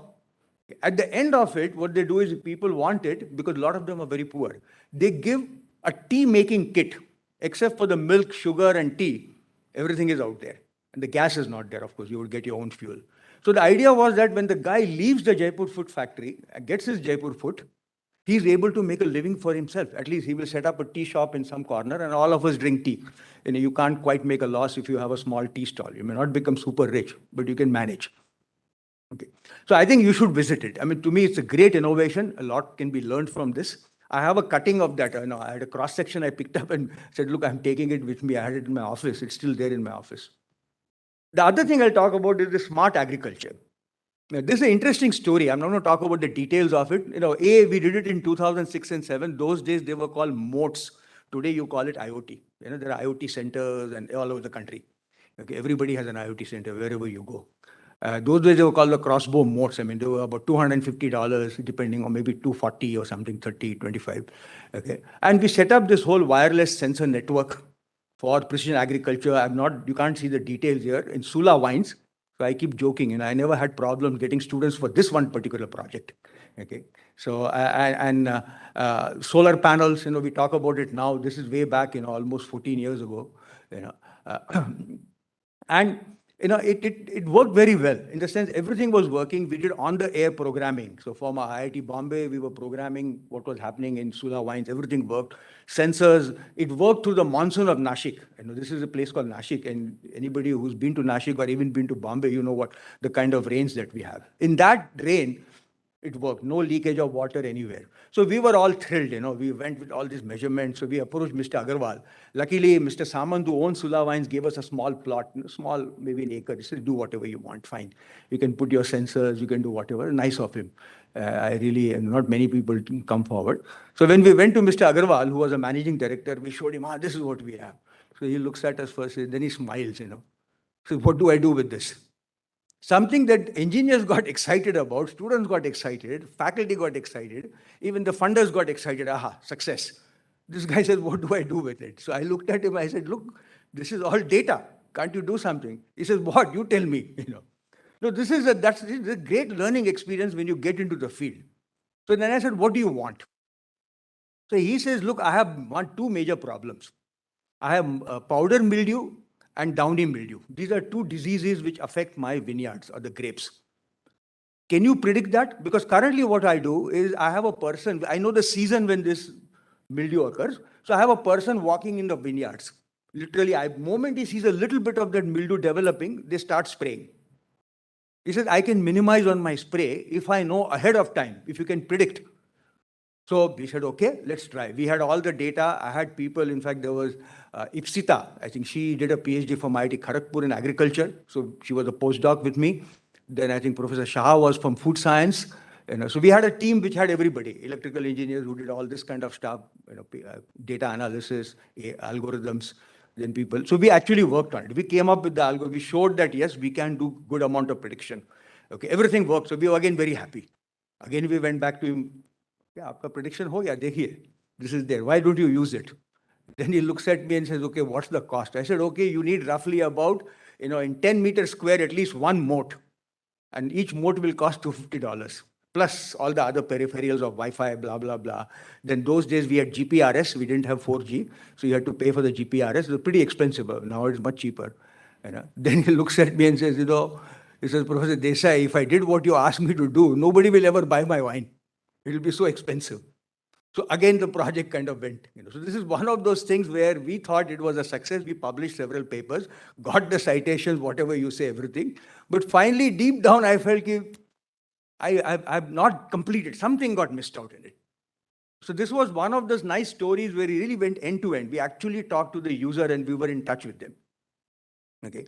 Of course, we had grand tours of the Sula vineyards, and of course the winery that they had, how they brew, etc., etc. So this is another thing, it's very easy to say, I have a prototype and boom, boom, boom. I mean, we can have band baja barat. It doesn't work, There's a lot of complication required from that point till you come up with something which you and I, people like us, can use it. So there's one big lesson. Recently, we actually, and this project has been going on. I myself have sat to so many committees and funded and approved projects, reviewed projects. Of course, things kept changing. GPRS became 3G, 3G became 4G. Then as opposed to collecting data like this, we said, okay, we'll do drones and collect data. We got satellite data into the picture. So, I mean, this work still goes on. Now I'm involved with ICRA, so I can see proposals out there. A lot of work is going on. And this project we just concluded partly, I mean, we didn't finish it. This was a joint project with Japan. Okay, University of Tokyo, IIT Hyderabad, IIT Bombay, Telangana State Agriculture University, and IIIT Hyderabad. But one of the big things out here, which we could not quite complete, and I wish we had got an extension, is, see, what you do, genomics was a big part. If you look at it here, I'm not going to read everything. Genomics and phenomics was big. Phenomics we did. Phenomics is, I mean, use AI algorithms. Once you have the data, all of us can do phenomics. Genomics was tricky. So Balaji and Marathe, they are from the Agricultural University, and Professor Ninomiya-san, who himself is agriculturalist, they did a lot of genomics work. And our idea was, you create hybrids. If you remember, we sort of take one plant, connect it together, and then something else comes up and say, aha, this is a high-yielding variety. So the eventual idea was, can we come up with some technique for a robust and high-yielding variety for semi-arid region? I mean, Rajasthan can be classified as semi-arid. Hyderabad area, Telangana is semi-arid. So that was the main target. And our idea was to do this experimentation that we actually do in the field, which takes years and years to come up with a good hybrid, using genomics and computer simulations. We got part success. We could not do much. I mean, funding was an issue. We had to do all this genomic sequencing, but for Ninomiya-san's support, we could not have done it. I mean, so I think, a lot more still has to be done in this broad area of precision agriculture. This is another interesting thing. This, I didn't talk about it. I've not talked much about it to anybody. Along with my former student, Mustafa Doctor, of course, an interesting name. So he got his PhD from us, and then he became Dr. Mustafa Doctor. Okay. So, and my colleague, Professor Merchant, and myself, the three of us were involved. This was not his PhD work. This is the additional work that he did in some sense at his home. And most people find it hard to believe. So what you see out here, let me see if I can get a slightly better laser pointer. Yeah, here we go.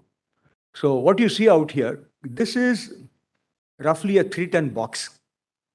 Okay. It is currently there. In October 2016, we installed it in one of the substations, 11 kVA substation in IIT Hyderabad. I wish I had put it in the 33 kVA substation, which was the main one. I was a little tentative. I should have trusted my own research a lot more than I did. So a bit of a skeptic. So I said, let's try with 11 kVA. Something goes wrong, only that segment. It basically serves the hostel area. And what does it do? So what it does, if you see this power cable, oops, kya ho gaya? Hey, what happened? I double click. Fine. You see this power cable? This is the 11 kVA cable, which then goes to the switches and transformers that is out here, from this side here. It just goes through these sleeves out here. You see these metal things. That is where all the magic lies. So there are big sleeves with all kinds of alloys and very complex metals, alloys which are there. We just pass it through it. Okay. And as an experiment, we had 100 Mbps kind of a line going into it. Now what happens, this is an external line which goes into it, and because of the cost consideration, we could have put a 1 gigabit fiber also. That's not a problem, or 10 gig fiber also. That's not an issue. That's a minor, there's no innovation in it. So this is what we put. Now what happens is every plug point in the whole hostel area had internet access. So the whole idea out here is, why do we lay separate? That's where it started. I remember discussing with Mustafa, why do we lay separate infrastructure for every new technology? Telephony, wired telephony, separate infrastructure. Electrical cables, separate infrastructure. Now, optical cables all over the place. And as you can see, wherever you go, Delhi, Bombay, Calcutta, wherever you are, Bangalore, the electrical guys first will come and dig it up, put some cabling, The telephone guys will come. But telephony has gone down a little bit, quite a bit now, because nobody has wired telephony. Then the optical guys will come. There also, sometimes the Airtel guys will dig it up, BSNL guys will dig it up, Geo guys will dig it up. The roads are permanently digged. Okay, there is nothing you can do. The idea was the most extensive infrastructure in the world is power cables. You look it up, any city, anywhere. Why not? Why can't we take that one infrastructure and make that the fundamental transport layer and transmit everything on it? So this is not power line communication, by the way. What we are doing is that what happens in this box, and that I can't reveal, we have not even patented and many accusers of it. It's like the Coca-Cola secret. It basically takes the bits which are coming from here. It engulfs those bits in the magnetic field. Because of the magnetic field, the bits are able to cross over the transformers. Those of you in communication might have seen we had something called PLC, power line communication. Unfortunately, power line communication could not go across transformers. It'll get stuck. Because why? We were using the electric field out there to encode it, which is traditional communication encoding. Here we were able to do it on the magnetic field. So technically now, I can take a box like this, maybe slightly modified box, a bigger box. If you have a main power station which is supplying the city of Jodhpur, I can put up this box in that particular power station. It can have 3 phases, no problem. Okay, this is also 3-phase. Okay, okay. Then have maybe say whatever. You can have say, maybe 10, 100 gigabits per second lines, optical line going into it. Then every plug point in the city of Jodhpur will have internet access. And there is a small thing which I don't have it out here. It looks like your good night. You plug it in, it had Wi-Fi connection. So basically you first get the, convert the bits which are there in the magnetic, that is a small magnetometer. We'll convert it back to the electric part.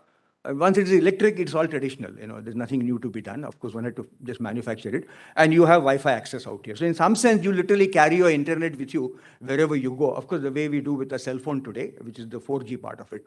But there is no additional infrastructure. Even the 4G can be easily put up. Every lamppost can have. There is a power line. You can put 4G out here. There is no problem in this particular part. Now, this is a very expensive proposition. Our investment that we were looking for were about $100 million. We tried everything. People in the Middle East, government, and it's a long story, so I'll cut it short here. But it is lying out there since October 2016, working, by the way. This is no air conditioning, nothing. It's just in the heat of Hyderabad, whatever, the humidity of Hyderabad, etc., collecting dust. It's working fine even today. No maintenance, nothing. But huge investments are very difficult to come by, particularly when you have breakthrough technologies. The other part of research, which we don't do much in India, is, to me, is injecting a new thought into the society. People who worked on quantum theory, there was a profoundly different thought. Before that didn't exist. Okay, so that somehow, you have a few people doing it. I would say, thermodynamics, Carnot efficiency. Still today, both quantum theory and Carnot efficiency bother me. Carnot is saying that if you have a heat engine, you cannot have more than 40% efficiency. You can jump up and down and do whatever you want, whatever thing. That's the best you can do. Okay, and by and large, we are way below. Any heat engine you take, your automobile or whatever you have. I just saw your diesel plant out there, which is giving us probably the electricity. Same thing. You can never, most of us even don't go close to 40%. That's like the barrier. That's a profound thought, isn't it? And there are many others that I've put out here. I won't again read it out. Many of you are aware of it. There are 2 pictures out here, which I have put up. And I think one is the picture on the left, which is the quantum computer that IBM is developing. I think it's probably maybe 128 qubit. And I was chair of the committee which funded this quantum computer development at IIT Bangalore in collaboration with Raman Research Institute. Okay, and more so because this guy, Chetan Singh Thakur, happens to be my MTech student from IIT Bombay and currently is an assistant professor at IIT Bangalore. So they have actually developed, this is Vibhor Singh, they have actually developed this quantum computer. This is about 8 qubits right now. It's not really 128 qubits like IBM, but that's the beginning. And he has also developed, I was very impressed, a neuronal chip, analog neuroprocessor, 64 by 64 grid. He got it developed at TSMC, and currently, if you look at the picture, he's testing it out and all. I just happened to be in IIC for another meeting, and he ran into me and says, "Hey, sir, come and take a look at my lab." So I was very proud and very impressed, that really, but we need to do a lot more of this kind of research also, which may not have applications tomorrow.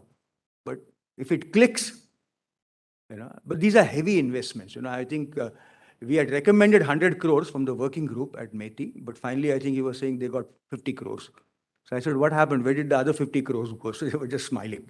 Because the main investigator here, PI, is Apurva Patel, and there is another investigator from Raman Research Institute. I'm forgetting her name at the moment, so I apologize for that. This is what I want another part of. I'll take a little bit of time here. Maybe how much time do I have? Am I just taking too much time? No? No problem. No problems? Okay. Are you guys getting bored? Okay. This is something, I don't know how many of you looked at, bottom-up and top-down research. There was a famous paper sometime back by a gentleman called C.K. Prahlad. How many of you have heard of C.K. Prahlad? Yeah, most management people would have heard of him. I think he was a big management guru. I mean, he was like, most of us couldn't afford him in some sense. I mean, I came here for a lecture, right? You couldn't have called him for a lecture. It would have costed you a pretty huge chunk of money. Some $50,000 or $100,000, God knows. He was on the board of HUL, Hindustan Unilever, and many other boards. So he wrote this famous paper at one time. Even I was sold on it at one time, this idea called The Fortune at the Bottom of the Pyramid. In some sense, the Nano was also motivated by this particular paper. What he had done, just to summarize, is he said that if you look at the bottom of the pyramid, the mass is too high. So if you can customize your products in such a manner that they can afford it, now we aggregate it. The profits could be even more than what you make from the top of the pyramid. Today, if you look at it, like when the iPhone came, only a few people could afford. In 2008, I think it was costing about $600. Today also, I mean, it's about $900 or something, whatever the version of iPhone is. Okay, so his idea was, no, let's have something. So for example, the Hindustan Lever they did, and you have this shampoo sachet, it cost 1 rupee. Now they may be 5 rupees, I don't remember. Like people like me don't buy shampoo sachets, you don't buy sachets, right? We buy bottles. The idea was get this sachet. So the villager maybe will buy 2 sachets and he or she will shampoo their hair twice a month.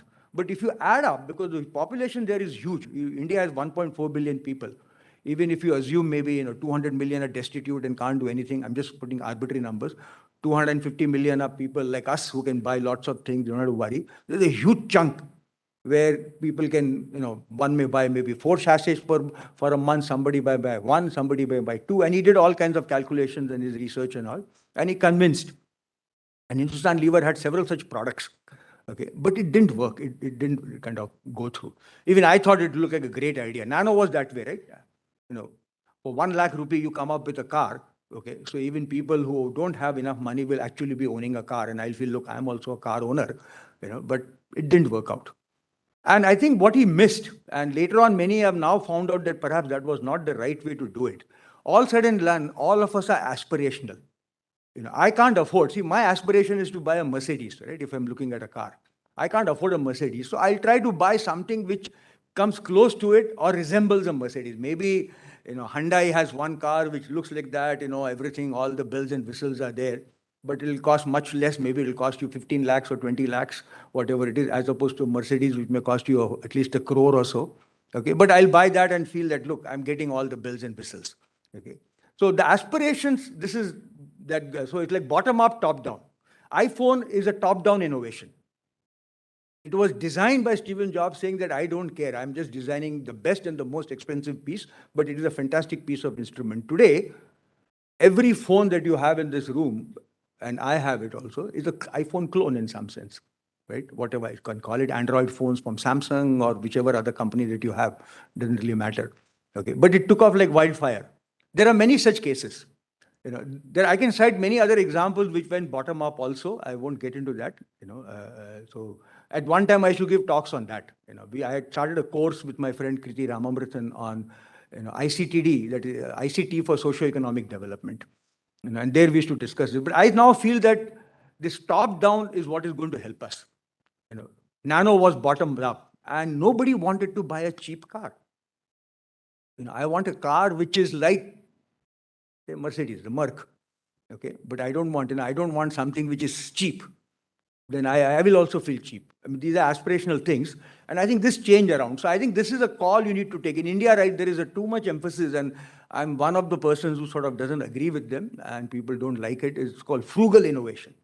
You go to any IIT, I'm sure you also have a lot of activity on that. Any IIT you walk in, everybody has to talk of frugal innovations, and otherwise you're politically on the wrong side of the spectrum. I think frugal innovation is not going to work. I don't know who, who's going to buy that? Will you buy it? I'll give an example. The lady who works at my home, she does the cleaning, jhadu pocha, as you call it. So she said, "Saab, ek phone de do mere ko." I said, "Theek hai." So I showed her first, I'll buy this, which was like a feature phone. She says, "Nahi, wo camera wala phone de do na mere ko." So finally, I had to spend maybe 1,000 or 2,000 rupees more, a little more than that. So finally, I gave her a low-end Samsung phone. I don't remember which was. I think it was 4,000 rupees or something like that. And she was very happy. She would sort of, not with me, but to my wife, she will send pictures, WhatsApp pictures to her, etc.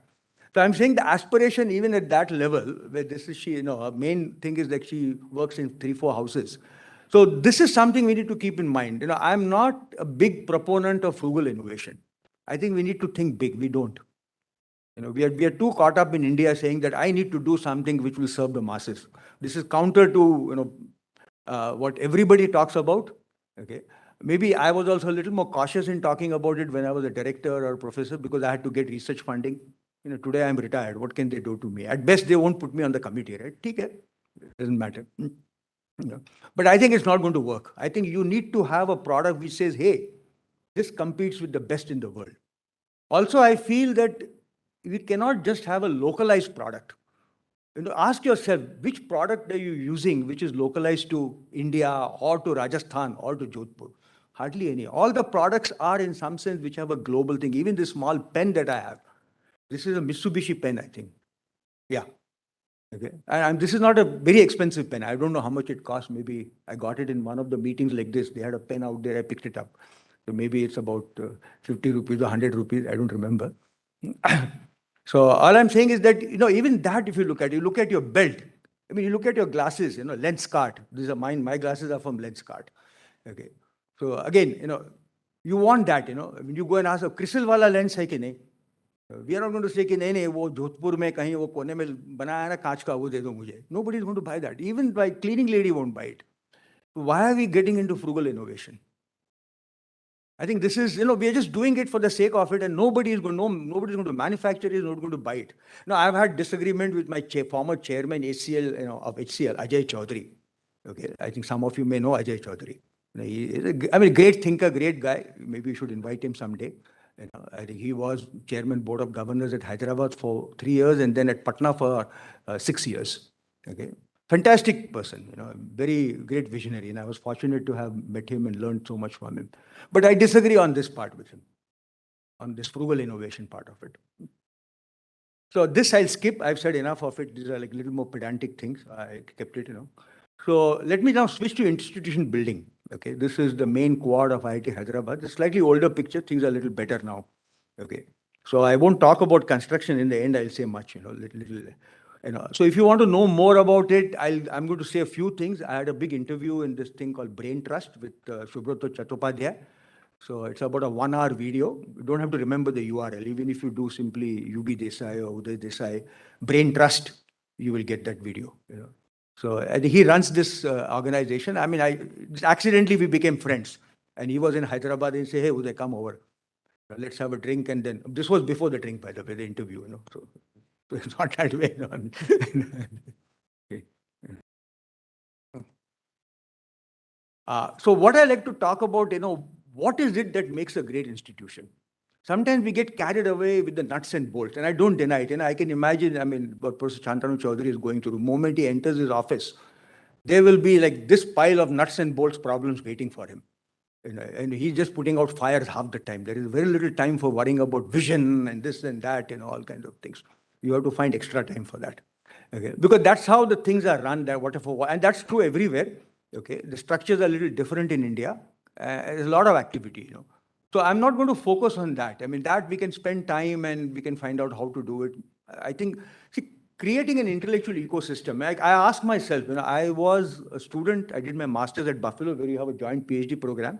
Really happy to know, and must congratulate both Professor Shantanu Chaudhary as well as Tripathi, who is the president at Buffalo. Tripathi is doing a great job out there. So, and then I went to Hopkins. And then after getting my PhD, and when I was a faculty, I spent about 1 quarter at Stanford University. And what's the big difference between Stanford, Hopkins, and Buffalo? Hopkins and Stanford, some difference is there. Buffalo and Hopkins is huge difference. It's not the professors. It generally the people. Okay, the people you interact with first of all. I mean, essentially everybody is top-notch out there. You will talk to them, they're going to challenge you. You cannot get away by just making a statement and say, yes, sir, you are right. If you go to a normal, say, private college out here and you say something, and you are an IIT Jodhpur professor, they will just accept it like a God-given truth. They'll never challenge you. But you go to some other place, at Stanford, everybody will challenge you. Why do you think this is right? What's the justification for it? If not a mathematical proof, at least tell me why. And then that makes you learn and grow. The second thing that you see in that intellectual environment is people who are coming in. Particularly a place like Stanford, it's like richness of knowledge. Literally every week you should decide which should I go for, this seminar, that seminar, or that seminar. I mean, you are starting a school of whatever program in computational social science. Fantastic. Now there are like those kinds of programs, tons of them. Literally you have to choose, and you get all the best people in the world on Stanford campus giving seminars, because everybody wants to go to Stanford and say, hey, I gave a talk at Stanford. Okay, that's like a big plus part, whatever, star on my lapel. Okay. So the point is that you have that luxury of selecting who should you listen to. Even IITs have not done that much. If you look at it, for example, we don't have an IIT Bombay professor giving talks at IIT Delhi or vice versa. Especially, because we'll get somebody from University of Bumblebee, Arizona to come and give a talk at IIT Delhi or IIT Bombay. But we won't sort of appreciate our own colleagues who are in another institute in the country. Okay, but this is again the Indian handicap, and I can talk a little more about it. But the key thing is to create this intellectual atmosphere. This is the hardest thing to do. What has made American universities, some of them, all the Ivy League ones, Hopkins was that way. I mean, every time, and I used to have big discussions with undergraduates also. I mean, I had some I was doing my PhD, but I had undergraduate friends, they'll knock on my door and say, hey, this is what we have studied, what do you think of it? And I'm again debating. Professors would come and debate with you. They just drop by. What do you think of this, the theory which is being talked about? Does it make sense? Why is it not that way? That atmosphere is there to some extent in places like TIFR, places like IISc, IITs. But I think it's not. I think we need to be a lot more. Partly because we are too much into nuts and bolts. This H index, citations, then whatever ranking. I mean, kya ho raha hai? I mean, it's just like we are going berserk with all these numbers all over the place. And as somebody posted me, and I like this particular thing. There is more fiction written in XLS than in Word. So that's where we are today. And we need to get out of that. I think. So I think this is something we need to create. If you ask me what is it that takes one-line statement for a great institute, you don't have to replicate Stanford. Don't copy. You can never copy anybody. If you copy, you will be always second-hand. Irrespective of however good you are, you will always be second-hand. Virat Kohli cannot become Sachin Tendulkar. He cannot copy it. He is Virat Kohli. Though right now he's going through a bad phase and all of us are picking on him. Okay. But it is like, Sachin Tendulkar is Sachin Tendulkar. He is not Vishwanath. Okay, he plays very differently. So we have to accept that. You can define your own thing. Don't copy any other. Of course, you learn from everyone. Okay. The other thing which I want to emphasize, cooperative competitiveness. See, we compete, but we don't cooperate that much in India. And I'll give you an example. And I'm willing to take a bet right now, and I'm willing to give 5,000 rupee bet. You take a PhD thesis from IIT Bombay or IIT Delhi or IIT Madras. See how many references are there for researchers in other IITs or IISc. Almost zero. And I don't get too many theses to review nowadays because I refuse to sign theses unless they had 5 references to researchers from other institutes in the country. They will reference, as I said, University of Bumblebee, Arizona, but they will not reference, and I'll give concrete examples, IIT Kharagpur. So I was reviewing a thesis on image processing. The guy had done something. I said, there's no reference. He says, no, sir, I'm very different. This, that. I said, I know Professor B.B. Chaudhary. He's in ISI Kolkata. And roughly 2 hours from where you are, he's doing something similar. He says, yeah, but it's not the same. I said, obviously it's not the same thing. If it was same, you wouldn't get a PhD. After a lot of convincing, finally, I said, I'm not signing unless you put those 5 references. So this is the thing. We do not acknowledge. Our H index will, really become high if we acknowledge our own colleagues in other institutes. So I agree, we don't have to acknowledge in the same institute. That's a different thing. But at least if I'm in IIT Bombay, why can't I acknowledge the good work that is done in Madras, good work in Kharagpur, IISc Kolkata, whatever, TIFR, etc. We rarely do that. You look at our presentations. When students make presentations, when professor makes presentations, we don't reference. And our reference will be to US.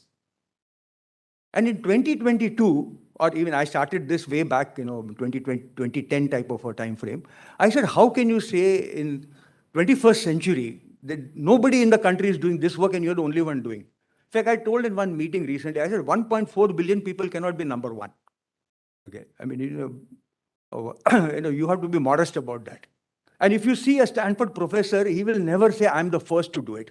In India, you will see in all our presentations, seminars and all, oh, we were the first to do that. We were the first to do it. We have this hangover about being first. I don't know why. If you look at Stanford professor, he will acknowledge Berkeley, he will acknowledge Urbana-Champaign, Purdue, Michigan, MIT, etc. and say, this is what I have done. These are the benefits or the new things in what I'm presenting. They never claim that something so unique that nobody in the world is looking at it. But we have this, I think that's what I meant by cooperative. We have to compete, obviously. There is no way out of it. But there is a certain respect and cooperativeness. I just coined this phrase. It may or may not think. The other thing which I like to emphasize, and this I learned from the former president, he is no more, I think, in fact, he was the president at Buffalo at one time, Steve Sample. Then he went and became a president at USC. So he has written a book called The Contrarian Guide to Leadership. You should read that book, interesting book, and it was gifted to me by Yanis, who is the Dean of Engineering at USC. And he has this nice statement, think gray. See, in India, what we say, this guy is a strong person. He can immediately take decisions. Yes, no. He's emphasizing, don't do that. That's the worst thing to do. He says, life is gray. Life is not black and white. Life is not yes and no. Life is full of maybes. At every instant, in some sense, you're making a maybe decision and then saying, okay, let me do that. That is where the judgment call comes in. That's a complicated thing. Okay, so, and this is not easy to do, by the way. He describes, I have a few anecdotes at the end of my presentation, if I can get it, but think gray. And this is a hard thing to do. And I keep emphasizing this I've been right from 2009 when I became a director, I told my faculty also, don't worry, we don't have to decide everything right now. And every decision need not be a hard yes and no. There are too many variables and there is no one single human being or three of us sitting in this room and say that yes. But somebody you have to call a closure, so you do that. So this is the hard thing. Think about it, what it means to think gray. The other part in institution building, in my opinion, is faculty, faculty, faculty. I mean, that's what I did. To some extent, I learned that from Professor Nag, who was the director at IIT Bombay from 84 till 94. He's the one who hired me at IIT Bombay. And he used to have, later on I heard from Mr. Ghosh, who was the registrar at IIT Bombay, that many times he'll go into the boardroom and anybody walked in and said, I want to meet, oh, he's not available. He was there in the boardroom just going through faculty applications. That's all, going through that. And he really worked hard. And if you look at it, all the IIT Bombay people who have become directors, they were all hired by Professor Nag. Devang Thakkar, myself, I think Karandikar also, and many others, names which are there. So I think faculty, and that's what I realized when I became, maybe accidentally or something, that's the most important thing. And once you get good faculty, then it is smooth sailing. A director can just sit on his chair and smoke cigars if he wishes, nothing much to do. But there are a few other things you need to do besides hiring. Faculty empowerment. Luckily in IIT, faculty are highly empowered. And the reason I'm emphasizing, I think Prof. Chantanu is doing a great job, but many of the younger IITs, it is very top-down. Faculty are a little scared. They will say, oh, no, director will not approve this. You go to old IITs, the joke in old IITs is, if there are 500 faculty members in, say, in an IIT, the joke is that the poor director needs approval of 499 to do anything that he wants to do. Otherwise, he can't do anything out there. Okay. So that's the kind of empowerment that the faculty have in older IITs. And I think that is something we need to bring in to the younger IIT, empower the faculty. It is not done to large extent for whatever reason. We can debate that, discuss that, but I think we need to create that. And that is, to me, the strength of the IIT system. Tremendous. Sometimes people may say, oh, there is too much empowerment. It's like saying there is too much freedom. What do you mean too much freedom? If you put one lock on the freedom, that's the beginning of putting all the locks. It doesn't work that way. You can't put a lock on freedom. Same thing in empowerment. You can't do that. You have to have that empowerment if you want, I mean, things like, what is it that you want, etc. Flexibility is one thing. So I'm just going over that. Encourage disagreement. Goes back to my first slide, dissent. I mean, you don't want that movie Chennai Express, Deepika Padukone tells Shah Rukh Khan, Mundi Hilao. You don't have a mass of Mundi Hilao people, right? You want people who will challenge you, who will disagree with you. And then some interesting things will come out. That is the whole purpose of, interacting with intellectuals. But I used to normally joke, if two PhDs agree on something, then you should worry. Okay? I mean, by definition, the PhDs are not supposed to agree. They're supposed to fight over everything. Okay. Then have a big vision. In India, incremental. I remember when I became a director, many said, no, do it incremental, one step at a time. But one thing China has taught us, and this is something I learned, just even before I became the director, leapfrog, don't take baby steps. Irrespective of whatever views we have on China, I think we can still learn a lot from them. I'm not saying I'm not enamored with China by any stretch of imagination. I mean, I don't like that system. But yes, they have been able to leapfrog. They think big. And big is massive big, I mean, one has no idea. I mean, if you have ever been to China, we build one flyover that if you have been to Bombay, we have that Worli ceiling and we just project it. Aha. I mean, that is like a baby structure in China. Some small village will have that in some sense. You look at the flyovers that they have built. I mean, some 6, 7 layers of flyover, I mean, they put US to shame in some sense in some of these things. They really think big. I think we have lost somewhere along the line. Maybe funding is not there because every proposal is also many times when I say do it, most people say, no, this is too big a thing. They should do this much. Then they can come back again and we will see what we can do.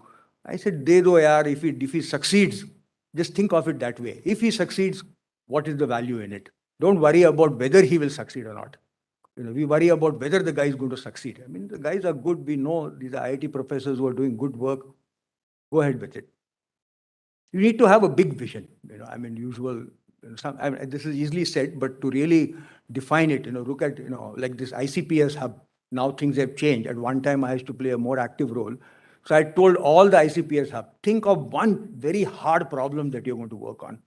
And I said, as long as I'm present, I will defend you even if you fail. Doesn't matter. But we need to attempt that.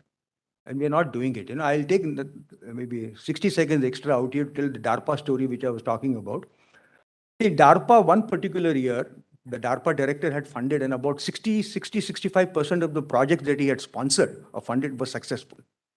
Normally, we would have thought, 65, okay, next time, make it 75, 80. That's the Indian response, right? The DARPA director that time was taken to task. How come 65% succeeded? We do not expect more than 33% to succeed. Their idea was, we are not here to fund problems which can be solved, that somebody else can fund. We want to fund which are difficult problems. That's how the internet came up. One of the biggest contributions of DARPA. Can you imagine way back in the 70s? They funded it saying, how can two computers talk to each other? That's all. And that's what led to everything that we have today.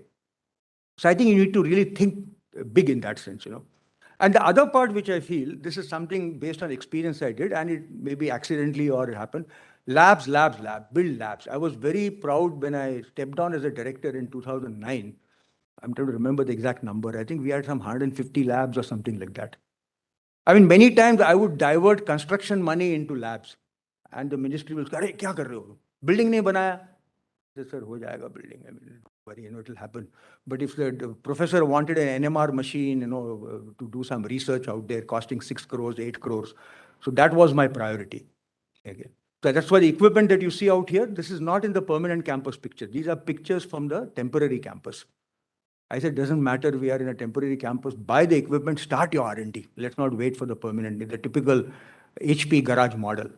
I mean, I took a bit of flack from the ministry, but in the long run, I think we succeeded. And I believe why IIT Hyderabad is in the top 10 is fundamentally because of this particular part. Labs and giving funding for the equipment that the faculty wanted to do the research.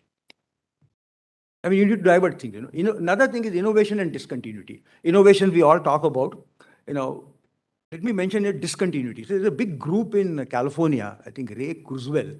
I think he calls it Singularity University, if I'm not mistaken. You can check it out. You know, see, if you look at the history of technology, what has changed are singularities. It is not a uniform, steady activity. That keeps you uniform, steady.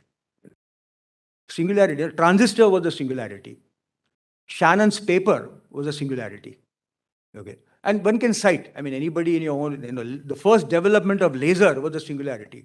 Today I can have laser pen, like a laser pointer. I mean, it has come to that level, costing a few rupees or whatever, a few hundred rupees. But the first development of the laser, it changed everything. Laser cutters, laser this, laser that, laser surgery for your cataract, etc., all over the place. So there are, the world is full of these singularities. At one time, my former professor from IIT Kanpur had given a beautiful talk, Sharan, he's retired. He was there at Gandhinagar for a long time. On this part of it, he says, you need impulses. The word he had used was impulses. Some people call it discontinuity, You need that. That is where things change. That is what lifts the averages. Now, these are hard things to do. So can we, as collective, I think IITs and IISCs and TIFRs are the ones who should ask, are we creating impulses? Are we creating discontinuities? When we brainstorm about all the ye karenge, wo karenge, udhar ka udhar, I mean, this twisting, turning. Sometimes I think our researchers have become like the Bollywood music directors, like Bappi Lahiri. We are like Torji, Marorji, as they call it. I think we shouldn't do that. We have to really look at discontinuities. Yeah. And I'll talk a little bit, I mean, I'm not saying this is an amazing thing or something, but something I tried to some extent is succeeded. I'll call what we called as fractal academics. Basically, we just completely modified the whole curriculum. That's a separate talk. I just have one slide to show what it is. Essentially saying that we ruptured the semester. There's nothing like a semester. We had segments of 7 credit hours each. Okay. And what we do is that some courses are 7-hour modules, some are 14 hours, some are 21 hours, some are 28 hours, all the way to 42. 42 is a normal 3-credit course. That is 3 contact hours per week. Okay. And then we worked with it, worked it out. It was really, and luckily for me, I mean, I had this thought, but I had 2 faculty members, Sumona and GVV Sharma. They came and said, we have this problem. What? I said, look, you think this approach will help? They said, yes, it looks good. Then they went and developed everything. So I actually, I must thank them. But for them, nothing would have happened. Then, of course, there was a battle royal in the Senate to get something like this go through. So I'll just give an example to give you, rather than getting into all the verbose description. This used to be, now I think the new director has changed quite a bit. I would say he has made it a little more traditional. So this is what we had first year, first semester, when the student walks in for electrical engineering. Okay, they do an independent project. Okay, the idea was that, just do some project on day 1, you enter IIT. And what we had, these projects were not given grades when 26 Jan celebration was display of these projects. Then we started a course on digital fabrication. We have to have a course on workshop. I presume you also have workshop. So I asked faculty, I said, name one computer scientist, one electrical engineer who has ever taken a hacksaw or even held a hacksaw after he or she finished her BTech. In fact, for that matter, many people in fluid dynamics, I would say, and thermodynamics who work on it. Okay. I said, why are we emphasizing this thing? This was done in the 50s and 60s. Does it make sense in 2010 to do something like this? So luckily for me, and this is where I talk about conversing with faculty, it so happens Surya was, I had to go to the main campus from the temporary campus and something was required. I said, Surya, why don't you come along? You can help me. It was about a half-an-hour drive. Then I said, Surya, what do you think? He's a mechanical engineer. He did his PhD in 3D printing with Karunakaran at IIT Bombay. So I said, what do you think, Surya? Does it make sense to do this? He was young, of course, conformist, as I said. So partly he said, yes, sir, yeah, we need. Then I said, what do you think of this? Let's replace this with 3D printing. So IIT Hyderabad at one time, now I'm not sure, and maybe they still do, taught a 3D printing course in the very first semester. So when moment the student enters, the key thing is that students come with very bright eyes. You can ask all of them out there, and this is based on feedback from the guys who are at the back. They all come with very bright eyes thinking, aha, I made it to IIT. What is it, man? And then बोलते हैं बिल्कुल एक साल में हवा निकाल देते हैं because we still teach PCM. Bombay, I had the same thing. The students, I had a good equation, so they would come and chat with you. Sir, I came to study electronics. 1 year has gone by. Where is electronics? I stayed here to study communication. I'm talking of double E. Where is communication? I'm still doing the same PCM. I'm here because I'm good at PCM. Otherwise, I would not be out here.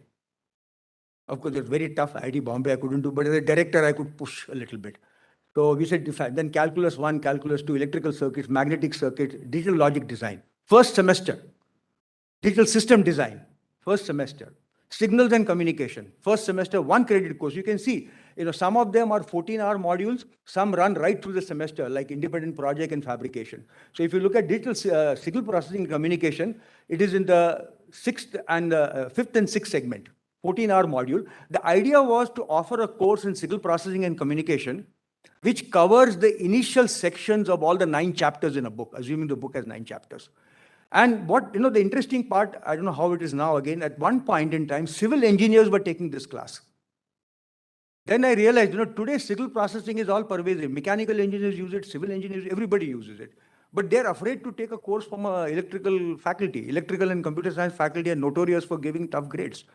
Okay, and say, I don't want to sit and study Shannon sampling theorem and all that. I'm doing my metallurgy or civil engineering. But this was the idea that, look, we'll do this key idea. What is signal processing? So at least when you do something, you have some idea about it. Internet of Things. So IoT course, I must thank Professor Rajlakshmi. I had to really ask her. She said, okay, I'll do it.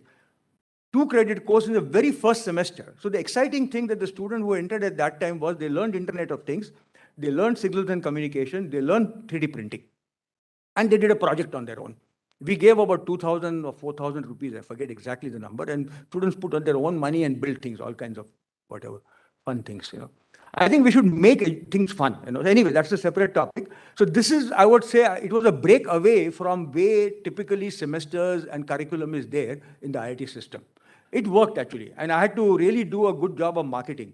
In fact, on the side, I would say that to do this marketing, not faculty. So I used to have my lunch every day with the students in the student hostel. Wahi patli dal, jo bhi hai, they'll vouch for it, right? The same boring dal, boring sabji, wahi bangan, whatever, So I used to sit with them and just catch hold of 3, 4, 5, 7 students who was there on one table and say, okay, now for the next hour, I'm going to bore you. Do bear with me. And being the director, they couldn't quite kind of, do that. So, and I used to ask, why? Why do you think? What are the problems? What do you think? Why do you think? They would ask, why should this work? We came with this. Why can't? I'm talking of students, not faculty. Faculty is a different ballgame. And I did convince quite a few of them. And it worked. But I had to do that, almost like a routine, unless I was traveling. Okay, this I'll skip out here. I think, okay, it's running out. Okay. Construction. Okay, everybody talks about it. In fact, I'm not going to say much. This is the only slide I have. It's a monkey that you have to deal with. There is no way out of it. And each one has their own way of dealing it. We did our own things. We had some additional funding coming from Japan. So we had a luxury of doing things which maybe Jodhpur won't have, or whatever Bhubaneswar didn't have, or Patna didn't have, etc. And we were able to build some extra interesting thing. The picture you see at the bottom here is the hostel area. And we had, for whatever, I had a lot more freedom there. Now everybody has to go through CPWD. Then it was not the case. So I had architects, which I'm proud to say. She was kind of collaborating with the company in Pune, okay, and Margaret Bothik, and she worked for GMP, a very big architectural firm in Germany. So the hostels were designed by Margaret Bothik, but officially they were part of a Astute or something, I think, architectural company in Pune.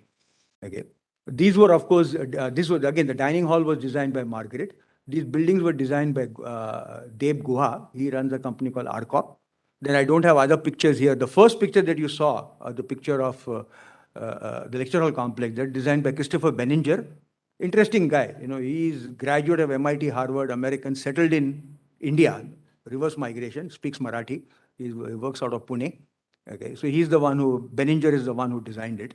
Okay, so I had 4 sets of architects: Benninger, Astute and Margaret, Deb Guha and his team, and Japanese architects. There are 2 of them, Ono and Kawazo. So it was a fantastic, at one point I used to joke that maybe I'm actually becoming an architect, just spending time with all of them, sitting with them, learning from them, debating from them.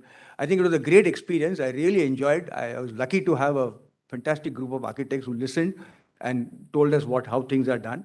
And I learned, so different the way the Germans think and the way the Japanese think. Margaret actually studied the wind pattern and the sun pattern over the year in that part, and that's how she designed. There are fins out here, you can't see it. Maybe you can see the fins out here. So these fins are all unevenly spaced. Everybody who comes, how come they're not evenly spaced? So Margaret said, I'll unevenly space so that you get maximum shadow. Now, and Japanese also, I can tell enough stories about detailing that they do. So I think I have one more slide. Another book that one should read on leadership, I've never met this gentleman, is Fred Turman. I studied from his book, Radio Engineering, when I was a student, undergraduate student. He is considered to be the father of Silicon Valley. He was the Dean of Engineering at Stanford, and he has done some amazing things. The way, even HP, the fact that HP started the company in Silicon Valley in the 50s, late 50s and all, is because of Fred Turman. I think in Silicon Valley, I think most people know of Fred Turman. It's an expensive book. If you get a chance, you should take a look at it. These are some things, if I have time, I can repeat. I like the first one and the last one. This is from Steve Sample, Think Grey. Never make a decision today that can reasonably put off till tomorrow. Just contrary, right? In our case, this guy is a strong leader. He can take decisions, firm decisions. He says, it is not required. You create more problems than you solve problems in sometimes, So there are similar things, Then he has this nice one, know the hill, And the other, this is important. This is something which Kalam has talked a lot about. And shoot your own horse. Don't force others to do your dirty work. And Kalam has a nice anecdote with Satish Dhawan, who was ISRO chair and also the director of IISc Bangalore. Okay, I won't get into that story. And of course, know what hill you are willing to die on. So I should know where I'm going to be finished off. Keep it a secret, but mentally be prepared. If I do this someday, somebody is going to finish me off somewhere along the line. So I'll stop here. Thank you so much being so patient and listening to all my stories.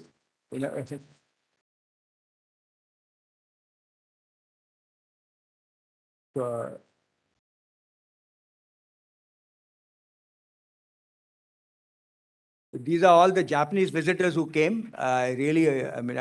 Tokyo today is my favorite country. Because of the collaboration, I must have visited Japan some 40 times in those 10 years. And not just me.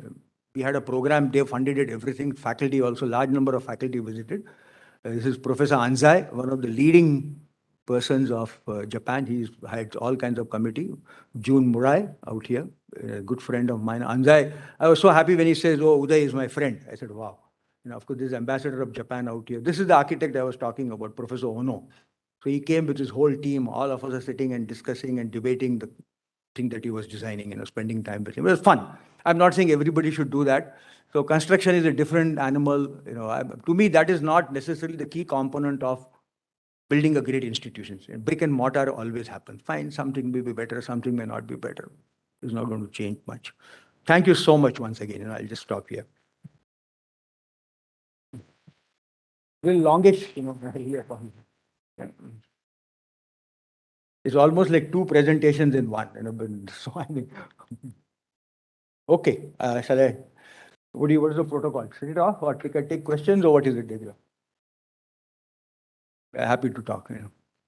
At least with the faculty, I'm here tomorrow morning. We can sit and chat. I'll be love to do that. Maybe the students can have some questions, because faculty, at least they can talk, grill me tomorrow. Any questions from the student body?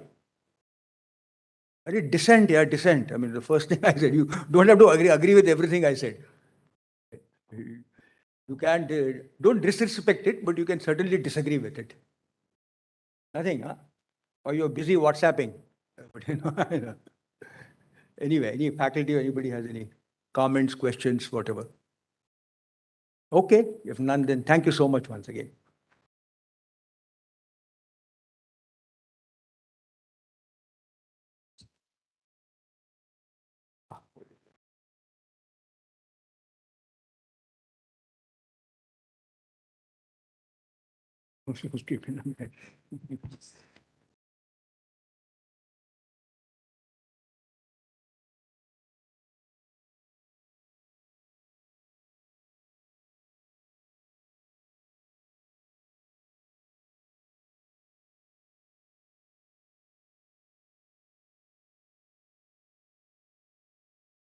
Thank you, Professor Desai, for emphasizing on the importance of creativity, dissent, and vision when it comes to institutional building.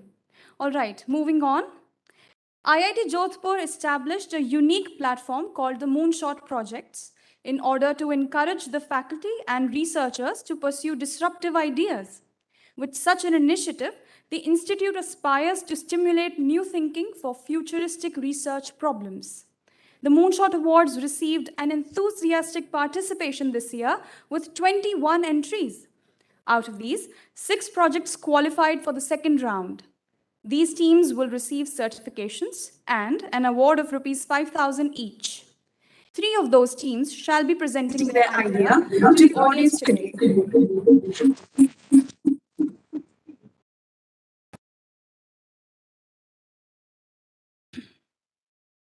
I request Dr. Bhatia to proceed with his team's presentation on the EM Cloud.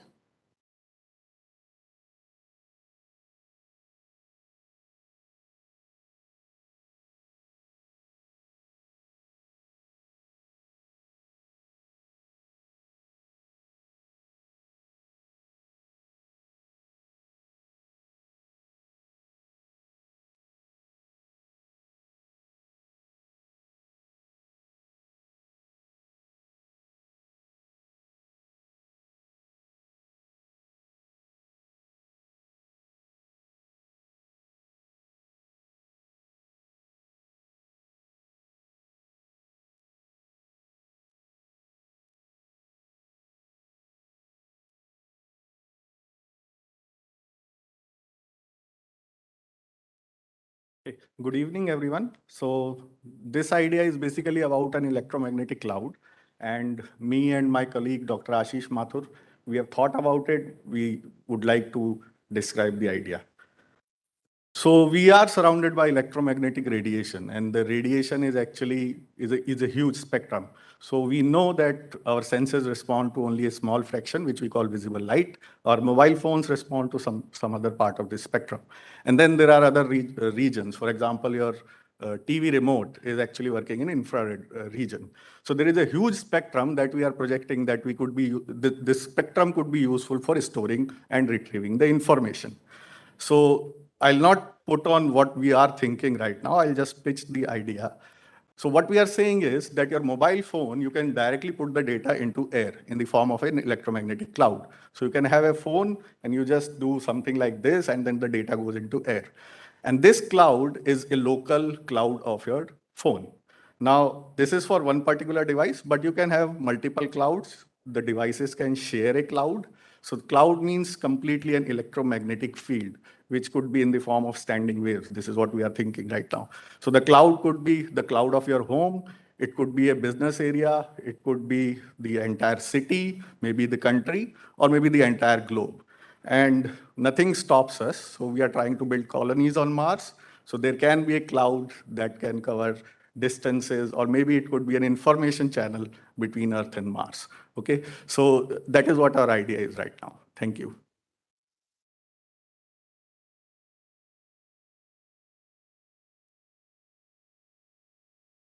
Thank you, Dr. Bhatia.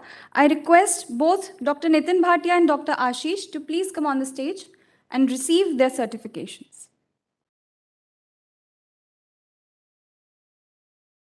I request Professor Bhattacharya to felicitate the awardees.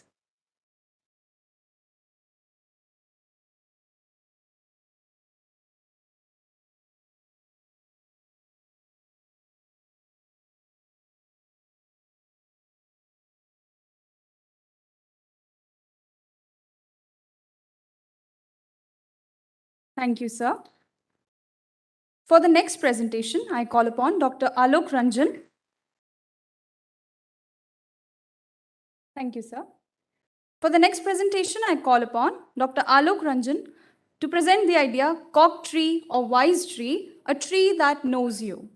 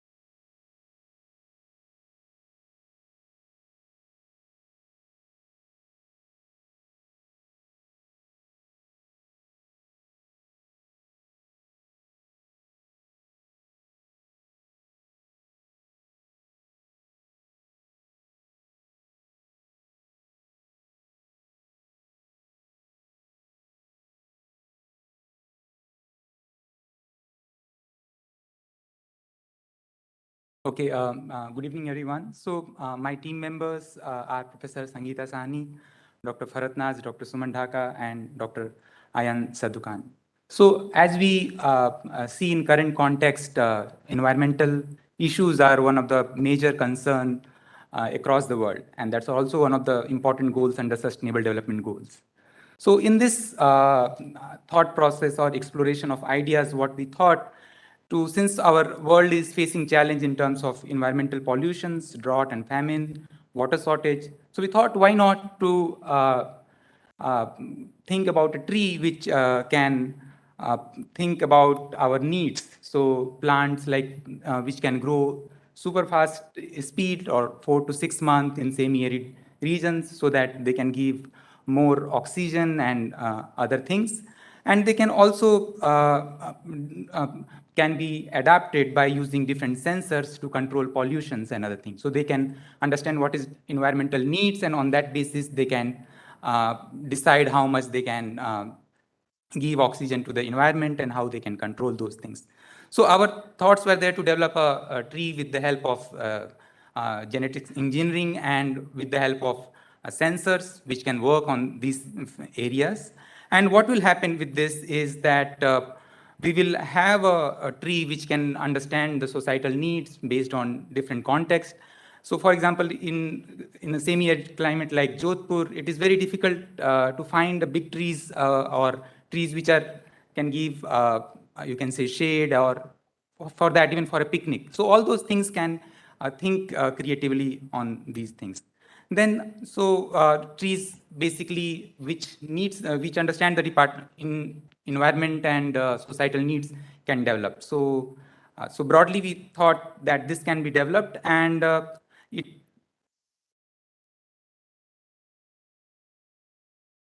And through the help of plant genetics engineers, data scientists, plant neuroscientists, human behavioral scientists, and community members, we can develop something in coming future. So ultimate beneficiaries will be community and environment. So overall, the societal well-being will improve with this kind of thinking or moonshot idea. Thank you.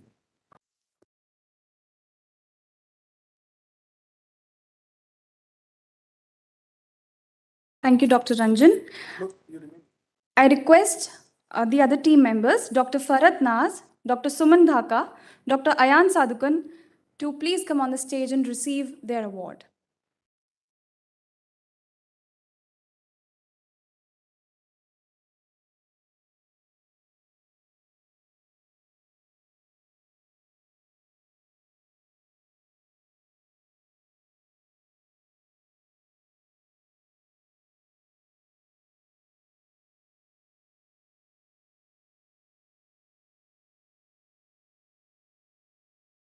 I request Professor Bhattacharya to felicitate these awardees.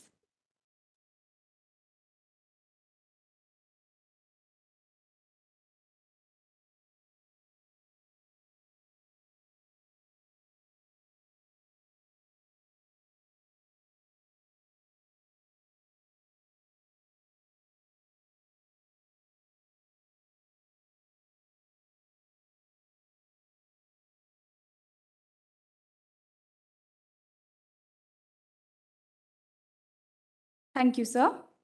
I now invite Dr. Suman Dhaka to present the idea, Sleep Switch, Personalized Optimization of Sleep.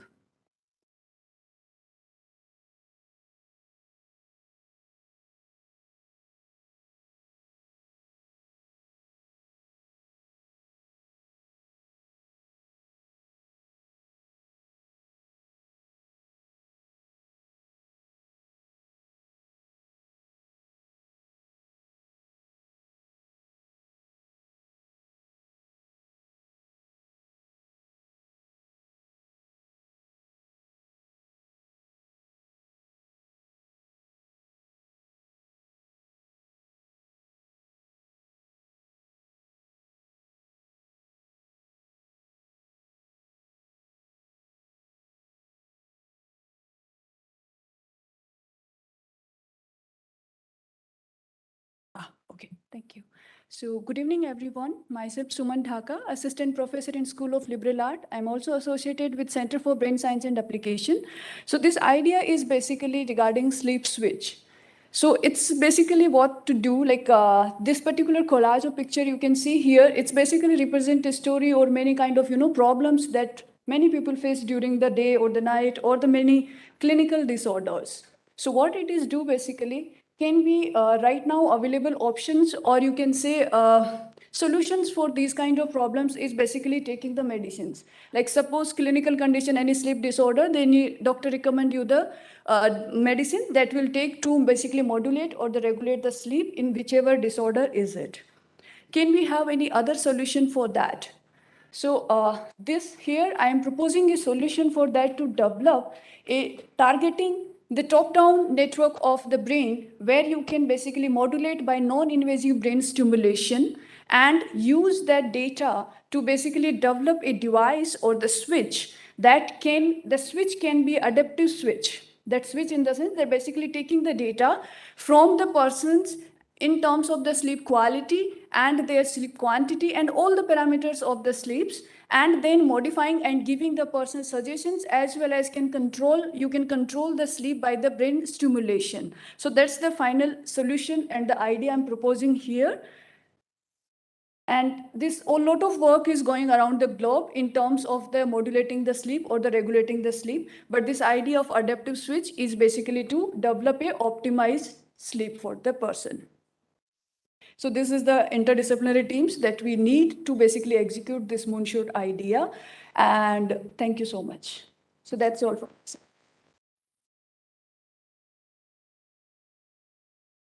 Thank you, Dr. Dhaka. I request you to please be on the stage.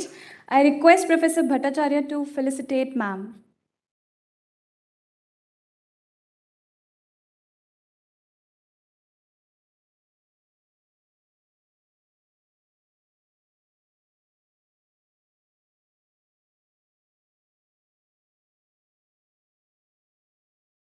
Thank you, sir. Thank you, ma'am.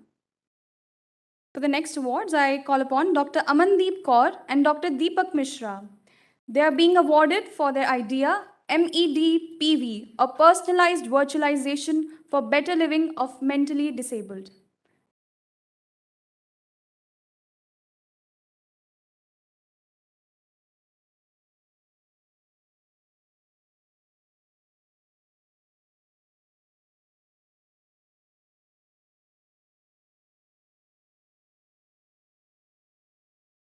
I request Professor Bhattacharya to felicitate the awardees.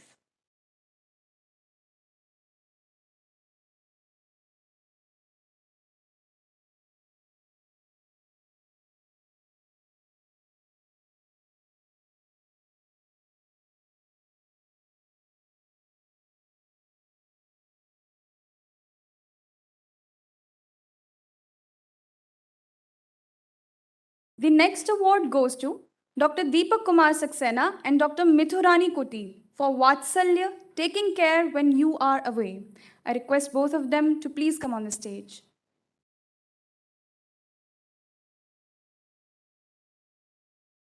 Once again, I request Professor Bhattacharya to felicitate the awardees.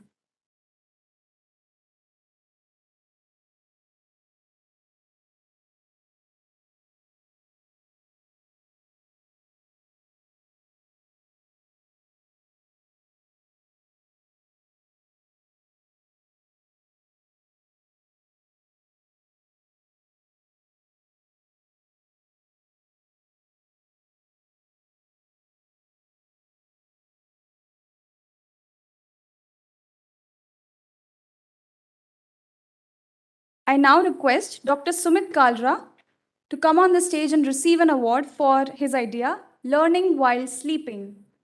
I request Professor Bhattacharya to felicitate Dr. Kalra.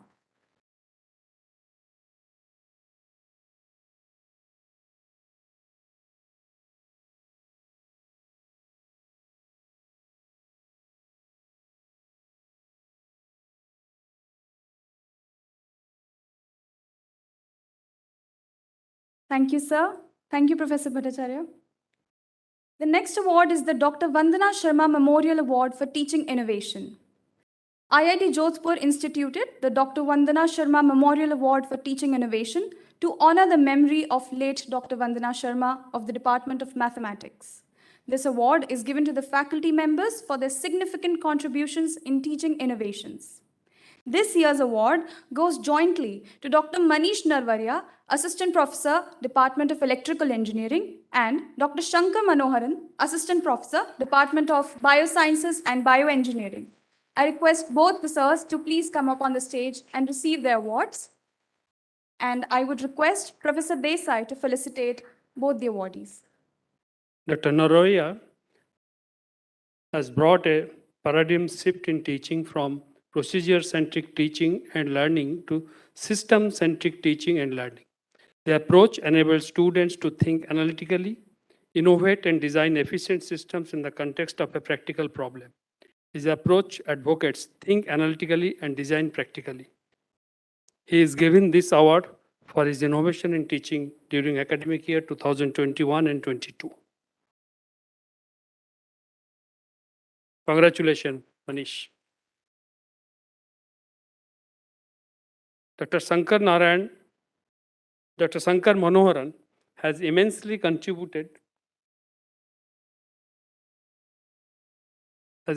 contributed towards innovative pedagogy at IIT Jodhpur. His approach involves stimulating interest in the subject by contextualizing the knowledge, imparting analytical and logical reasoning using non-traditional approaches, simplifying concepts using videos and experiential resources. As part of the continuous evaluation, he has developed an innovative concept that requires analytical thinking and brainstorming, known as the Thinkaton. Several innovative ideas in the fields of healthcare, energy, sustainability, and space emerged from Thinkaton. He is given this award for his innovation in teaching during academic year 2021-22.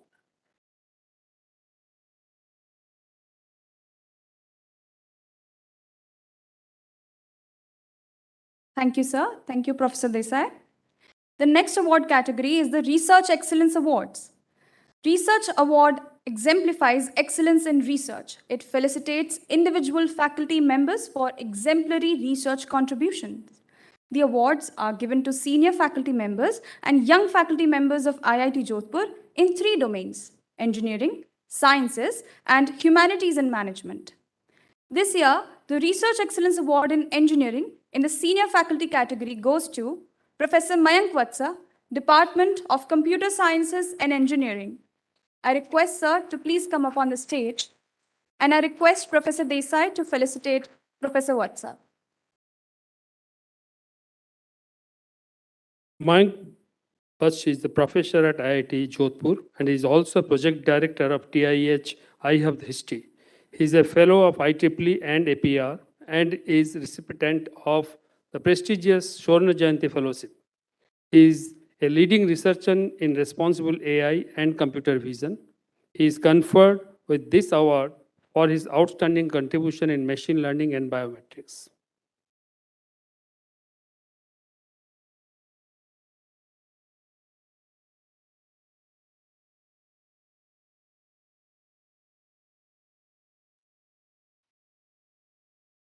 Thank you, sir.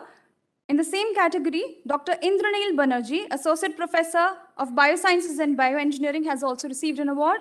I once again request Professor Desai to felicitate Dr. Banerjee.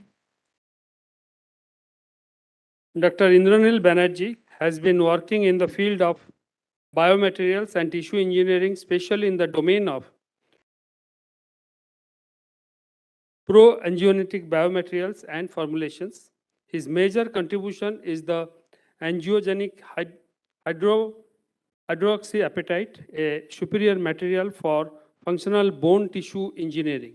He also developed several versatile biomaterials and formulations for the tissue engineering, cell encapsulation, drug delivery, and theranostic applications.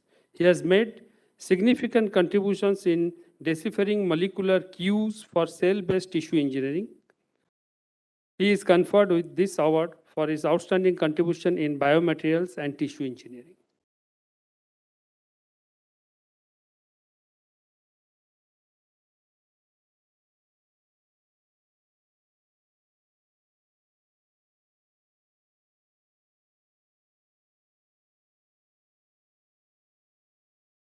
Thank you, sir. In the young faculty category, this award goes to Dr. Harshit Agrawal, Assistant Professor, Electrical Engineering. Sorry. I once again request Professor Desai to felicitate Dr. Agrawal.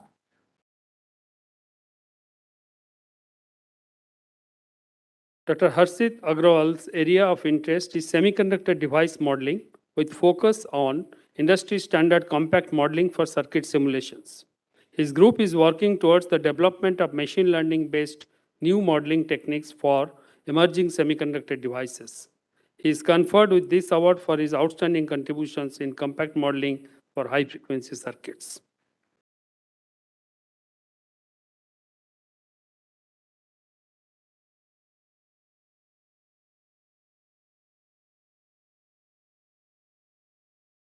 Thank you, sir. The Research Excellence Award in the Sciences category. In the Young Faculty category, this award goes to Dr. Gaurav Bhatnagar, Associate Professor, Department of Mathematics. Once again, I request Professor Desai to felicitate Dr. Bhatnagar. Dr. Gaurav Bhatnagar has developed mathematical methodologies for the analysis, completion, and validation of the visual data and has used these methodologies to enable the security of visual data for segmenting these data into meaningful structural regions to merge multisensory visual data for an enhanced overview and to fill in the missing visual information in a designated region of the data. He is conferred with this award for his outstanding contributions to mathematical vision and video processing.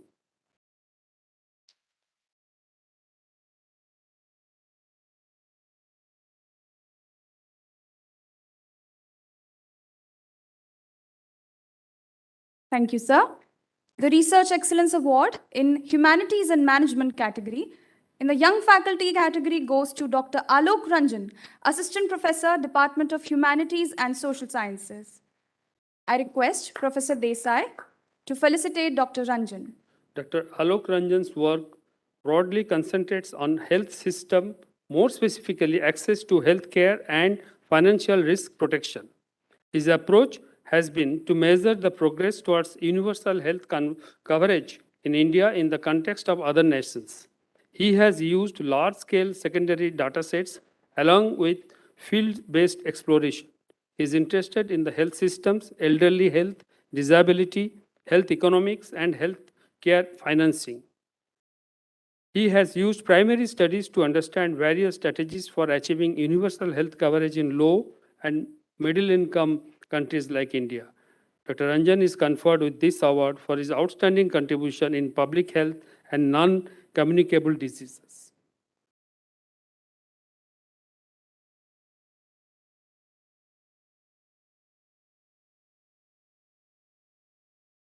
Thank you, sir. Thank you, Professor Desai. Now we'll have the Meritorious Staff Awards. The Institute recognizes the contributions of the staff members who have made outstanding achievements in their respective field of work. This year, the award in Group B category goes to Mr. Ashish Kumar from the Office of Infrastructure and Engineering. I request Professor Bhattacharya to felicitate Mr. Kumar. Mr. Ashish Kumar, Junior Engineer, Office of Infrastructure Engineering, joined the Institute on 3rd October 2017. His commendable performance was observed during the visit of the Vice President of India to the campus when he made CPWD staff to help in preparation of the site and worked tirelessly. He motivated the workers to complete the venue on time in spite of heavy rains. Further, during water crisis this summer, he along with his team worked overnight with the PhD engineers at the supply end to manage water supply in the campus.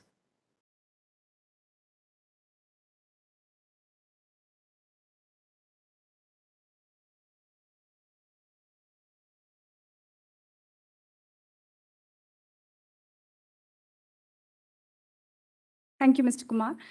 The award in the Group C category goes to Mr. Neeraj Kumar from the Office of Administration. Once again, I request Professor Bhattacharya to felicitate Mr. Neeraj Kumar. Mr. Neeraj Kumar, Junior Assistant, Office of Advisor, Administration, joined the Institute on 22nd February 2017. During the COVID period, he worked hard and contributed immensely and tirelessly as the Office of the Registrar was functioning daily during the lockdown. Due to his meticulous working, the Office of Registrar was able to realize effectively with Office of Students and PHC of the Institute to keep campus COVID safe as much as possible. His proactive and innovative working in the Office of Registrar has helped in evolving better record management, which will prove to be an asset for coming years at IITJ.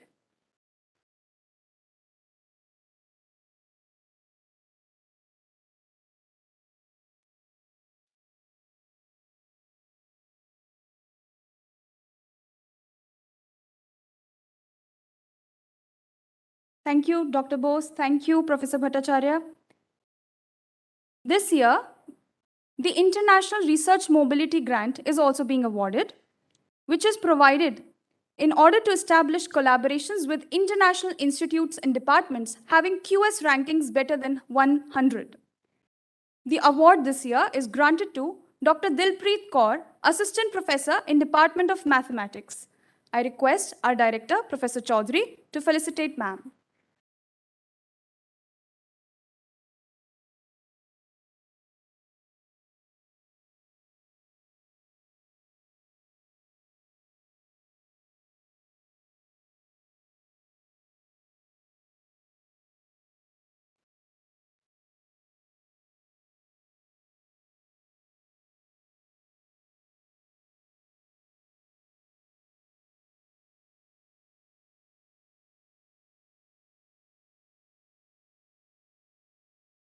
Thank you, ma'am.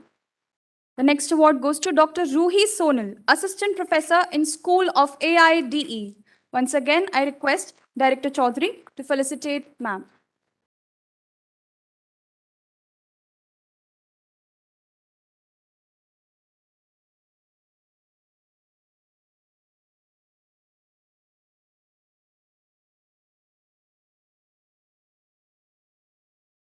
Ma'am is also affiliated with the School of Liberal Arts.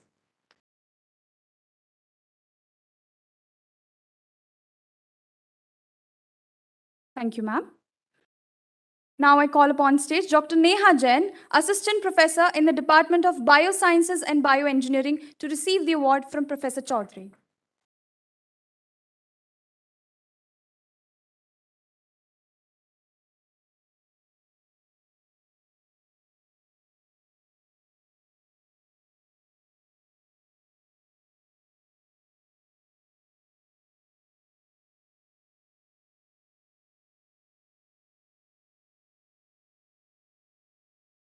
Thank you, Professor Chaudhary.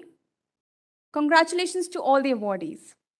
As a token of our respect and for the remembrance of our esteemed guests, I request our Director, Professor Shantanu Chaudhary, to present a memento to our Chief Guest, Professor Uday B. Desai.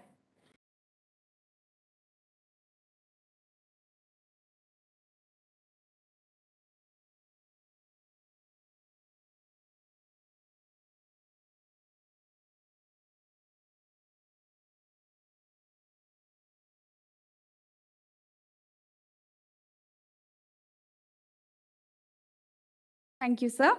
I also request Professor Chaudhary to present a memento to our guest of honor, Professor Shauvik Bhattacharya.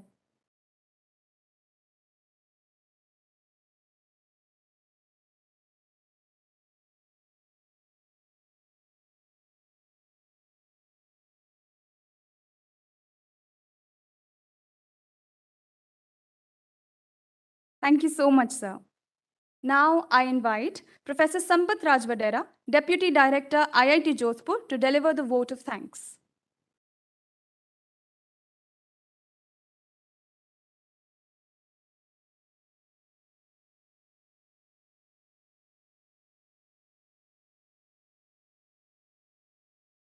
Very good evening to all. It has been really a wonderful day. Morning we had a session and afternoon also. As we come to the culmination of the technical events of the 15th Foundation Day function of IIT Jodhpur, it is my proud privilege to propose vote of thanks. In the morning during the Technovate, we have learned about rich innovation ecosystem of IIT Jodhpur, wherein the students have the opportunity to immerse into this ecosystem right from the first year of the undergraduate program. The ecosystem created by IIT Jodhpur facilitates the process of graduation from a raw school student to a successful entrepreneur through a systematic institutionalization of different steps, namely engineering design, social connect, Institute Innovation Council, Technology Innovation and Startup Center, and finally, Technology Park. I'm sure the students, faculty members, incubators, and industries in the region will take full advantage of this ecosystem, which is also supported by the state-of-the-art infrastructure. In the afternoon session, we had the opportunity of listening to great academic luminaries of the country. The message given by our chief guest and the guests of honor will greatly inspire our young students in their all future endeavors. In the series of thanks, first of all, I wish to express my deep sense of gratitude to Professor Rajgopala Chidambaram, Chairman Board of Directors, IIT Jodhpur, for sparing his valuable time and showering his blessings on all of us. We are indeed grateful to him for his valuable guidance in achieving excellence in all our pursuits. I express my sincere thanks to Professor Uday B. Desai, former Director IIT Hyderabad and Chief Guest of this function, for sparing his valuable time and delivering a highly thought-provoking address. He talked about that by copying you cannot reach to the top, competitiveness, big vision, and many other things. Sir, your words of wisdom will always be source of inspiration for all of us for a long time. My sincere thanks are due to Professor Sovik Bhattacharya, Vice Chancellor BITS Pilani, and our guest of honor for today's evening function, for gracing the occasion with his benign presence. The experiences shared by you have been highly motivating for all of us, and particularly when you talk about the ranking and how this NIRF is being considered and how we should look beyond NIRF. I wish to express our sincere thanks to Dr. Tapan Mishra, former Director, SEC Ahmedabad, for kindly gracing the occasion and sharing his valuable experiences in Technovate event of the program. I express our deep sense of gratitude to all our invited guests for their gracious presence. IIT Jodhpur is a nodal center of the Jodhpur City Knowledge and Innovation Cluster. Has always cherished the cooperation and support of entire academic, research, industry, and government fraternity of the city of Jodhpur. We are grateful to you all for always being with us. I wish to express our sincere thanks to our Director, Professor Shantanu Chaudhary, for being a source of strength and providing impetus in our journey to achieve excellence in all spheres of our activities. I wish to express my thanks and appreciation for a strong team of students, faculty members, staff, and their families, particularly young children, who will bring to us a thrilling and colorful cultural evening at 7:30. It will be a bit delayed in the evening, few minutes from now. I also take this opportunity to congratulate all the award winners and wish that they will continue their extraordinary efforts to achieve greater success in all their future endeavors. Last but not least, as chairman of the organizing committee, I wish to express my sincere thanks and deep sense of appreciation for all the members of the organizing committee for their untiring efforts to make this event a huge success. It has been really a wonderful experience to see the dedication of the entire team, which comprised of senior and young faculty members, staff members, energetic group of students, cutting across various departments and offices of the institute. The Foundation Day is not simply an occasion for all of us to rejoice for our past achievements, but it is also an important opportunity for all of us to look forward and set new goals to ensure that we and our institute both grow together to achieve newer heights and play our role towards growth of our country and well-being of the society. With this end note, I once again express our sincere thanks to you all for your gracious presence and being part of our Foundation Day celebrations to make this event a memorable one. Thank you and Jai Hind.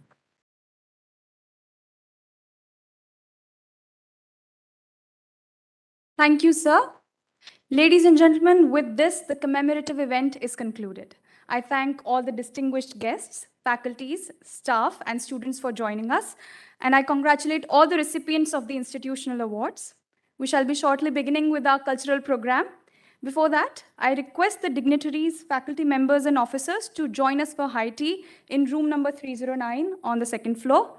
The students are requested to be seated here while the dignitaries leave. Thank you so much. Jai Hind.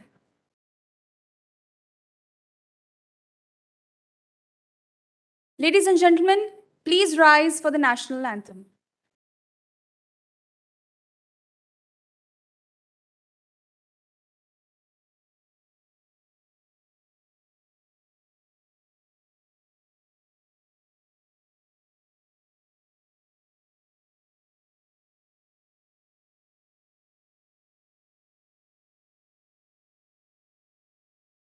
Jana Gana Mana जय हे भारत भाग्य विधाता Punjab Sindh Gujarat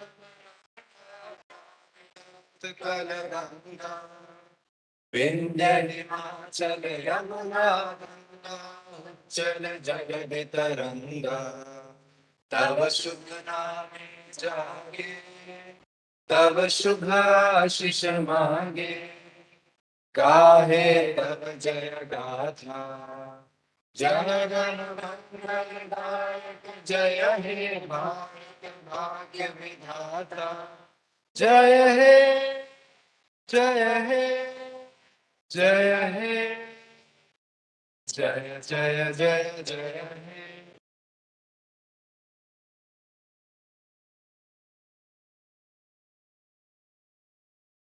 The students are requested to be seated. There are arrangements made for their high tea, for their refreshments as well on the ground floor. While I request all the dignitaries